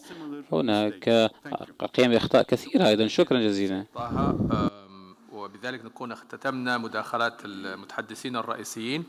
الآن نتيح الفرصة للمشاركين والحضور لمداخلات أو أسئلة إن وجدت. طبعا للتذكير هذه الجلسة تتعلق بآفاق المستقبل، فهي إذن التركيز الرئيسي على السيناريوهات، على أي أفكار بمقاربات جديدة في التعامل مع المسألة الكردية أو أي احتمالات متوقعة. إن شاء الله سنحاول أن نعطي، يعني لدينا وقت يمكن يقرب من حوالي 40 دقيقة قبل الختام، فنأمل أن يكون كافي لتلقي ملاحظاتكم ومداخلاتكم. سأبدأ من اليمين. الأخ حواس تفضل. شكرا. أنا يعني أعرض عليكم ما أعتقد بأنه سيحدد الوضع الكردي على الأقل في المدى المتوسط. أعتقد بأن بسرعة أعتقد أن الوضع الكردي أو الرغبة في الانفصال هي أحد منتوجات ضعف الدولة في المنطقة، لأن الدولة الضعيفة التي لا تضمن الأمن ولا تضمن الرفاه، طبعا يعني مثل الزوجة التي لا يضمن زوجها المعيشة والرفاه والأمن تريد الطلاق. فأعتقد بأن المشكلة كلها تكمن في الدولة، ما دامت الدولة في المنطقة ضعيفة لسببين: سبب الاحتجاج الداخلي كما رأينا في الربيع العربي، وكذلك التدخلات الخارجية. أعتقد أن المشكلة الكردية ستظل مشكلة، يعني لأنها ستكون أحد هذه المنتوجات نتاع المجموعات التي تشكل المنطقة التي تريد أن تنفصل، لأنها تعتقد بأن الانفصال أفضل لها من البقاء مع بقية المكونات. الأمر الثاني الصراعات، خاصة الصراع بين العربية السعودية وإيران، هذا كذلك سيجعل الأكراد يدخلون في هذه الاستراتيجيات الصراعية بين الطرفين، كما رأينا السبهان مثلا يريد أن يلعب دور في سوريا مع أكراد سوريا، ولربما كذلك السعودية ترى في أكراد العراق كذلك موازن لإيران. فأعتقد بأن الصراع بين الطرفين سكذلك يجعل الموضوع الكردي موضوعا راهنا أو سيحدده، بالإضافة للتنافس الدولي. الأمريكان لربما سيرون كذلك في الأكراد في سوريا أحد المداخل للتحكم في الوضع السوري، وكذلك ممكن في العراق حتى يوازنوا الميليشيات أو الفصائل الشيعية. يعني وهنا الملاحظة أن إيران كذلك يعني باستعمالها للمكونات المذهبية هي في النهاية تعمل على تأجيج كذلك هذه التمايزات داخل المنطقة، مما يجعل كذلك الأكراد يرون بأن تمايزهم هو كذلك أحد الأمور التي تعطيهم أحقية ومشروعية في المطالبة بحقوق سياسية. فأعتقد بأنهم سيظل هذا الموضوع الكردي سيظل أحد عوامل عدم الاستقرار وعدم عدم التكامل داخل المنطقة إلى أن تحل مشكلة الدولة، وكذلك يجد الإقليم توافقات في العلاقات بين القوى المشكلة له، القوى الرئيسية المشكلة له. شكرا حواس. وأظنك في استشهادك تقصد المشكلة في الزوج وليس في الزوجة حتى لا يسافهم. أنت أظن المشكلة في الزوج يعني وليس في الزوجة فيما استشهدت به. تفضل دكتور خالد. شكرا جزيلا. شكرا للمتحدثين. نعم، أنا أعتقد أن الاستفتاء حقيقة محطة مهمة وفرصة للوقوف على الذات والعكوف على المراجعة، مراجعات حقيقية. نحن لابد أن نعيد قراءة نحن والساحة والآخر والتحولات وموقعنا في هذا محطة مهمة. الأمر الثاني، يعني لا نعتقد أن نعم يا حبذا لو تم الحل في إطار كلي متناسق في جميع المنطقة، هذا مطلوب وشيء يعني منشود. لكن الدول التي تتقاسم كردستان لحد الآن نحن لم نشهد أنهم تعاونوا فيما بينهم في طرح أي حل لهذه القضية بشكل متناسق وكلي. على العكس من ذلك شهدنا تعاونا إقليميا وحدثت اتفاقيات وهناك معاهدات وأحلاف للقضاء على هذه المسألة لا لحلها. تعاملوا معها باعتبارها مشكلة، باعتبارها خطر وعامل مهدد للاستقرار. لم يتعاون، يعني حلف سعد، معاهدة سعد آباد في 37، معاهدة حلف بغداد في 55، اتفاقية جزائر في 74، الاتفاقيات الثنائية بين تركيا والعراق كلها كانت حول كيفية القضاء على هذه المسألة، لم يتحملوا مسؤولية الحل. أنا باعتقادي أنه القضية الكردية لها مستقبل واعد. أنا أتكلم عن العراق. الوضع الكردي يتطور ويتعزز يوما بعد يوم. المسألة الكردية في العراق في البداية من البداية إلى عام 1991 تعامل العامل الدولي مع هذه القضية على أنها قضية داخلية. بعد 91 وبعد صدور قرار مجلس الأمن رقم 688 تعاملوا مع المسألة على أنها مسألة إنسانية، وجعلوا من المنطقة ملاذا آمنا وفرضوا الحظر الجوي ووضعوا يعني خط عرض 36 32 هكذا. ثم بعد 2003 بعد سقوط نظام صدام أصبح للكرد كيان معترف به دستوري فيدرالي، لكن للأسف لم تترسخ أركان الفيدرالية ولم تنجح هذه التجربة في العراق. وكلما يعني هناك معذرة أستاذ للمقاطعة، بس يا ريت لو في 30 ثانية عشان نعطي الفرصة للآخرين. في دقيقتين أكمل. لا عفوا بس اختصرها في 30 ثانية لو سمحت. المهم وبعد 2014 أصبح الوضع الكردي في وضع يعني عالمي، يعني اهتمام عالمي بصورة الكرد بقضية العرب بعدما دخلوا في حرب مع داعش، في حرب مع الإرهاب على خط حدود 1050 كيلومتر، وسجلوا حضورا جيدا في هذا الحلف في محاربة الإرهاب.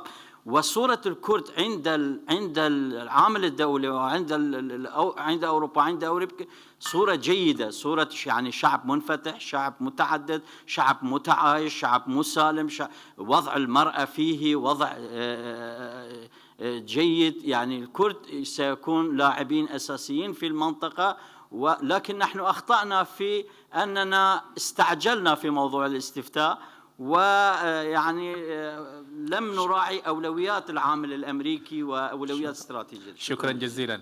فقط للتذكير يعني هذه الجلسة الختامية، فنأمل تركيز على الأفكار تتعلق بالمستقبل إن شاء الله. تفضل دكتور إبراهيم. بسم الله الرحمن الرحيم.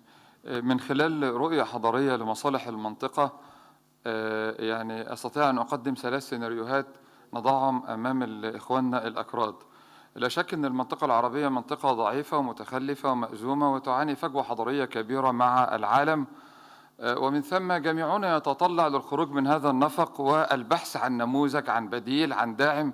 نتمنى أن يكون إخواننا الأكراد أو أمة الكرد، وهي أمة نحسبها أمة نوعية، التاريخ يؤكد ذلك أنها أمة نوعية وقادرة على الفعل والإنجاز. في هذا السياق أنظر وأقدم 3 سيناريوهات. السيناريو الأول يعني أنه هو تحقيق الحلم الكردي الكبير ببناء دولة متكاملة، ولكن دعنا نكون يعني صرحاء. يعني المعطيات الثلاثة اللي يعرضها أخواننا الأكراد الآن، اللي هي اللغة والجغرافيا والتاريخ والمظلومية، أعتقد أنها لا تكفي لبناء دولة موحدة ولا تقدم جديد، إلا إذا كانت هناك استحقاقات. أعتقد لابد أن يكون هناك هوية سياسية واضحة، هوية اقتصادية واجتماعية واضحة تقدم للمنطقة الجديد، وتقدم يعني الأكراد هم أبناء الأمة العربية والإسلامية في نهاية الأمر. السيناريو الثاني اللي هو العمل على تعظيم المكاسب الحكم الذاتي في ظل الدولة الأم، الدولة القومية الأم الموجودة. الأمر الثالث اللي هو الرضا بالأمر الواقع بس بشكل إيجابي، اللي هو الاندماج الإيجابي في الدولة القومية الأم كأفراد موجودين وكقومية النموذج اللي طرحه الدكتور شنقيطي نموذج جيد جدا وفكرة جميلة وجديدة، ان احنا ممكن مش لازم تكون أمة، يعني مفهوم الأمة يختلف عن الدولة. يعني حتى مفهوم الأمة في القرآن لم يقدم مفهوما أو الأمة السياسية، وممكن تكون أمة موجودة داخل مجموعة دول ويكون لها دور كبير وقيمة مضافة، وهذا ما نأمله. شكرا جزيلا. نريد أن يكون الأكراد قيمة حضارية مضافة للأمة العربية والإسلامية. شكرا لك. خلينا ننتقل للشق الأيسر من القاعة. تفضل دكتور صافي.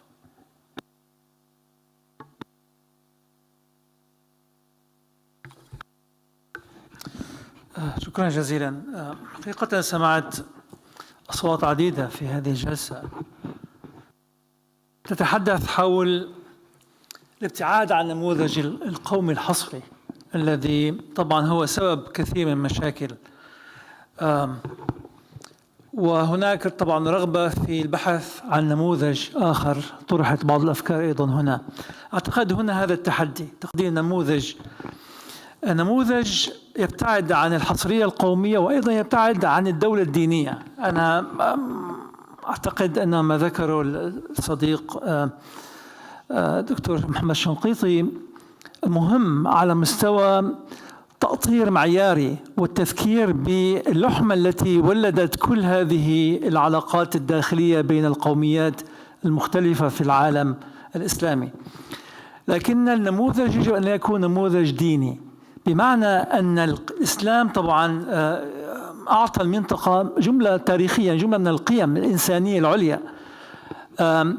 تحويل هذه القيم إلى نموذج سياسي يتمتع بالدعم والزخم الديني اللي هو أساسي في تطور أي مشروع حضاري صراحة، لكن دون أن يكون النكهة دينية كما رأينا يعني مؤخرا الحركات الإسلامية المختلفة التي تريد أن تدعو إلى حصرية، أيضا حصرية دينية مقابل الحصرية القومية، وهذه ردة فعل بالتأكيد. فحبذا، وطبعا هذه مسؤولية من؟ مسؤولية المثقفين والمفكرين، الكرد والعرب والفرس والترك. يعني هؤلاء يجب أن يقدموا تصور وفكرة تبعدنا عن التفكير القديم الذي وصلنا بنا إلى هذا المأزق الذي نعيشه جميعا. هذه مسؤولية، وبالتالي لابد من خروج أصوات من داخل كل قومية ترفض هذا التوجه القومي الحصري، كما ترفض التوجه الديني الحصري، وتبحث عن نموذج يحقق المصالح، يحترم الإنسان، يقدم له مجتمع يعني أو نظام سياسي يعطيه حرياته، يحترم كرامته، يسمح له بالتطور. أنا أطلقت عليها في الجلسة الأولى الدولة القانونية. صديقي دكتور عبد الباسط سماها دولة المواطنة، ممكن نسميها اسم آخر، لكن ما نريده هو دولة تقوم على قوانين يحترمها الجميع وتحترم الإنسان. وشكرا. تفضل.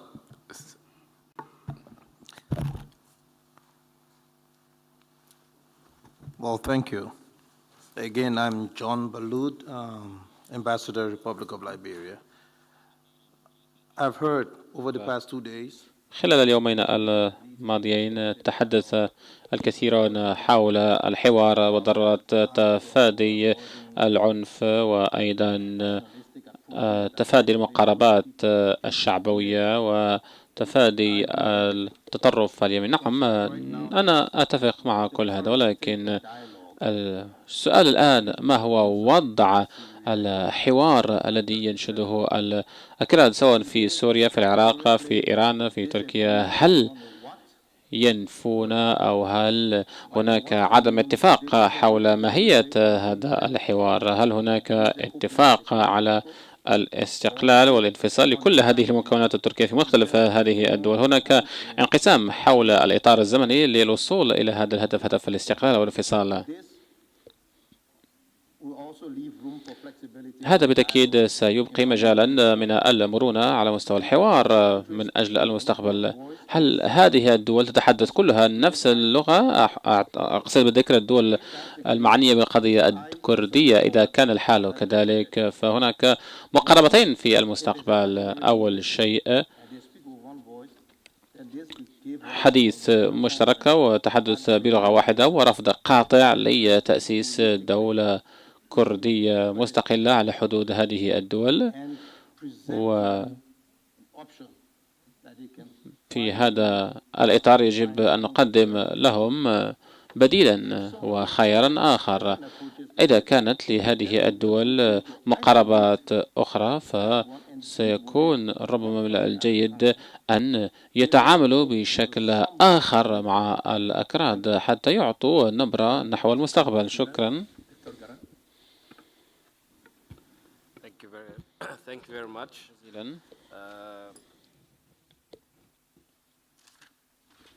مجموعة من الخطوات هي مهمة في اعتبار تجنب انزلاق الوضع في كردستان إلى العنف. يقال أن العنف يولد العنف، فإذا نظرنا إلى هذه الردود التي نتجت عن إدارة الصراع في بغداد والتسارع الأمني والحلول الأمنية، إذا تجنبنا أو أردنا تجنب انزلاق الوضع إلى العنف أرى مجموعة من الحلول يمكن أن توضع في طائرة الحلول المتوافق عليها. أولا احترام الحق الدستوري والحق الديمقراطي في أن يعبر الشعب عن رغبته. قد يكون نتيجة الاستفتاء متوافق عليه.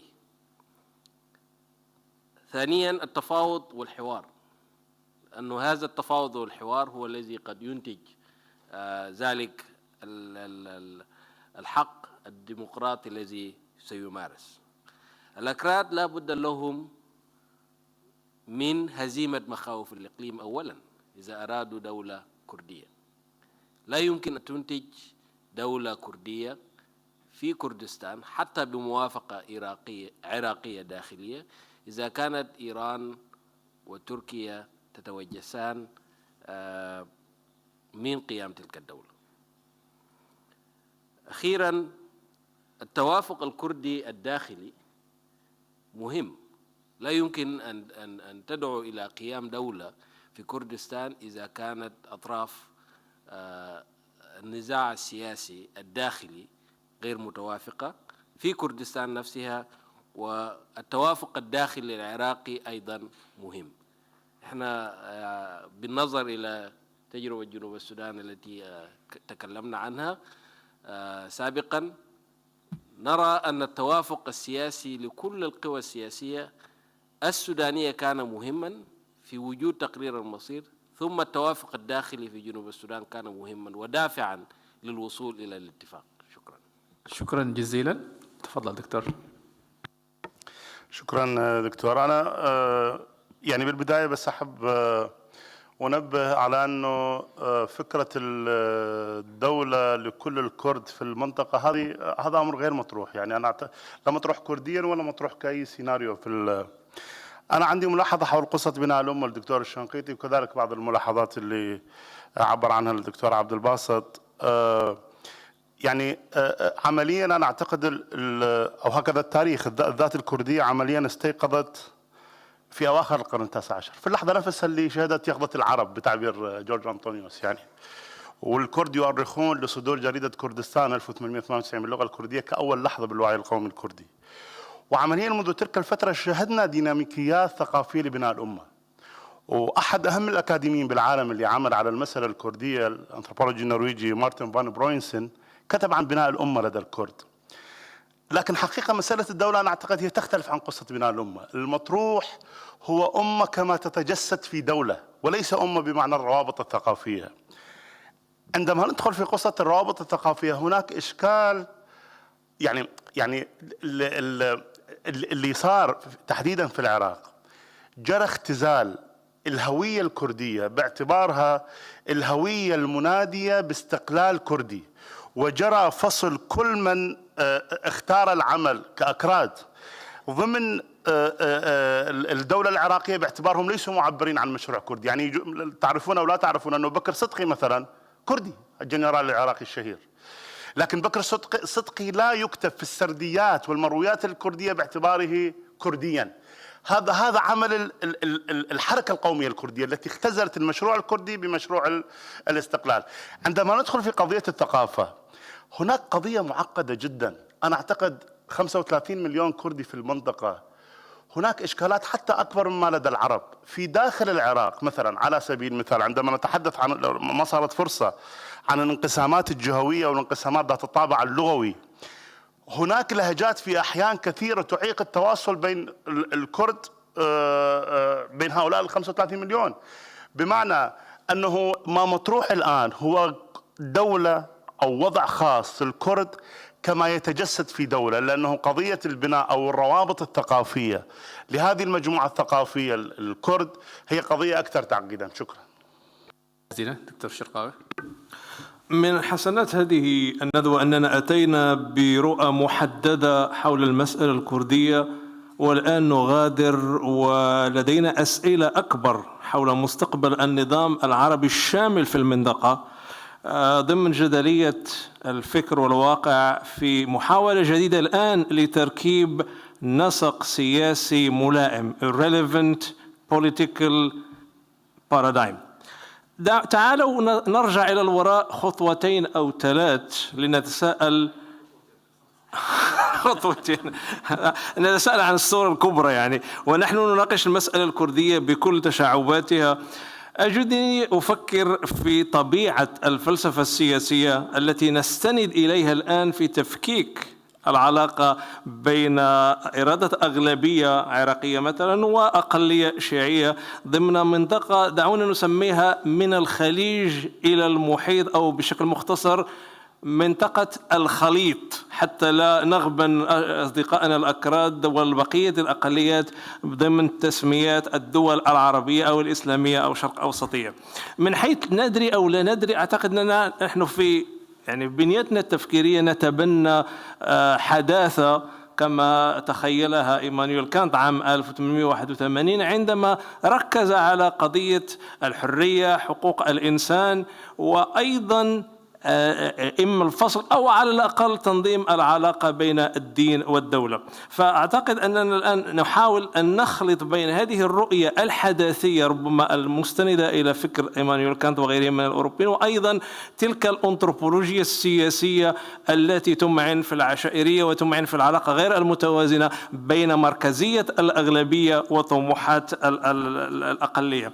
نحن أيضا نطمح في هذه الندوة إلى استشراف الآفاق المستقبلية للمسألة الكردية باعتبارها الأقلية الأكثر إلحاحا الآن، وأعتقد أن باب الأكراد يفتح بوابات الأمازيغ وبوابات أقليات أخرى في المنطقة.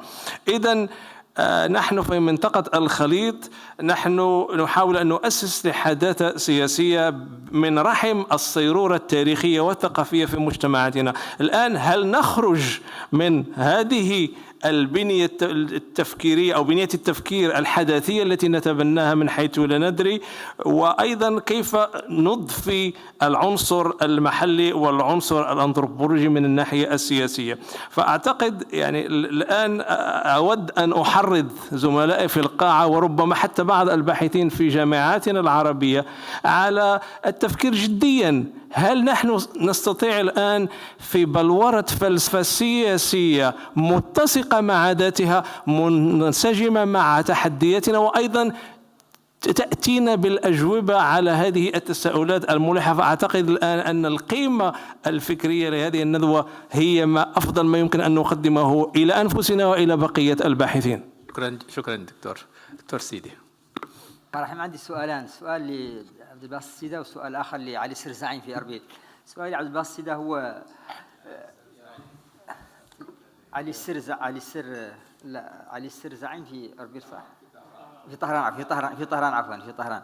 بالنسبة لي عبد الباسط السيدة، الباسط نحن لم نتفاجأ من موقف العراق ولا من موقف تركيا ولا من موقف إيران، لكن اللي فاجئني هو موقف الأوروبيين اللي يرفعون دائما شعار تقرير المصير. ليش هذا السكوت المطبق على كأنهم الاستفتاء لما حصل صار محظور بالنسبة لهم؟ بالنسبة لي سؤال علي السرزعيم، اسأل يخيل إلي أن الأكراد بهذا الاستفتاء أن أربيل حرقت كل المراكب. هل هنالك ماذا بقي للتعايش؟ ما هو رؤيته لتعايش المستقبلي بين كردستان وبين بغداد؟ وشكرا. بشير. شكرا. قبل كم سنة لما بدأ عبد الله أجلاني يتحدث بلغة مختلفة عن اللغة التقليدية السابقة للBKK، أنا سألت أحد الأصدقاء يعني ما الذي جرى للرجل، فقال لي أنه يبدو أنه قرأ كتاب ديفيد فرومكن سلام ما بعده سلام، وتأثر بالرواية رواية فرومكن للحرب العالمية الأولى. طبعا كتاب فرومكن كتاب رديء ولكنه مفيد على كل حال. الذي حدث، النظام الذي ولد في هذه المنطقة هو ليس صنيعة أي من شعوب هذه المنطقة، ليس من صنيعة القوميين العرب ولا صنيعة القوميين الأتراك ولا صنيعة القوميين الأكراد. يعني ليس هناك وقت لرواية كيف بدأ هذا التصور لسايكس بيكو، ثم لم تؤخذ شعوب المنطقة ولا مصالحها ولا صوتها في الاعتبار على الإطلاق. الذي أخذ في الاعتبار هو مصالح الدول الثلاث الرئيسة، روسيا وفرنسا وبريطانيا. وهذا النظام والدول التي ولدت منه لا تليق بهذه الشعوب. النظام العراقي لا يليق بالعراقيين، النظام السوري لا يليق بالسوريين. في هناك تراجعات خطيرة في تركيا على كل المستويات. أنا أعتقد أن المستقبل في المسألة الكردية لابد يعني أن يسير على مستويات ثلاث. المستوى الأول أن يكون هناك نضال حقيقي، الأكراد ينخرطوا في نضال حقيقي في كل الدول المتواجدين بها من أجل بناء دولة تليق بشعبها، سواء في العراق وفي إيران وفي سوريا أو في تركيا. المسألة الأخرى أنه ينبغي النضال من أجل تغيير هذا النظام الإقليمي الذي لا يوفر حل ليس فقط للمسألة الكردية، ولا يوفر حل لسؤال الإسلام في المجال العام للدين، لا يوفر حل للمسألة الطائفية، لا يوفر حل لمسألة الفقر، في مسائل كبرى حتى أكبر بكثير من المسألة الكردية. هذا النظام الإقليمي لا يوفر حلا لها. ولكن طبعا أنا مدرك أنه لا يمكن الاستجابة لمسألة الهوية بالخطاب الوعظي، لا يمكن إلغاء الهوية الكردية الآن. الهوية الكردية، مسألة الهوية ليست ريفيرسبل، يعني هي تطور في التاريخ الإنساني، وبالتالي لابد من الاستجابة لمتطلبات الهوية. وأنا أشيد سأذكر يوما أنه عبد الباسط سيدة في 23 من نوفمبر 2017 استخدم أو طرح مصطلح الجامعة الكردية. ربما هذا هو الطريق للاستجابة لمسألة الهوية. شكرا جزيلا دكتور محمد. شكرا جزيلا لكم جميعا. في اعتقادي أيضا أن موضوع أزمة الأقليات في عالمنا العربي لها بعد فكري، وهو أنه مسيطر على فكر الأقليات جميعا، سواء كانت أقليات عرقية أو دينية أو مذهبية، هو الفكر الأقلوي الذي يهدف إلى أن الخلاص هو خلاص فردي، في حين أن لو حدث تغير فكري لدى هذه الأقليات من مسألة الخلاص الفردي إلى الخلاص الجماعي أو الجمعي، فبالتالي نستطيع أن نحشد كل هذه الفسيفساء جميعا وكل هذه الأقليات والأعراق المختلفة صوب هدف واحد يريد الخلاص للجميع وليس الخلاص الفردي، وهو يعني يتجه صوب إعادة تأسيس الدولة الديمقراطية القادرة على إدارة كل هذه الأنواع من التعدديات الدينية والعرقية وما إلى ذلك، حتى نخلص مرة واحدة من أن يكون للشيعة خلاصهم الفردي على أساس تميزهم المذهبي، والأكراد خلاصهم الفردي على أساس تميزهم العرقي، والأقباط في مصر على أساس تميزهم الديني، وهكذا. فلنتحول جميعا إلى الخلاص الجمعي. شكرا جزيلا. كنت أود يعني أن نسمح لهذا النقاش أن يمتد. فعلا بدأت يعني كثير من الأفكار الجيدة والممتازة تبرز، ولكن يعني لضيق الوقت أنا سأعطي زميلنا عبد القادر فايز دقيقة واحدة. يعني المذيعين لهم القدرة على اختصار. أنا أقل من دقيقة دكتور. أي تفضل. فقط أريد أن أهبط بالنقاش بشكل سريع من مساحة الاستراتيجية إلى مساحة التبسيط.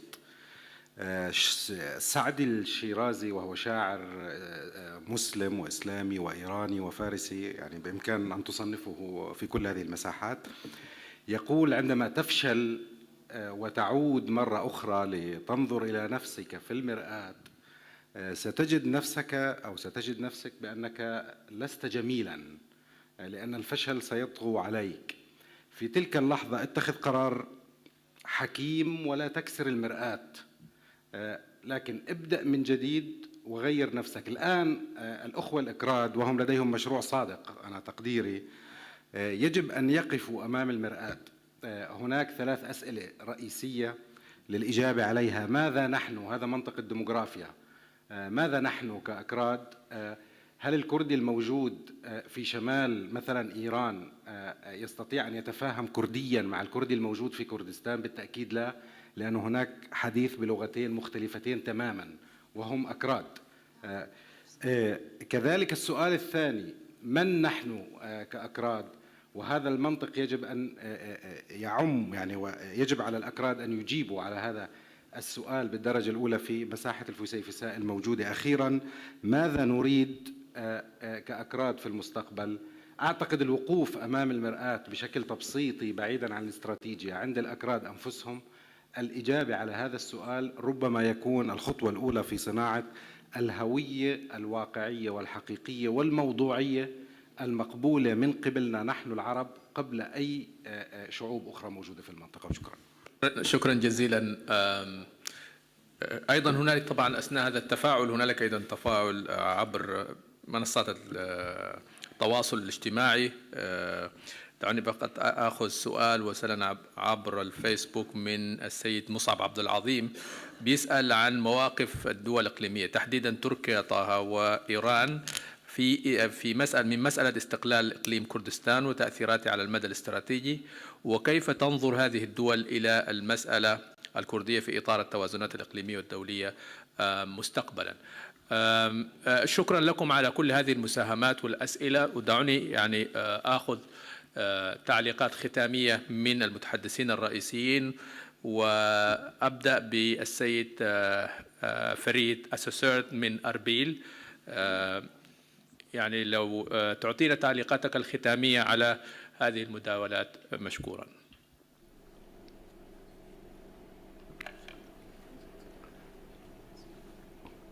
شكرا. أنا أعتقد أن هذه المداولات يمكن الاستفادة منها كثيرا. أعتقد أننا أيضا بحاجة في كردستان إلى إعادة تقييم السياسة السابقة. نحن أيضا بحاجة إلى تحديث المشروع القومي الكردي على أسس جديدة يمكن أن تتضمن أسسا مثل المصلحة والديمقراطية والتنمية.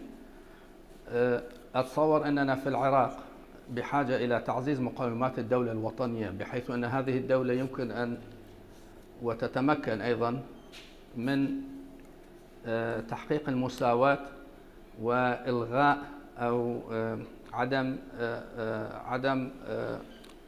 يعني إلغاء الإحساس بالغبن التاريخي الذي تشعر به بعض المكونات العراقية في الظروف الحالية.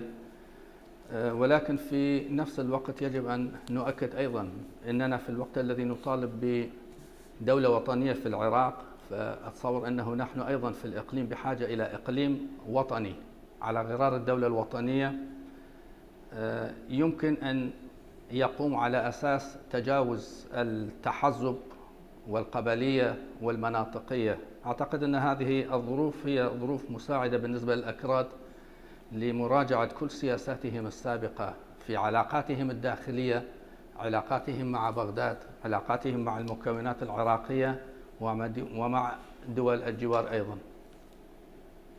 شكرا جزيلا السيد فريد. ننتقل إلى دكتور محمد مختار الشنقيطي. هنالك بعض الأسئلة والتعليقات، لو توجز لنا في 3 دقائق نكون من الشاكرين. شكرا جزيلا. أشكر الأستاذ الكبير عبد الباسط، أعتقد أنه عبر عما كنت أريد أن أقول بلغة أفضل، لأنه سياسي وأنا شاعر.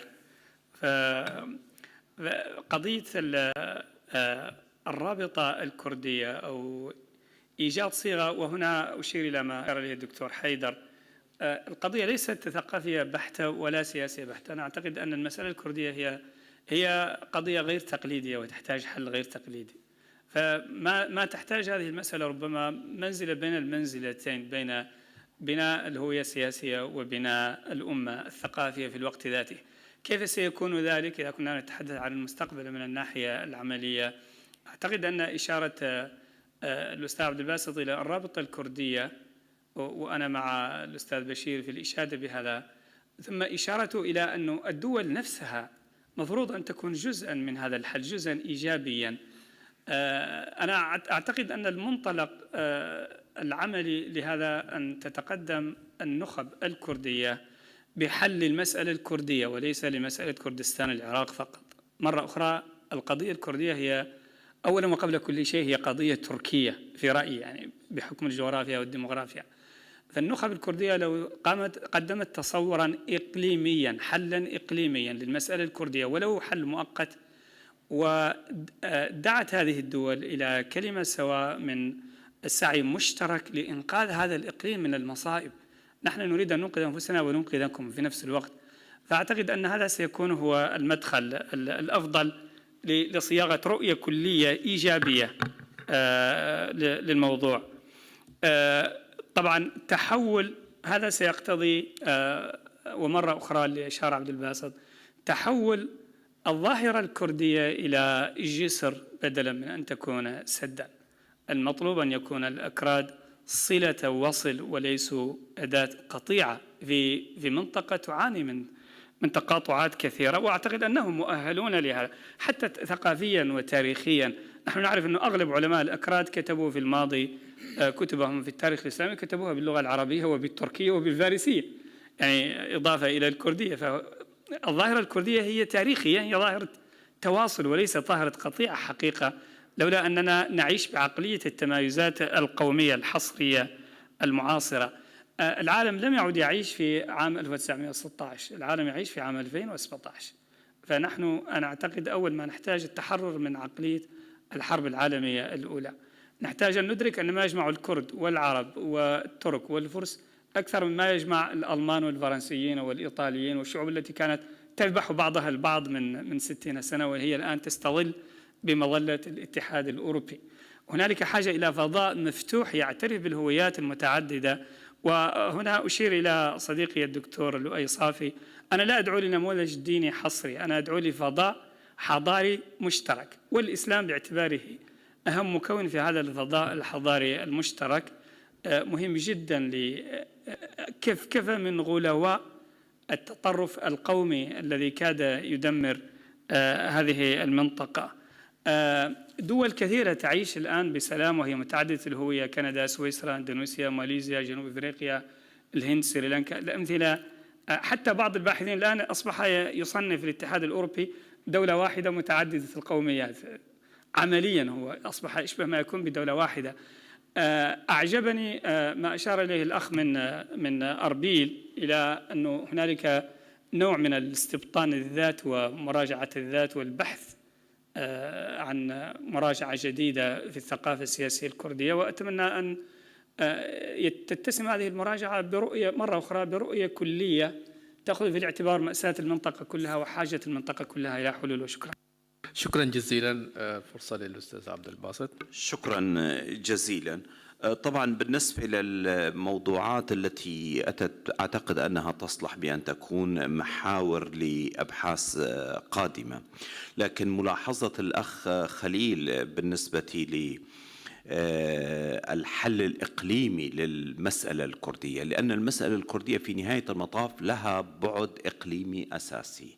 أي عمل أو أي حل لابد أن يكون هناك توافق إقليمي وبصورة إيجابية، يعني بمعنى أن نقوم هناك مشكلة قائمة، هذه المشكلة وهناك مشكلات أخرى كثيرة أشار الدكتور بشير إلى ذلك. المسألة الطائفية على سبيل المثال يعني باتت مشكلة معقدة، ما لم تتوافق الإرادات الإقليمية لتجاوز هذه المشكلة ستكون الأيام القادمة صعبة وصعبة جدا، وربما أصعب وأكثر قتامة من الأيام التي مضت بكل أسف. طبعا نحن بحاجة إلى حوار مستمر، نحن بحاجة إلى الحوار العربي الكردي أعتقد أنه قد انطلق بين النخب الأكاديمية الثقافية، وربما نحن بحاجة إلى حوار تركي كردي بين النخب الكردية. لابد أن تكون هناك جهود في هذا الإطار.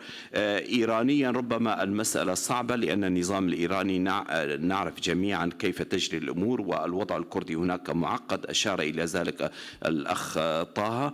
والكرد هناك يعانون من الاضطهاد القومي والمذهبي في الوقت ذاته، يعني هذه مشكلة مركبة أيضا.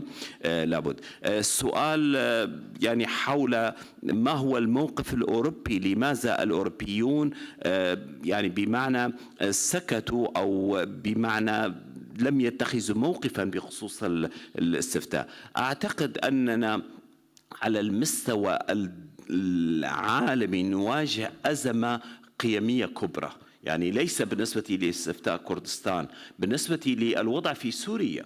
يعني يوم أمس كنت في يعني لقاء مع مجموعة من الباحثين السويديين، تناولنا هذا الموضوع. الموضوع كان يعني بمعنى كيف سنقبل برئيس وهو مسؤول عن قتل حوالي 1,000,000 إنسان سوري من الطرفين، يعني من الجهة الأخرى أيضا هم أبناء سوريا في نهاية المطاف.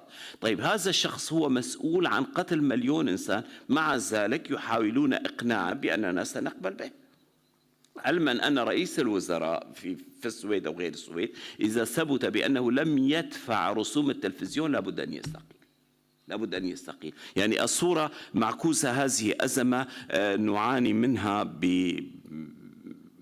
بطريقة يعني نفاقية إذا صح التعبير. بالنسبة للحل، أعتقد أن الحل يتمثل في الدولة الوطنية، لكن الدولة الوطنية لابد أن تكون كل الأطراف متوافقة على هذا الأمر. لا يمكن أن نطلب من الكردي أن ينصاع للدولة الوطنية في حين أننا نستغل هذا الشعار للانقضاض على حقوق المكونات ضمن هذا البلد أو ذاك. وشكرا. طه. Thank you. I mean, I didn't get any question, I believe. So أنا في آخر المتحدث لدي بضع نقاط فقط. أحاول أن أعطي صورة عن الديناميات وما قلته. وفي هذه الوضع الحالي أعتقد نتحدث عن القضية الكردية للسنوات القادمة، بل أن الموضوع الرئيسي يكون القيادة الكردية إن وجدت، وعن دينامياتها وخصائصها وكم حقيقية هي وإلى أي مدى تمثل الشعب الكردي. فمثلا لو لم يكن هناك قضية كردية كعنوان هذا المؤتمر، لا أعرف كم مرة شاهدنا أو سمعنا تدخل كردي في مثل هذه المؤتمرات في الشرق الأوسط وشمال أفريقيا وغيرها، حيث يكون الموضوع الرئيسي والشرق الأوسط. أستطيع أن أقول لكم أبدا ولا واحد. وبالتالي هناك تغريب كردي في المنطقة. أحد أسباب ذلك ما أصدره البلدين والأطراف يغربون الأكراد، ولكن يبدو أن القيادة الكردية تحب أن تتغرب عن الطرق الثقافية، وبالتالي نسوا أن يتحدثوا إلى الأطراف المختلفة في المنطقة. الأستاذ عبد الباسط قال أن ذلك استثناء. هذا استثناء. الأستاذ عبد الباسط هو الاستثناء. عادة لو أن عند التقاء بأي من النخب الماركسية الكردية لا يكون لديه كثير من الكلام ليفهم ما يحصل. هذه صدمة كبيرة. هذه القيادة الكردية لابد أن تعاد تقييمها، وأنا أعتقد أنهم لا يمثلون تمثيلا حقيقيا للأكراد. هم يمثلون الأكراد عبر أزمات مؤقتة مثل الاحتلال في العراق، الانتفاضة في سوريا، مما أعطاهم انفتاحا سريعا ليدعوا أنهم يمثلون الأكراد. لكن تصوروا أن أكبر سكان الأكراد يعيشون في تركيا، وهذا قد يكون مادة واقعية مهمة لكنها مهمة. ومرة أقول أن أكبر السكان الأكراد يعيشون في تركيا، وأن ما يسمى بالتمثيل من مجموعة تسمى نفسها حزب العمال الكردستاني لا علاقة لها بالإخراج العاديين في الشارع، وذلك نتيجة الصدمات والحروب الحرب الأهلية والإرهاب وقمع الدولة وما ذلك من أسباب جعلتهم متوفرين لما يسمى بالتمثيل الإكراد. إذن الأزمة موجودة هناك، كما أن ذلك بعد هذا الاستفتاء ثبت أن اتخاذ القرارات لا يتعمل بشكل جيد، وأن القرارات التي تتخذ ثبت أنها غير واقعية تماما ولم تأخذ النظر بالاعتبار الحقائق الجغرافية السياسية. وكما قلت في نهاية محاضرتي أن هذه الإخفاقات لا ينبغي أن تعتبر أنها نصر للطرف الآخر، كلا أنه نصر لبقية الأطراف. إذا كان هناك إخفاق فذلك سيكون كلفة يتحملها الجميع، ومن الأفضل لجميع الأطراف من ذلك تركيا وإيران والأطراف العربية الأخرى أن يعتبروا هذا الإخفاق هو جزء من إخفاقهم هم أيضا، وليس التعامل مع الإكراد والكيان الكردي. آمل أن هذا يحصل على زخم في المستقبل. شكرا جزيلا للسيد طه. كنا نود أن نأخذ معنا السيد علي سير زعيم، ولكن عرفت أن لحاجة ملحة تم استضافته أيضا من قبل زملائنا في القناة. احنا نقدر هذه الظروف لأنه نعقد هذه الندوة في ظل أوضاع أيضا في المنطقة متسارعة، فيبدو أنه أخذ لموضوع آخر فللأسف افتقدناه، ولكن نشكره جزيلا على مساهمته معنا في الجزء الأول من هذه الجلسة. شكرا جزيلا للمتحدثين السيد طه أزهان، السيد عبد الباسط سيدة، والسيد الدكتور محمد مختار شنقيطي، والسيد فريد السرد من أربيل. وشكرا جزيلا لكم على كل مداخلاتكم ونقاشاتكم. فقط قبل أن نختتم هذه الجلسة وهي الجلسة الأخيرة، أود أن أتقدم بجزيل الشكر باسم مركز الجزيرة للدراسات لكل الذين أسهموا في نجاح هذه الندوة.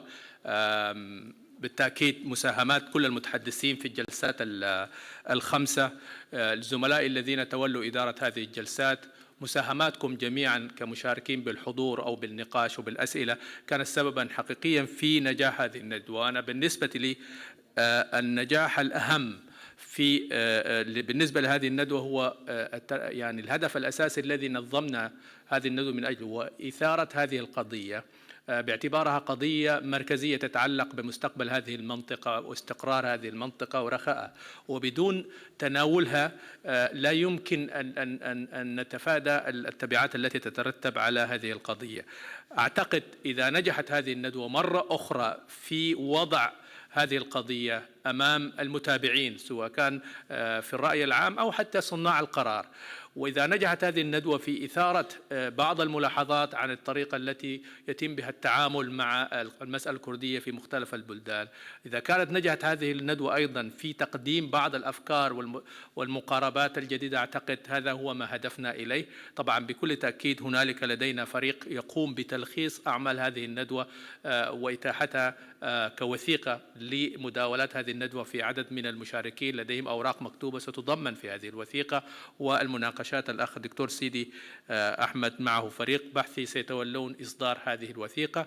المداولات هذه غير أنها نقلت على الهواء مباشرة عبر الجزيرة مباشر وعبر منصات التواصل الاجتماعي في الفيسبوك ويوتيوب وتويتر، وهنالك تفاعل كبير حول هذا الموضوع، ولكن كل المقاطع الفيديو المتعلقة بهذه الندوة أيضا ستبقى مسجلة ومتاحة للجمهور وللمهتمين وأن يتبادلوا وأن يحصلوا على هذه النقاشات العميقة والمفيدة فيما يتعلق بواحدة من أهم قضايا المنطقة. وأكيد الملاحظات التي أبديتموها قادتنا بالضرورة للتفكير في قضايا أعمق وأكبر من مجرد المسألة الكردية. هنالك حديث كبير عن مسألة الدولة القطرية أو الدولة القومية في هذه المنطقة، هنالك حديث عن النظام الإقليمي وضرورة إصلاحه، فأعتقد أن هذه مؤشرات مهمة لنجاح هذه الندوة. فشكرا جزيلا لكم جميعا على هذه المساهمة. ولكن قبل أن أرفع الجلسة لابد أن أقدم أيضا شكري وتقديري لكثير من الجنود المجهولين الذين أسهموا في إنجاح هذه الندوة. هنالك يعني لابد من الإشادة بزملائنا في الجزيرة مباشرة الذين حرصوا على نقل فعاليات هذه الندوة طوال اليومين، زملائنا في قطاع التشغيل والتكنولوجيا بشبكة الجزيرة لأنهم أسهموا حقيقة بشكل كبير جدا في كل الترتيبات الداخلية، إدارة الإبداع، الخدمات العامة في شبكة الجزيرة. أيضا لا أنسى زملائي في مركز الجزيرة للدراسات الأخ الدكتور عز الدين عبد المولى وزملائه في إدارة البحوث، بالإضافة للزملاء في قسم النشر الأخت مي وفريق العمل في قسم النشر، والأخ محمد عبد العاطي مع الزملاء في قسم العلاقات، والأخ عامر مع الزملاء المعنيين في إدارة أو قسم التنسيق والعلاقات. أيضا لابد لي أن أسجم الشكر لزملائنا في الإدارات المعنية بوزارة الداخلية الذين ساعدونا كثيرا في إجراءات تنظيم هذه الندوة، فلهم الشكر والتقدير.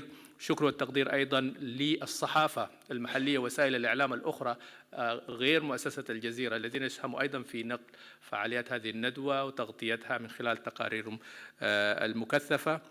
شكرا جزيلا لفريق الترجمة الذي ساعدنا كثيرا في التواصل، ولا يفوتني أيضا أشكر الذين ساعدونا بالترجمة للغة التركية إلى اللغة العربية، لأن لدينا أيضا مداخلات باللغة التركية. شكرا جزيلا لكم جميعا بمساهمتكم. كانت هذه الندوة في تقديري ناجحة وامتداد للندوة الأولى التي انعقدت قبل حوالي 5 سنوات. نأمل أن تستمر اهتماماتنا بهذه القضية إسهاما في تقديم وعي أعمق بها وفتح مجال لتقديم اقتراحات وأفكار تسهم في حلها.